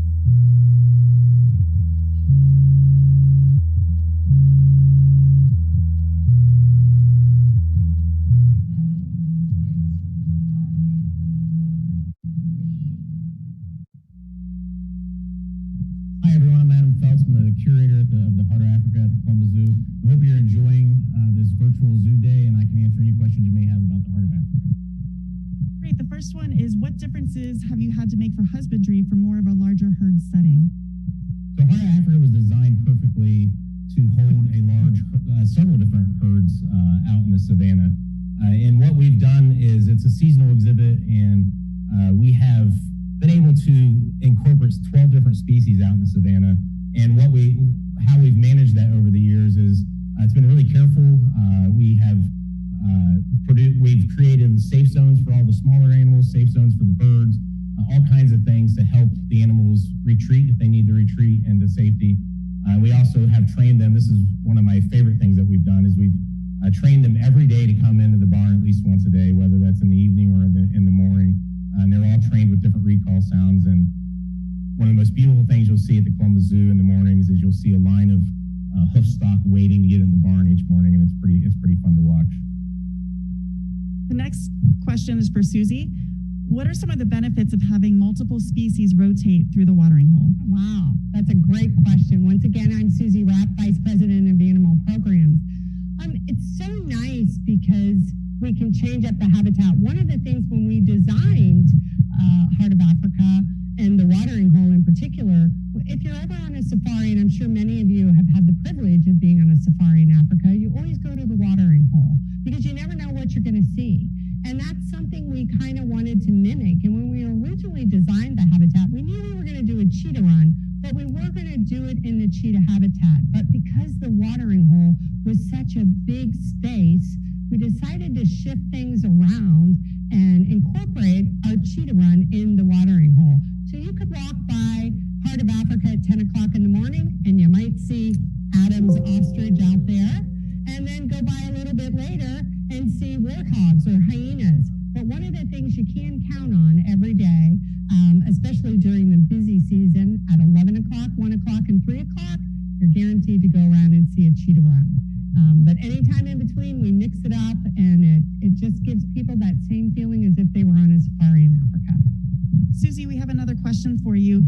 How do you select the dogs to go with the cheetahs? How do we select the dogs to go with the cheetahs? We found we're very fortunate here at Columbus. We have an incredible breeder, Sally Bell, who has some of the best Labrador retrievers in the world. And I tried it originally with the Anatolian Shepherd. As great a dogs as they are, they weren't the best they just weren't the best for what we did. We do a lot of ambassador program. We do a lot of assembly programs. So the cheetahs that you see in our habitat are also the same cheetahs that are traveling around raising funds for the Cheetah Conservation Fund, Action for Cheetahs, many of the conservation organizations. And we found pairing them up with a dog gives them the confidence that a cheetah wouldn't naturally have. When we first paired, the idea was to be able to share the message about the Anatolian Shepherd. The problem was the Anatolian Shepherds got very protective. They got very protective of us, and they got very protective of the cheetahs. That didn't work out too well when you were in a social setting. So we decided what dog has the most confidence, especially around people, and it was the Labrador Retriever. So we've been very successful using Labradors, and I think that's something we will continue to do. The next question is for Adam. What are the pros and cons for having a seasonal habitat? And is this space used differently during the off-season? So pros and cons of having a seasonal habitat. The exhibit was initially designed to be open from Labor Day or Memorial Day to Labor Day, and we've expanded that back quite a bit. We're pretty much open from April until November. The pros, obviously, in the wintertime is we don't have to worry about opening up for visitors. However, we do use our savanna all winter long. So what happens in the wintertime is that we kind of have 3 seasons. In the wintertime, our savanna in the Heart of Africa region becomes more of the wildebeest savanna. And that's where the wildebeest and some of the gazelles still stay out over winter. So don't really change much of their routines. They can come in the barn when they get cold and stuff like that. But the biggest difference is we just don't have the visitors that we would have in the summer, in the wintertime up in Heart of Africa. That is kind of a con as well, because we have 16 giraffe right now. And that's one of the most popular animals, and the most common question we get at the zoo is where your giraffe at. And one of the biggest cons in the wintertime is the visitors aren't able to see the giraffe because it's closed. We've invested a huge amount of money and space for our giraffe and our ungulates off exhibit, but in the wintertime, it's the visitors cannot see them, and that's a big con. So we want to thank you for joining us, and stay tuned for the next segment. We know you guys are having tons and tons of questions, and we will get to them. But if you have questions, please email us at columbusZooDay.org.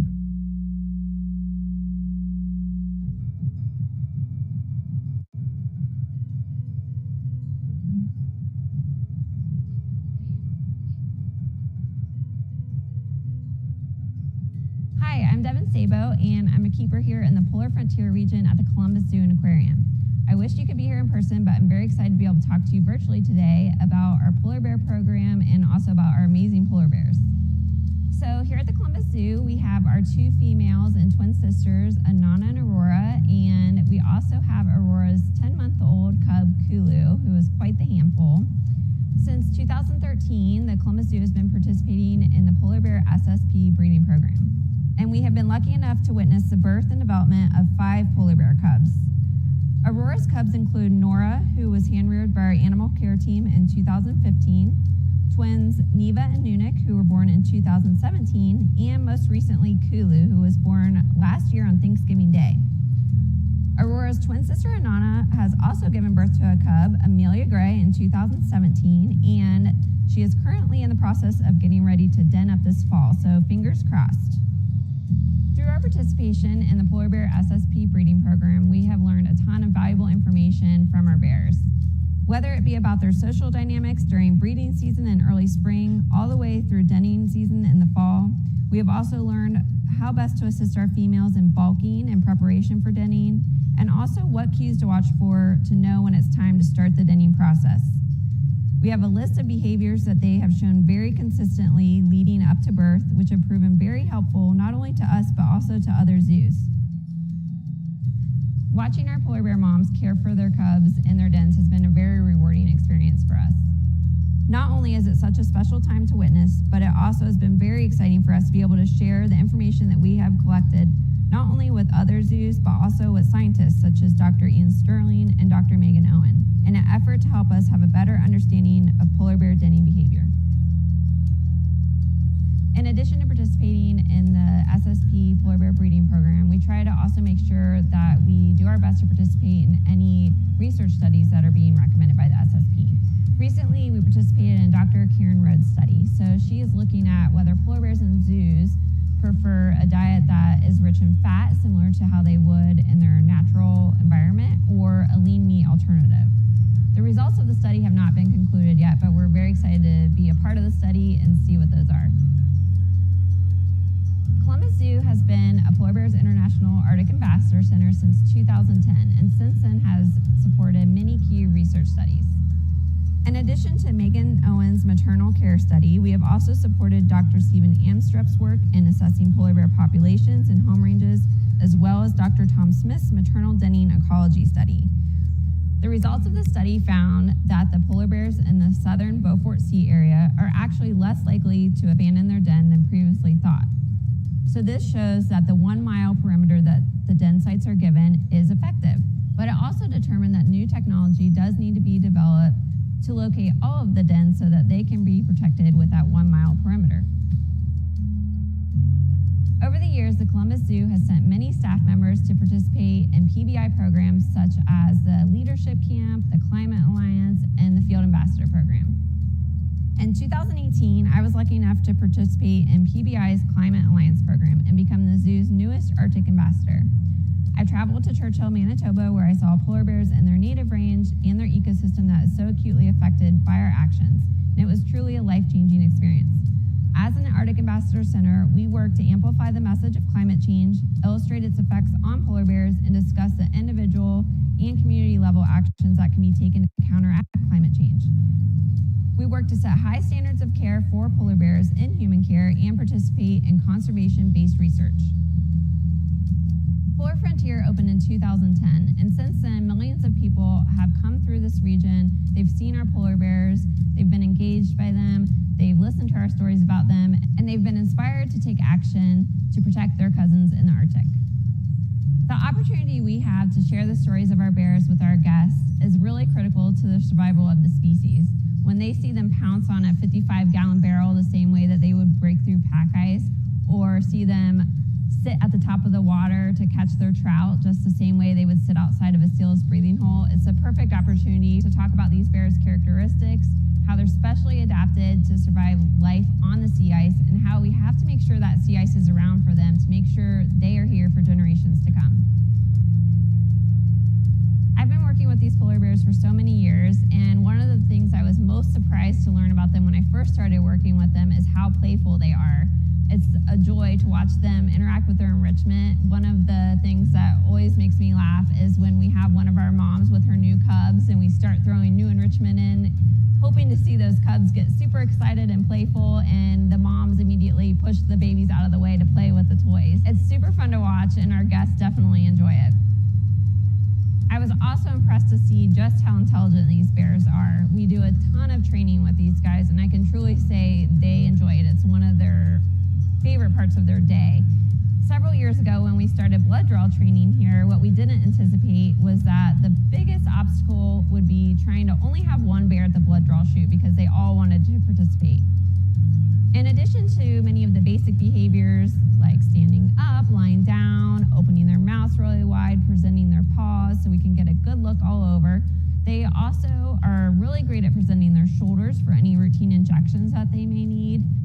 We've also started working with a device called a head cage, and this allows us to not only potentially administer eye drops or administer other types of medications needed, but also work on ear touch in hopes that this will be helpful for future GPS tracking technology. As I mentioned before, in 2015, we found ourselves in a situation where we had to hand rear a polar bear cub named Nora. While we would never choose to hand rear a polar bear cub, this experience provided us with invaluable information about polar bear cub health and development, which we were able to apply to our subsequent births and also share with other zoos and scientists researching polar bear moms and their cubs in the wild. So while watching our polar bear moms in the den with their cubs is a very rewarding experience, probably one of my favorite memories is the first time one of our moms brought her cub up to me to see me in person. I was really surprised how comfortable she was letting little Amelia Gray come all the way up to the mesh, and she actually even walked away and took a little mom break for herself and left Amelia with me, which I thought was a pretty cool thing. We go off of our moms for everything, so we watch them on the cameras to know when it's time to give them a little more space, and once they come out of that den, we continue to watch them closely to know when it's time to introduce the pool, when it's time to give them the main exhibit, when it's time to introduce the public, and we really pride ourselves on being able to read their cues to make our management decisions based off of them. Thanks for joining me today. Again, I wish you were here in person, but if you're ever in Columbus, please make sure to stop by the Polar Frontier region and see our amazing polar bears.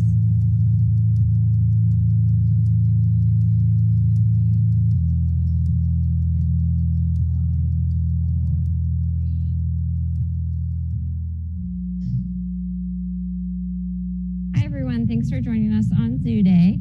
My name is Devin Sabo. I'm a keeper in the Polar Frontier region here at the Columbus Zoo, and I'm happy to answer any of your questions.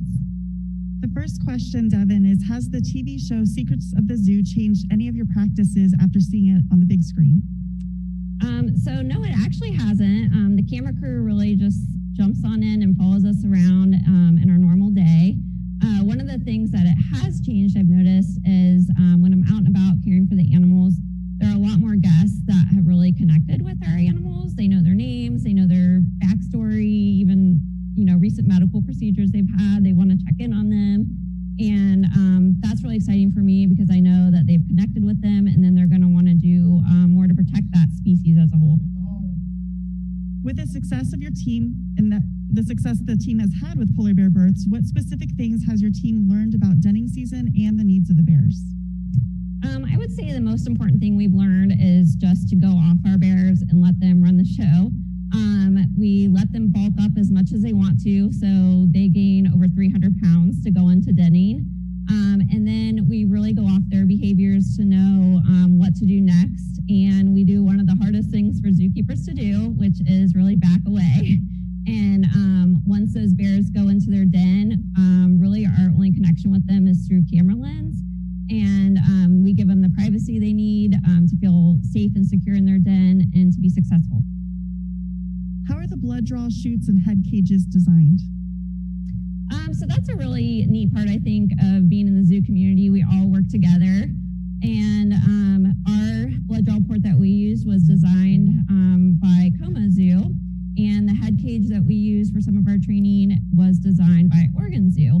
And so an exciting part of being a polar bear keeper, and this is the same for many species, I'm sure, but is we're connected with all the other polar bear keepers. We help each other out to learn what are the newest training techniques, what's the newest type of enrichment that the polar bears are enjoying, and we share those designs. So when we got our blood draw port, we started training our polar bear cubs for blood draw, and so that was something new. And we had to make some modifications because their paws were very small, and we needed to lift their paws up a little bit to get them closer to the top. And so we've shared those modifications with other zoos. So we all help each other out. Does the fat content of polar bear diet change seasonally to account for temperature changes throughout the year? So the fat content of their diet that we offer doesn't really change seasonally, but we do go off of our polar bears to know what types of food to feed. So for a denning polar bear, we really just feed her what she wants to eat. For our polar bears, that typically is fish. So they get a lot more fish when they're going into denning. We do offer lard though as well, so they do enjoy their high fat food items. And what is your favorite part of training with polar bears, and what do you think is their favorite part?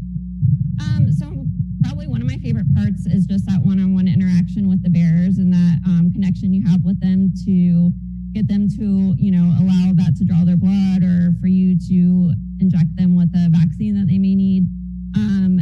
Something I was really proud of as a keeper is when our cubs left the zoo, they never needed to be sedated because we were able to give all their vaccines. We were able to get blood from them. If they were a little under the weather, we could get white blood cell counts to check to see how they're doing. And then we were able to get them trained to go into a crate when it was time to leave. So that was something I was really proud of and I think is really neat about our training program here. And I would say probably they definitely love their training treat items, but I think what they enjoy most is the challenge. You can tell that they enjoy thinking through the process, and when they've achieved a new training goal, they like to show it off. They get really excited about it and, show it off with more intensity once they've accomplished it. So I think they really enjoy the mental challenge. Thank you guys for joining us again. I know there are a lot of questions that we haven't gotten to, so please make sure to email us at zooday@columbuszoo.org and stay tuned for the next segment.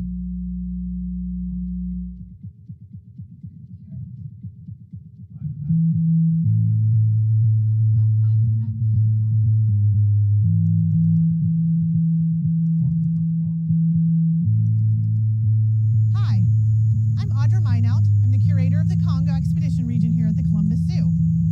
Columbus is home to many unique species that you may not have the opportunity to see when visiting other facilities. We have Tasmanian devils, wombats, musk deer, manatees. Perhaps the species that we have the longest history with that is particularly unique is the bonobo. Columbus Zoo was fortunate to import 4 individuals in 1990 from a zoo in Belgium. We brought 2 males and 2 females here, and they're still with us today. Since that time, our group has grown considerably. We've had 15 births, and we currently have 17 individuals living at the Columbus Zoo. We are one of only 8 facilities that house bonobos in the United States, and there are less than 100 individuals in this population. Bonobos live in multi-male, multi-female groups, and males remain in their natal group throughout their lives. Bonobos live in what we call a fission-fusion society, which means that they constantly break up into smaller subgroups and switch members throughout the day. Here in Columbus, we emulate that by forming smaller subgroups and changing them up throughout the week. This creates a lot of enriching opportunities for the individual bonobos as they get to spend time with different individuals throughout the week.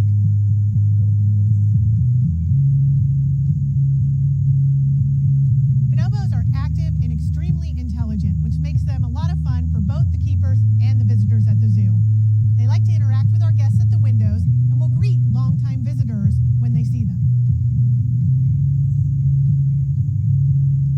Bonobos are arboreal, and they actually use the entire area of their habitat. Whether they're on the platforms, crossing the fire hose pathways, or engaging with the termite mound like you can see them doing here, they really enjoy working for different aspects of their life throughout their day. Here we provide them with a variety of fruits and vegetables, many of which we will actually blend up to create a paste which we put into the termite mound for them to fish for. And they'll spend hours doing this. They'll even go out, find better sticks, whittle them down, make them the perfect object for them to be able to get that product out. Because bonobos are extremely intelligent, we spend a lot of time looking for ways to enrich them both physically and mentally. In addition to the termite mound, one of the newer things that we have here at the zoo is an interactive computer to engage the bonobos mentally. This computer program allows us to do a variety of things. We can do simple match testing. We can allow them to play tic-tac-toe. We can even let them choose what enrichment items they wish to play with for the day. Here you can see the keepers interacting with one of our bonobos, really getting them to engage with this computer system.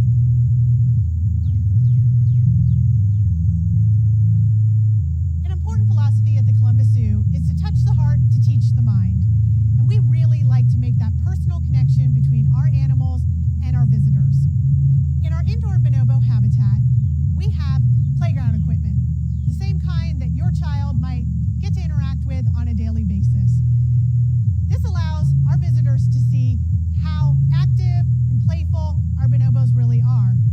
From going on a spin cup, going down a slide, to playing with balls and other familiar items to your child, this really helps them make the connection that they're very much like us, which engages them to learn more about bonobos and what we can do to save them. Bonobos are only found in one place, and that's the Democratic Republic of Congo. Within the Democratic Republic of Congo, they're only found in a very small area, making them particularly unique. They have a great conservation story and lots of conservation connections that you can make. The Columbus Zoo has been longtime supporters of many bonobo projects, but we're very proud to be supporters of Ikola Ya Bonobo, the only organization to reintroduce orphan bonobos back into their native habitat. Bonobos are the least known species of great ape. Along with chimpanzees, they share about 98.9% of the same genetics as a human, making them our closest living relative. And it's one of our goals here at the Columbus Zoo to get their story out there, to make sure that people far and wide know about bonobos and understand the role that we play in making sure they live generations into the future.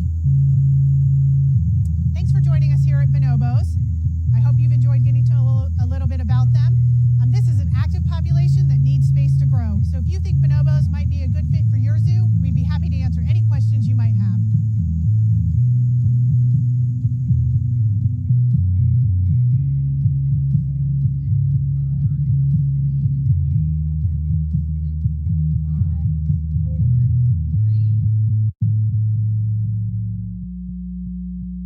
Hi, I'm Audra Minot, and I am the the curator of the Congo Expedition region here at the zoo, and I'd be happy to answer any questions you might have about our bonobo collection.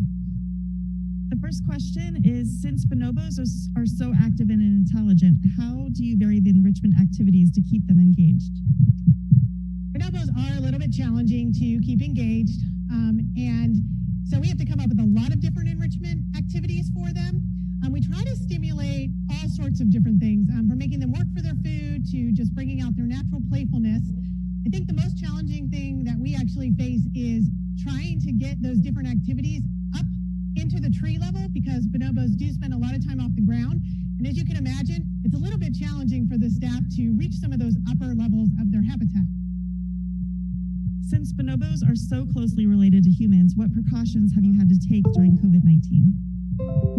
So primate keepers are pretty much experts at PPE. So we actually didn't have to change a whole lot in our day-to-day routine in order to care for the bonobos during this current pandemic. We already wore masks all of the time that we were back in the ape habitats, and we wear gloves, and we have scrubs provided. So really for us, we just had to take a good look at any of our up-close personal connections with them. We had to evaluate what training was considered essential, and if there were any changes we wanted to make to how we were feeding the animals. I'm really pleased to say that we were able to meet all safety precautions, but still keep what we thought was really important behaviors intact. With so few zoos housing bonobos, what piece of advice would you give to other facilities considering welcoming bonobos to their locations? What are best practices? So bonobos are my favorite primate. So I would say that you should have them, because I'm a huge advocate for that. They're very, very active, super, super dynamic, love connecting to the public. They are great as you're looking for an ape species. I would say, though, like all ape species, they do take space and they take staff time. So those are two things to consider when considering this species maybe for your zoo. Do the bonobos have a preferred enrichment item? How often do they receive enrichment?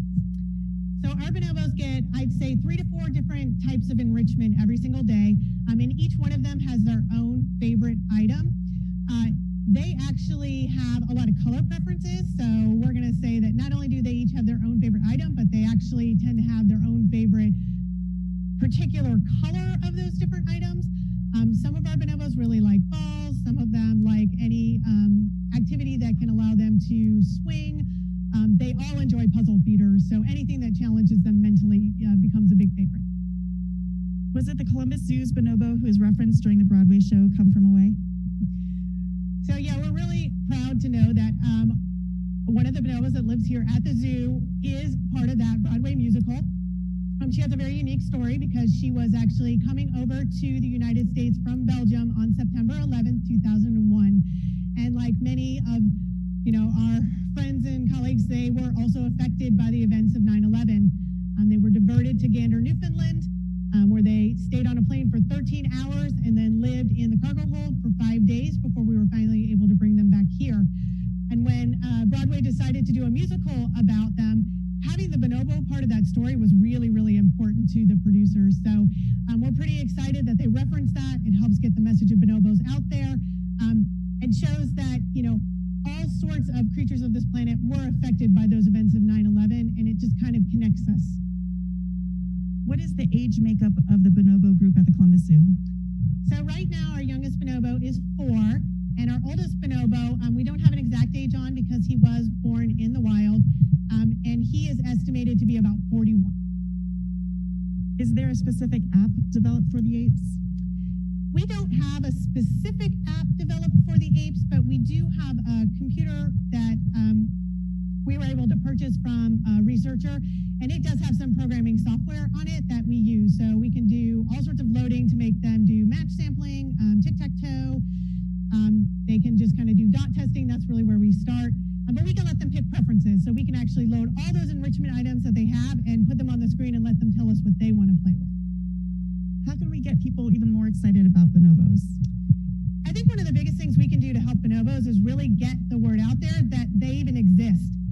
They aren't very well known in U.S. culture, honestly, much less known than gorillas, orangutans, and chimpanzees. So we need all zoos to really help us educate the public about them. Along with chimpanzees, they do share almost 99% of our DNA. But unlike chimpanzees, they have a very different social system. They are female-led. They tend to have a lot less aggression. And I think that shares a very interesting side of human evolution. So to me, if people don't know about them, we're not going to do as good of a job of making sure that they're here for generations to come. And that starts with simple messaging that they are the fourth great ape species. Thank you for joining us. Stay tuned for the next segment. If you have any more questions, please email us at zooday@columbuszoo.org.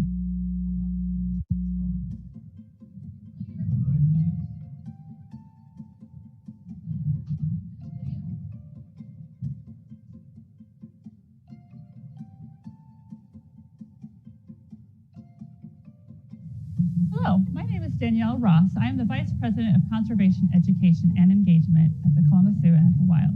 Right now, I am standing in our new Susie Edwards Conservation Education classroom space. As you can tell, it is a space that's still under construction. It is due to be completed in just a couple of weeks. We are very excited about this space, and we want to share with you a little bit today about this building and some of the components that we're very proud of, as well as talk with you a little bit about how the pandemic has affected our programming this year. So I'm very proud of our mission here at the Columbus Zoo, which is to lead and inspire by connecting people and wildlife. As we built this space, we really thought about how we could incorporate the mission into everything we did here. So an important part of our mission is to lead. And we felt that as we built this space, we wanted to be able to practice what we preach and to lead people in conservation action. We often ask people to take action to help protect our planet and wildlife and wild places. And we wanted to do the same here. One thing that was really important to us was solar panels. We very much wanted to have solar panels on this building so that we could offset our carbon emissions. So this building actually has 164 solar panels on its roof. So that will produce about 77,000 kilowatt hours in a year. While we aren't sure what the offset will be just yet, we haven't had this space for a whole year, we are very confident that it will be a significant reduction in our carbon output. And that allows us to tell people and show them that these types of steps are simple and easy to do. So another part of our mission is to lead and inspire by connecting people and wildlife. People are a really important part of what we do, and we wanted to make sure that we could include all people in our programs and in our mission. So we incorporated some pieces into this building and throughout all of our activities at the zoo. I'm going to turn time over now to Becky Nellis, our Director of Curriculum and Partnerships, to tell you a little bit more about that. The Columbus Zoo believes that every child should have the opportunity to explore wildlife and wild places. In 2018, we began a partnership with the Ohio State University's Occupational Therapy Department. Through that partnership, we've been able to bring in PhD candidates who've worked with us to identify ways that we can help to make the zoo a more enjoyable experience for all of our guests. So some of the projects we've worked on are things like sensory maps, social stories, and even training for our staff and volunteers. This year, our PhD student is going to be working with us to develop our new calming room in this building. We have incorporated things such as carpeted floors, dimmable lights, and a soothing color scheme to help to really alleviate any stress that a child might be feeling during their program experience here at the zoo. In addition, we've also purchased a crash pad and a bubble wall, which can help people who are on the autism spectrum. Additionally, our team participates in a zoo-wide accessibility and inclusion team. This team has started many new initiatives, including things like installing adult changing tables in our newest region, Adventure Cove, allowing families to check out sensory bags that they can use with their children during their visit, and planning new and exciting sensory-friendly events throughout the year. So another component of this building that we had designed in was just a multi-use space. Like many of you, flexibility is a key component of everything we do here at the zoo. So we actually created a space that is a large space with movable walls. It could be 4 classrooms, it could be 2 larger classrooms, or it could be 1 big open space. And we had designed this obviously before the pandemic, just to allow us to do our programs. However, we are really excited now that social distancing has become a thing, that we have a space, or that we will have a space, where we can create better social distancing. Like all of you, the pandemic has impacted us here in Columbus. And I want to share with you a little bit about how that has impacted us and also how we have responded to it. In January of this year, we were on track to have a record year. We had great attendance numbers for our programs, and we were really excited about the potential this year was going to bring. And then March came, and it changed everything for us. We went home, and then we had to start rethinking how we were going to do our programs and how we were going to continue to engage our public. Very quickly, we began to work with our community relations team and work with them on helping create some social media pieces that we could provide for teachers and for families where they could do things at home that still allowed them to connect with wildlife. We could show some of our animals and give them activities and things that they could do at home. We also began to move some of our programs to a virtual platform. We created a new program called Virtual Adventures, which was for families. It took place over Zoom. It quickly became very popular, and we realized that this was a great resource for our community. And we began to charge a very nominal fee for that program. The Virtual Adventure program continued throughout the spring, and then we started to move towards summer. As we moved towards the summer, we started to realize that our record summer camp numbers, we had almost 90% of campus filled. We began to realize that that wasn't going to be a possibility for us to do summer camp the way we traditionally done it. So we had to very quickly go to the drawing board and think about what could we do. We decided to offer a virtual summer camp. But as we were developing this camp, it was really important to us that this continued to be an engaging and fun experience. We had heard from our members and from our participants that they didn't want to sit at the computer. They felt their kids had been at the computer for the whole spring and they didn't want to sit there all summer. So we created 2-hour programs that were very interactive, and then at the end of each program, the kids were given different activities and things that they could do with their parents after camp. They could do it together, and then the next day they would report that back to the counselor. As popular as our virtual camp was, when the zoo was able to open in June, we realized we wanted to be able to offer something different. So when the zoo opened, it became obvious to us that our guests really wanted an in-person experience.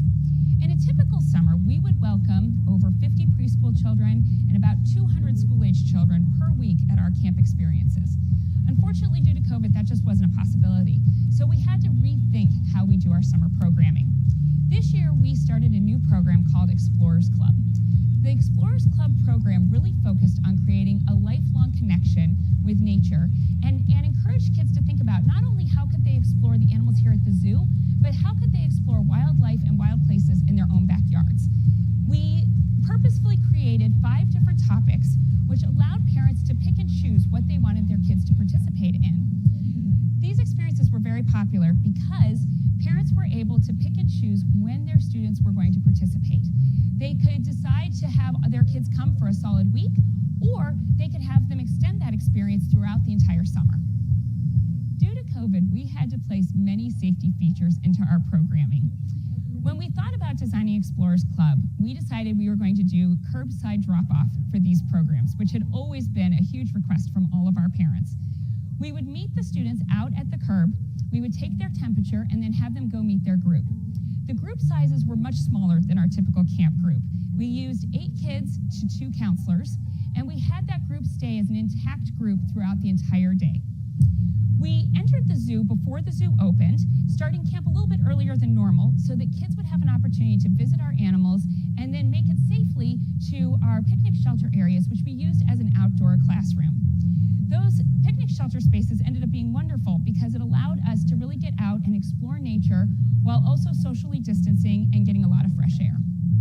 All of these changes created a much more personal experience, which our campers really enjoyed. We have looked at all of those different aspects and thought about how can we take the lessons we learned this summer and incorporate them into our future programming to make our things even better than they were before.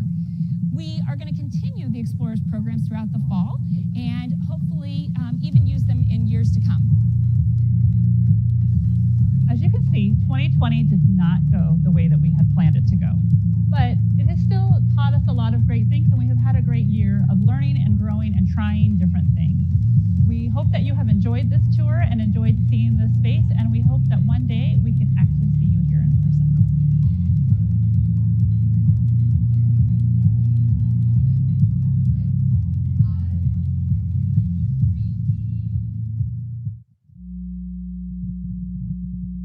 Hello. As you have probably already guessed, I am Danielle Ross, Vice President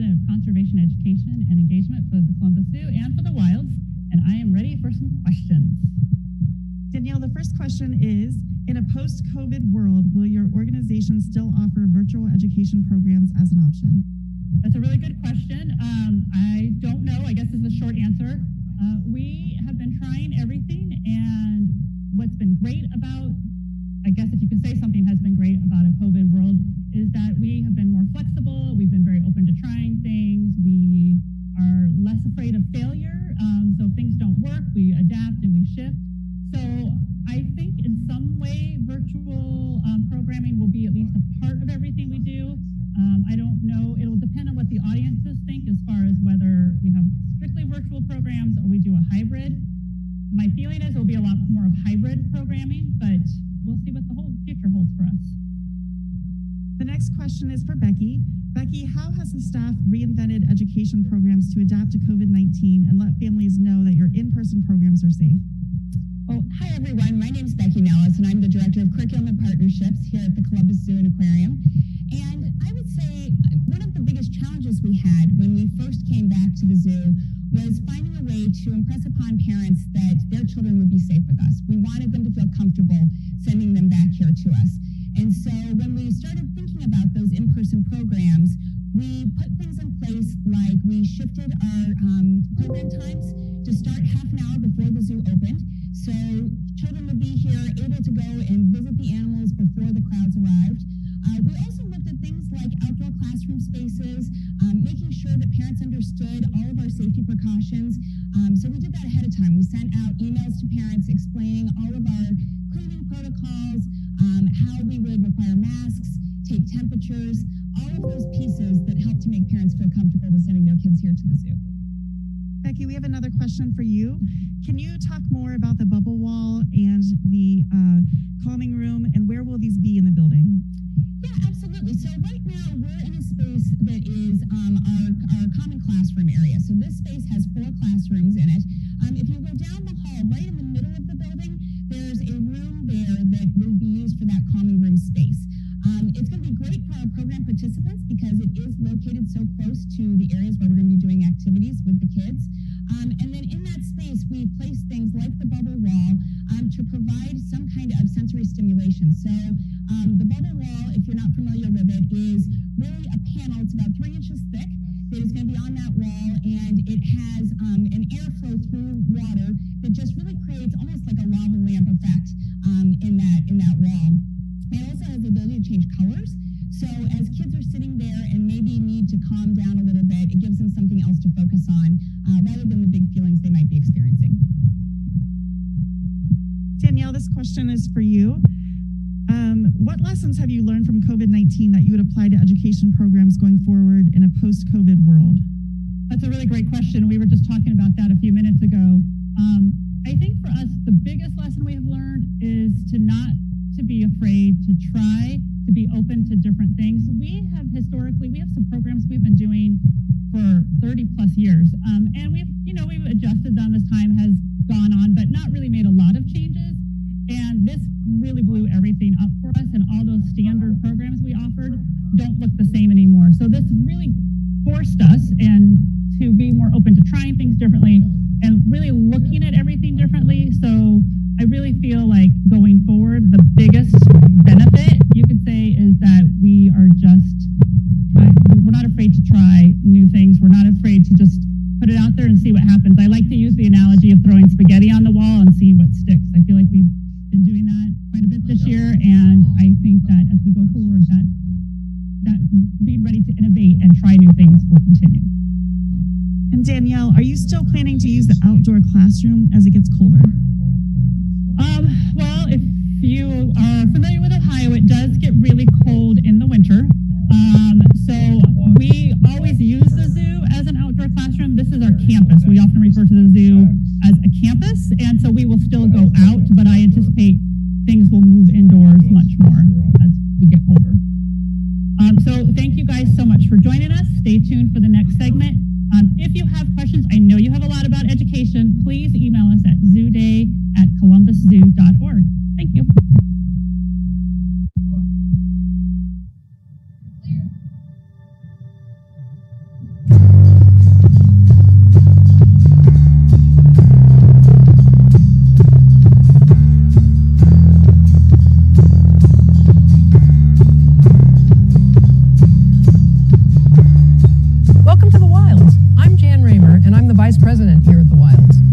Wilds is one of North America's largest conservation centers. We are located on nearly 10,000 acres of reclaimed surface mine land donated by American Electric Power. Originally conceived as a collaboration of regional zoos, the Wilds is now a proud partner of the Columbus Zoo and Aquarium, but we operate as an independent facility. We have separate operating staff and budget and share some administrative services with the Columbus Zoo. We have about 35 full-time staff members here year-round. During the visitor season, our staff grows to over 200 people. We are very proud to be an important part of the local economy. In fact, a recent study by Ohio University showed the Wilds has a nearly $15 million impact on our region. The land the Wilds is located on was mined from the 1940s through the 1980s. As reclamation efforts evolved in the 1970s, a group of forward-thinking individuals, including the director of the Ohio Department of Natural Resources, came together to envision the conservation center of the future. Jack Hanna, then director of the Columbus Zoo, was part of that team. The Wilds officially opened to the public in 1994. Most people know the Wilds as a safari park. Located in Cumberland, Ohio, about 90 minutes from the Columbus Zoo, our main visitor season runs from May through October. Guests are taken on a 2.5-hour guided tour of our expansive pastures in our tour vehicles.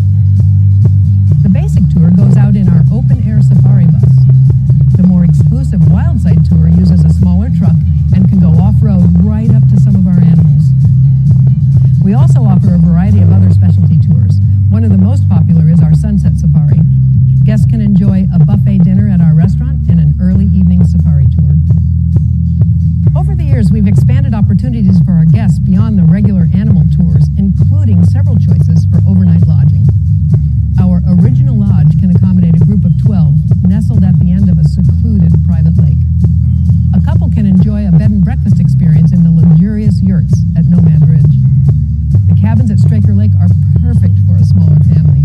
The area was funded by a generous gift from the Straker Family Foundation.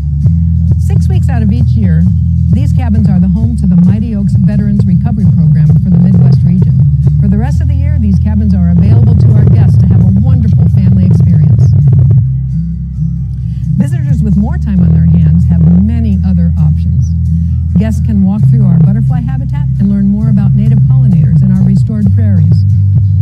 More rugged trails are available for hiking and mountain biking. We offer horseback trails through our open grasslands, and more adventurous guests can take a zipline tour through our woodlands, over lakes, and ending in the heart of our animal pastures.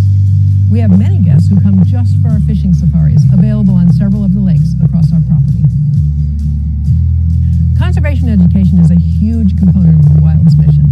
In addition to helping develop the content for our guided safari tours, our Conservation Education Department offers a variety of unique programs. Wilda Camp offers a traditional residential overnight camp experience with a conservation twist. Campers from age 8 to 18 can stay in yurt bunkhouses, explore nature, and learn about conservation. Camp experiences are themed according to the camper's age group. Our Dirty Wild Jobs Camp gives high school-age kids with an interest in veterinary medicine or wildlife a chance to spend their week interacting with our animal care staff. Another program we're really proud of is our OWL program, Outstanding Wilds Learning. This program offers volunteer opportunities for local teens who are interested in conservation. This AZA award-winning program allows teens to help educate our guests or to get out in the field to work alongside our field scientists. Of course, everything around here revolves around our animals. To tell you more, here's Dan Beadham, our Director of Animal Management. We manage about 500 animals of 28 species. Because much of the reclaimed mine land given to us by American Electric Power was rolling hills and grasslands, it made sense for our programs to focus on wild ungulates. Our core visitor area includes 6 large pastures ranging from 30 to 130 acres. These wide open spaces allow us to manage large herds and support natural social behaviors. We have some of the largest herds of ungulates in AZA. These same pastures allow us to manage a large social group of white rhinos, and we believe this space is a big part of our breeding success, with having 22 white rhinos born here since 2004. This BEAM award-winning program has produced the only rhino calves born 4 to 5 generations removed from their long-gone ancestors. In 2007, we expanded our animal programs to include mid-sized carnivores. We have breeding groups of cheetahs, painted dogs, and gulls at a separate 30-acre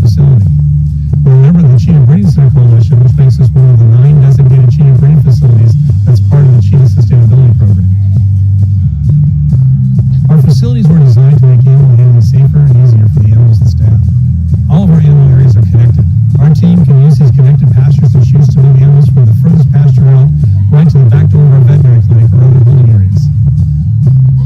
Because about half of our animals require additional heat and shelter during the mild winters, every fall we bring these herds back into winter holding areas and barns.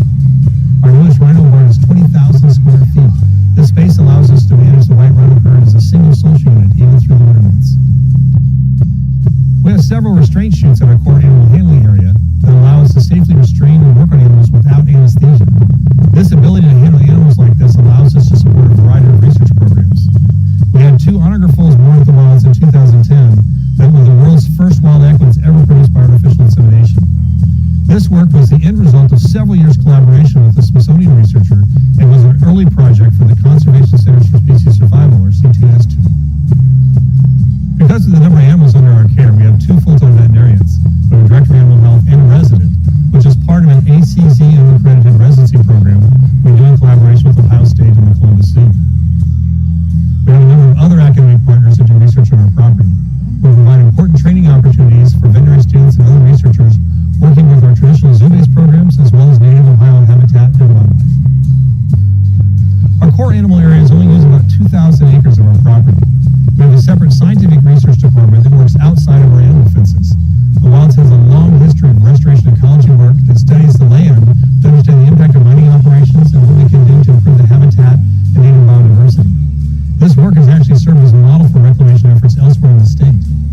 The Wilds is also a partner with the State Division of Wildlife, U.S. Fish and Wildlife, and the Cincinnati Zoo, breeding the endangered American marine beetle for the Federal Recovery Program. After several years of summer releases at the Wilds, in the spring of 2019, our wildlife ecology teams documented a wild beetle that had overwintered at the Wilds. That's an important milestone in establishing a sustainable population of the species in Ohio. In the past, we've worked with our State Division of Wildlife to help reintroduce other native species like osprey and trumpeter swans. We've also worked with the West Virginia Department of Natural Resources and West Liberty University to head start and release hellbenders to augment populations of that species in West Virginia streams. Additionally, our open grasslands provide habitat for native birds. The Wilds is an Audubon important birding area, and we supported grassland bird research by a local university team for several years now. Our team also helped develop the North American Songbird Safe program for AZA. As you can see, there's a lot going on here. With a place as big as the Wilds, it's hard to share all of the important programs that happen here. When you can, please come visit us in person to learn more, or maybe just relax in a beautiful natural area. Thanks for watching.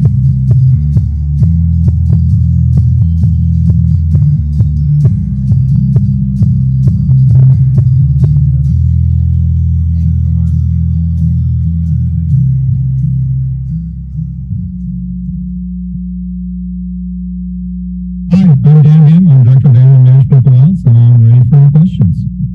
Dan, the first question is, in a post-COVID world, are there plans to move some of the endangered species to their native lands? Great question.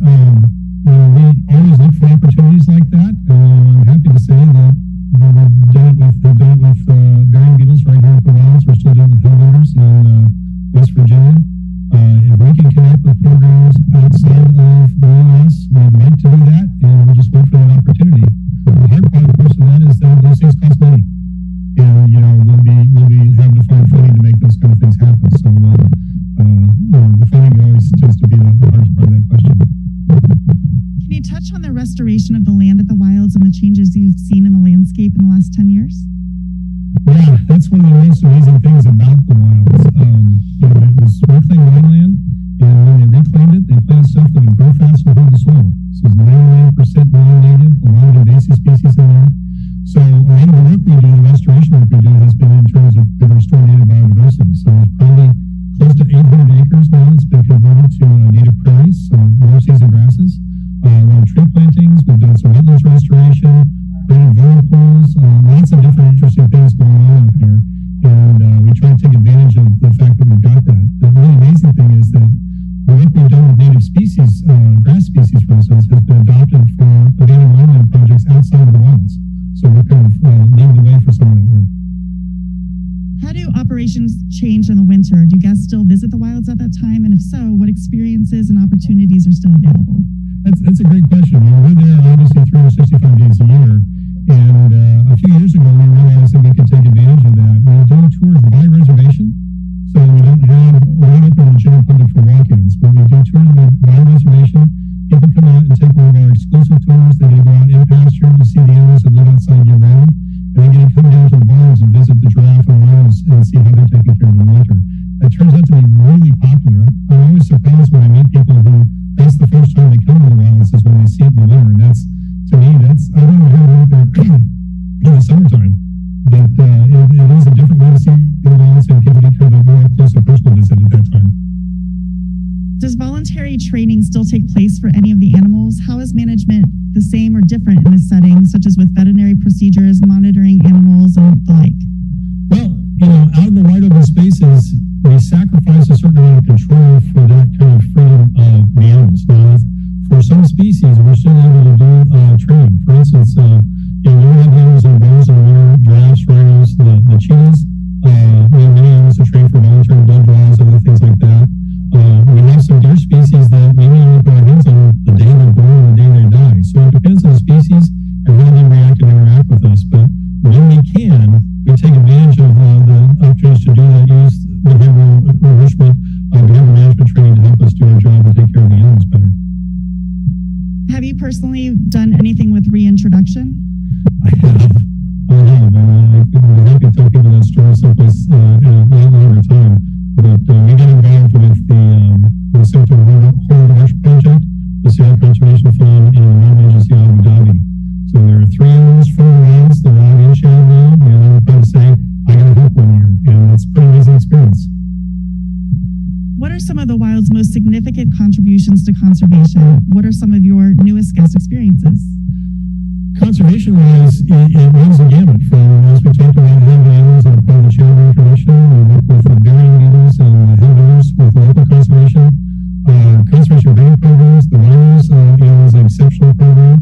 And then you go look at the landscape work that we do. We work with native biodiversity, native wildlife. There's a pretty wide variety of things out there. As for new guest experiences, we kind of had to alter just like everybody else did this year. And we're putting fewer people in the buses for social distancing. We had to give up some of our more popular programs, animal encounters, but we took advantage of that to create some new things. We have a camp out program now where you can come out and a family can come camp out at the outpost in the middle of 130 acres with giraffes and rhinos and everything else around them at night. And that's turned out to be an incredibly popular experience. And we've got those booked through the end of October right now. What are some of the more challenging species to work with? Always interesting. Cheetahs obviously one that we require a lot of intensive individual management. Giraffes. Out in the pasture section, some of our deer species can be, when you give them the opportunity to be out in that kind of space in that wild, they act like wild animals. And we have to kind of change and adapt our management to fit their behavior. So we just kind of have to adjust by the species what works and what doesn't. And it's trial and error. And we've got a great team out there that figures out and solves problems for us.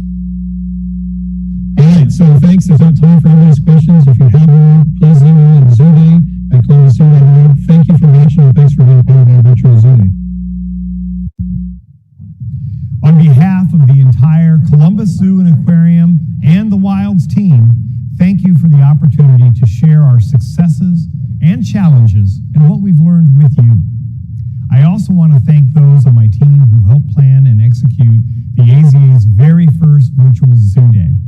I'm incredibly proud of my team, and I appreciate their time and talents to make this an engaging Zoo Day. If you have any questions about any of the presentations, please email us at zooday@columbuszoo.org.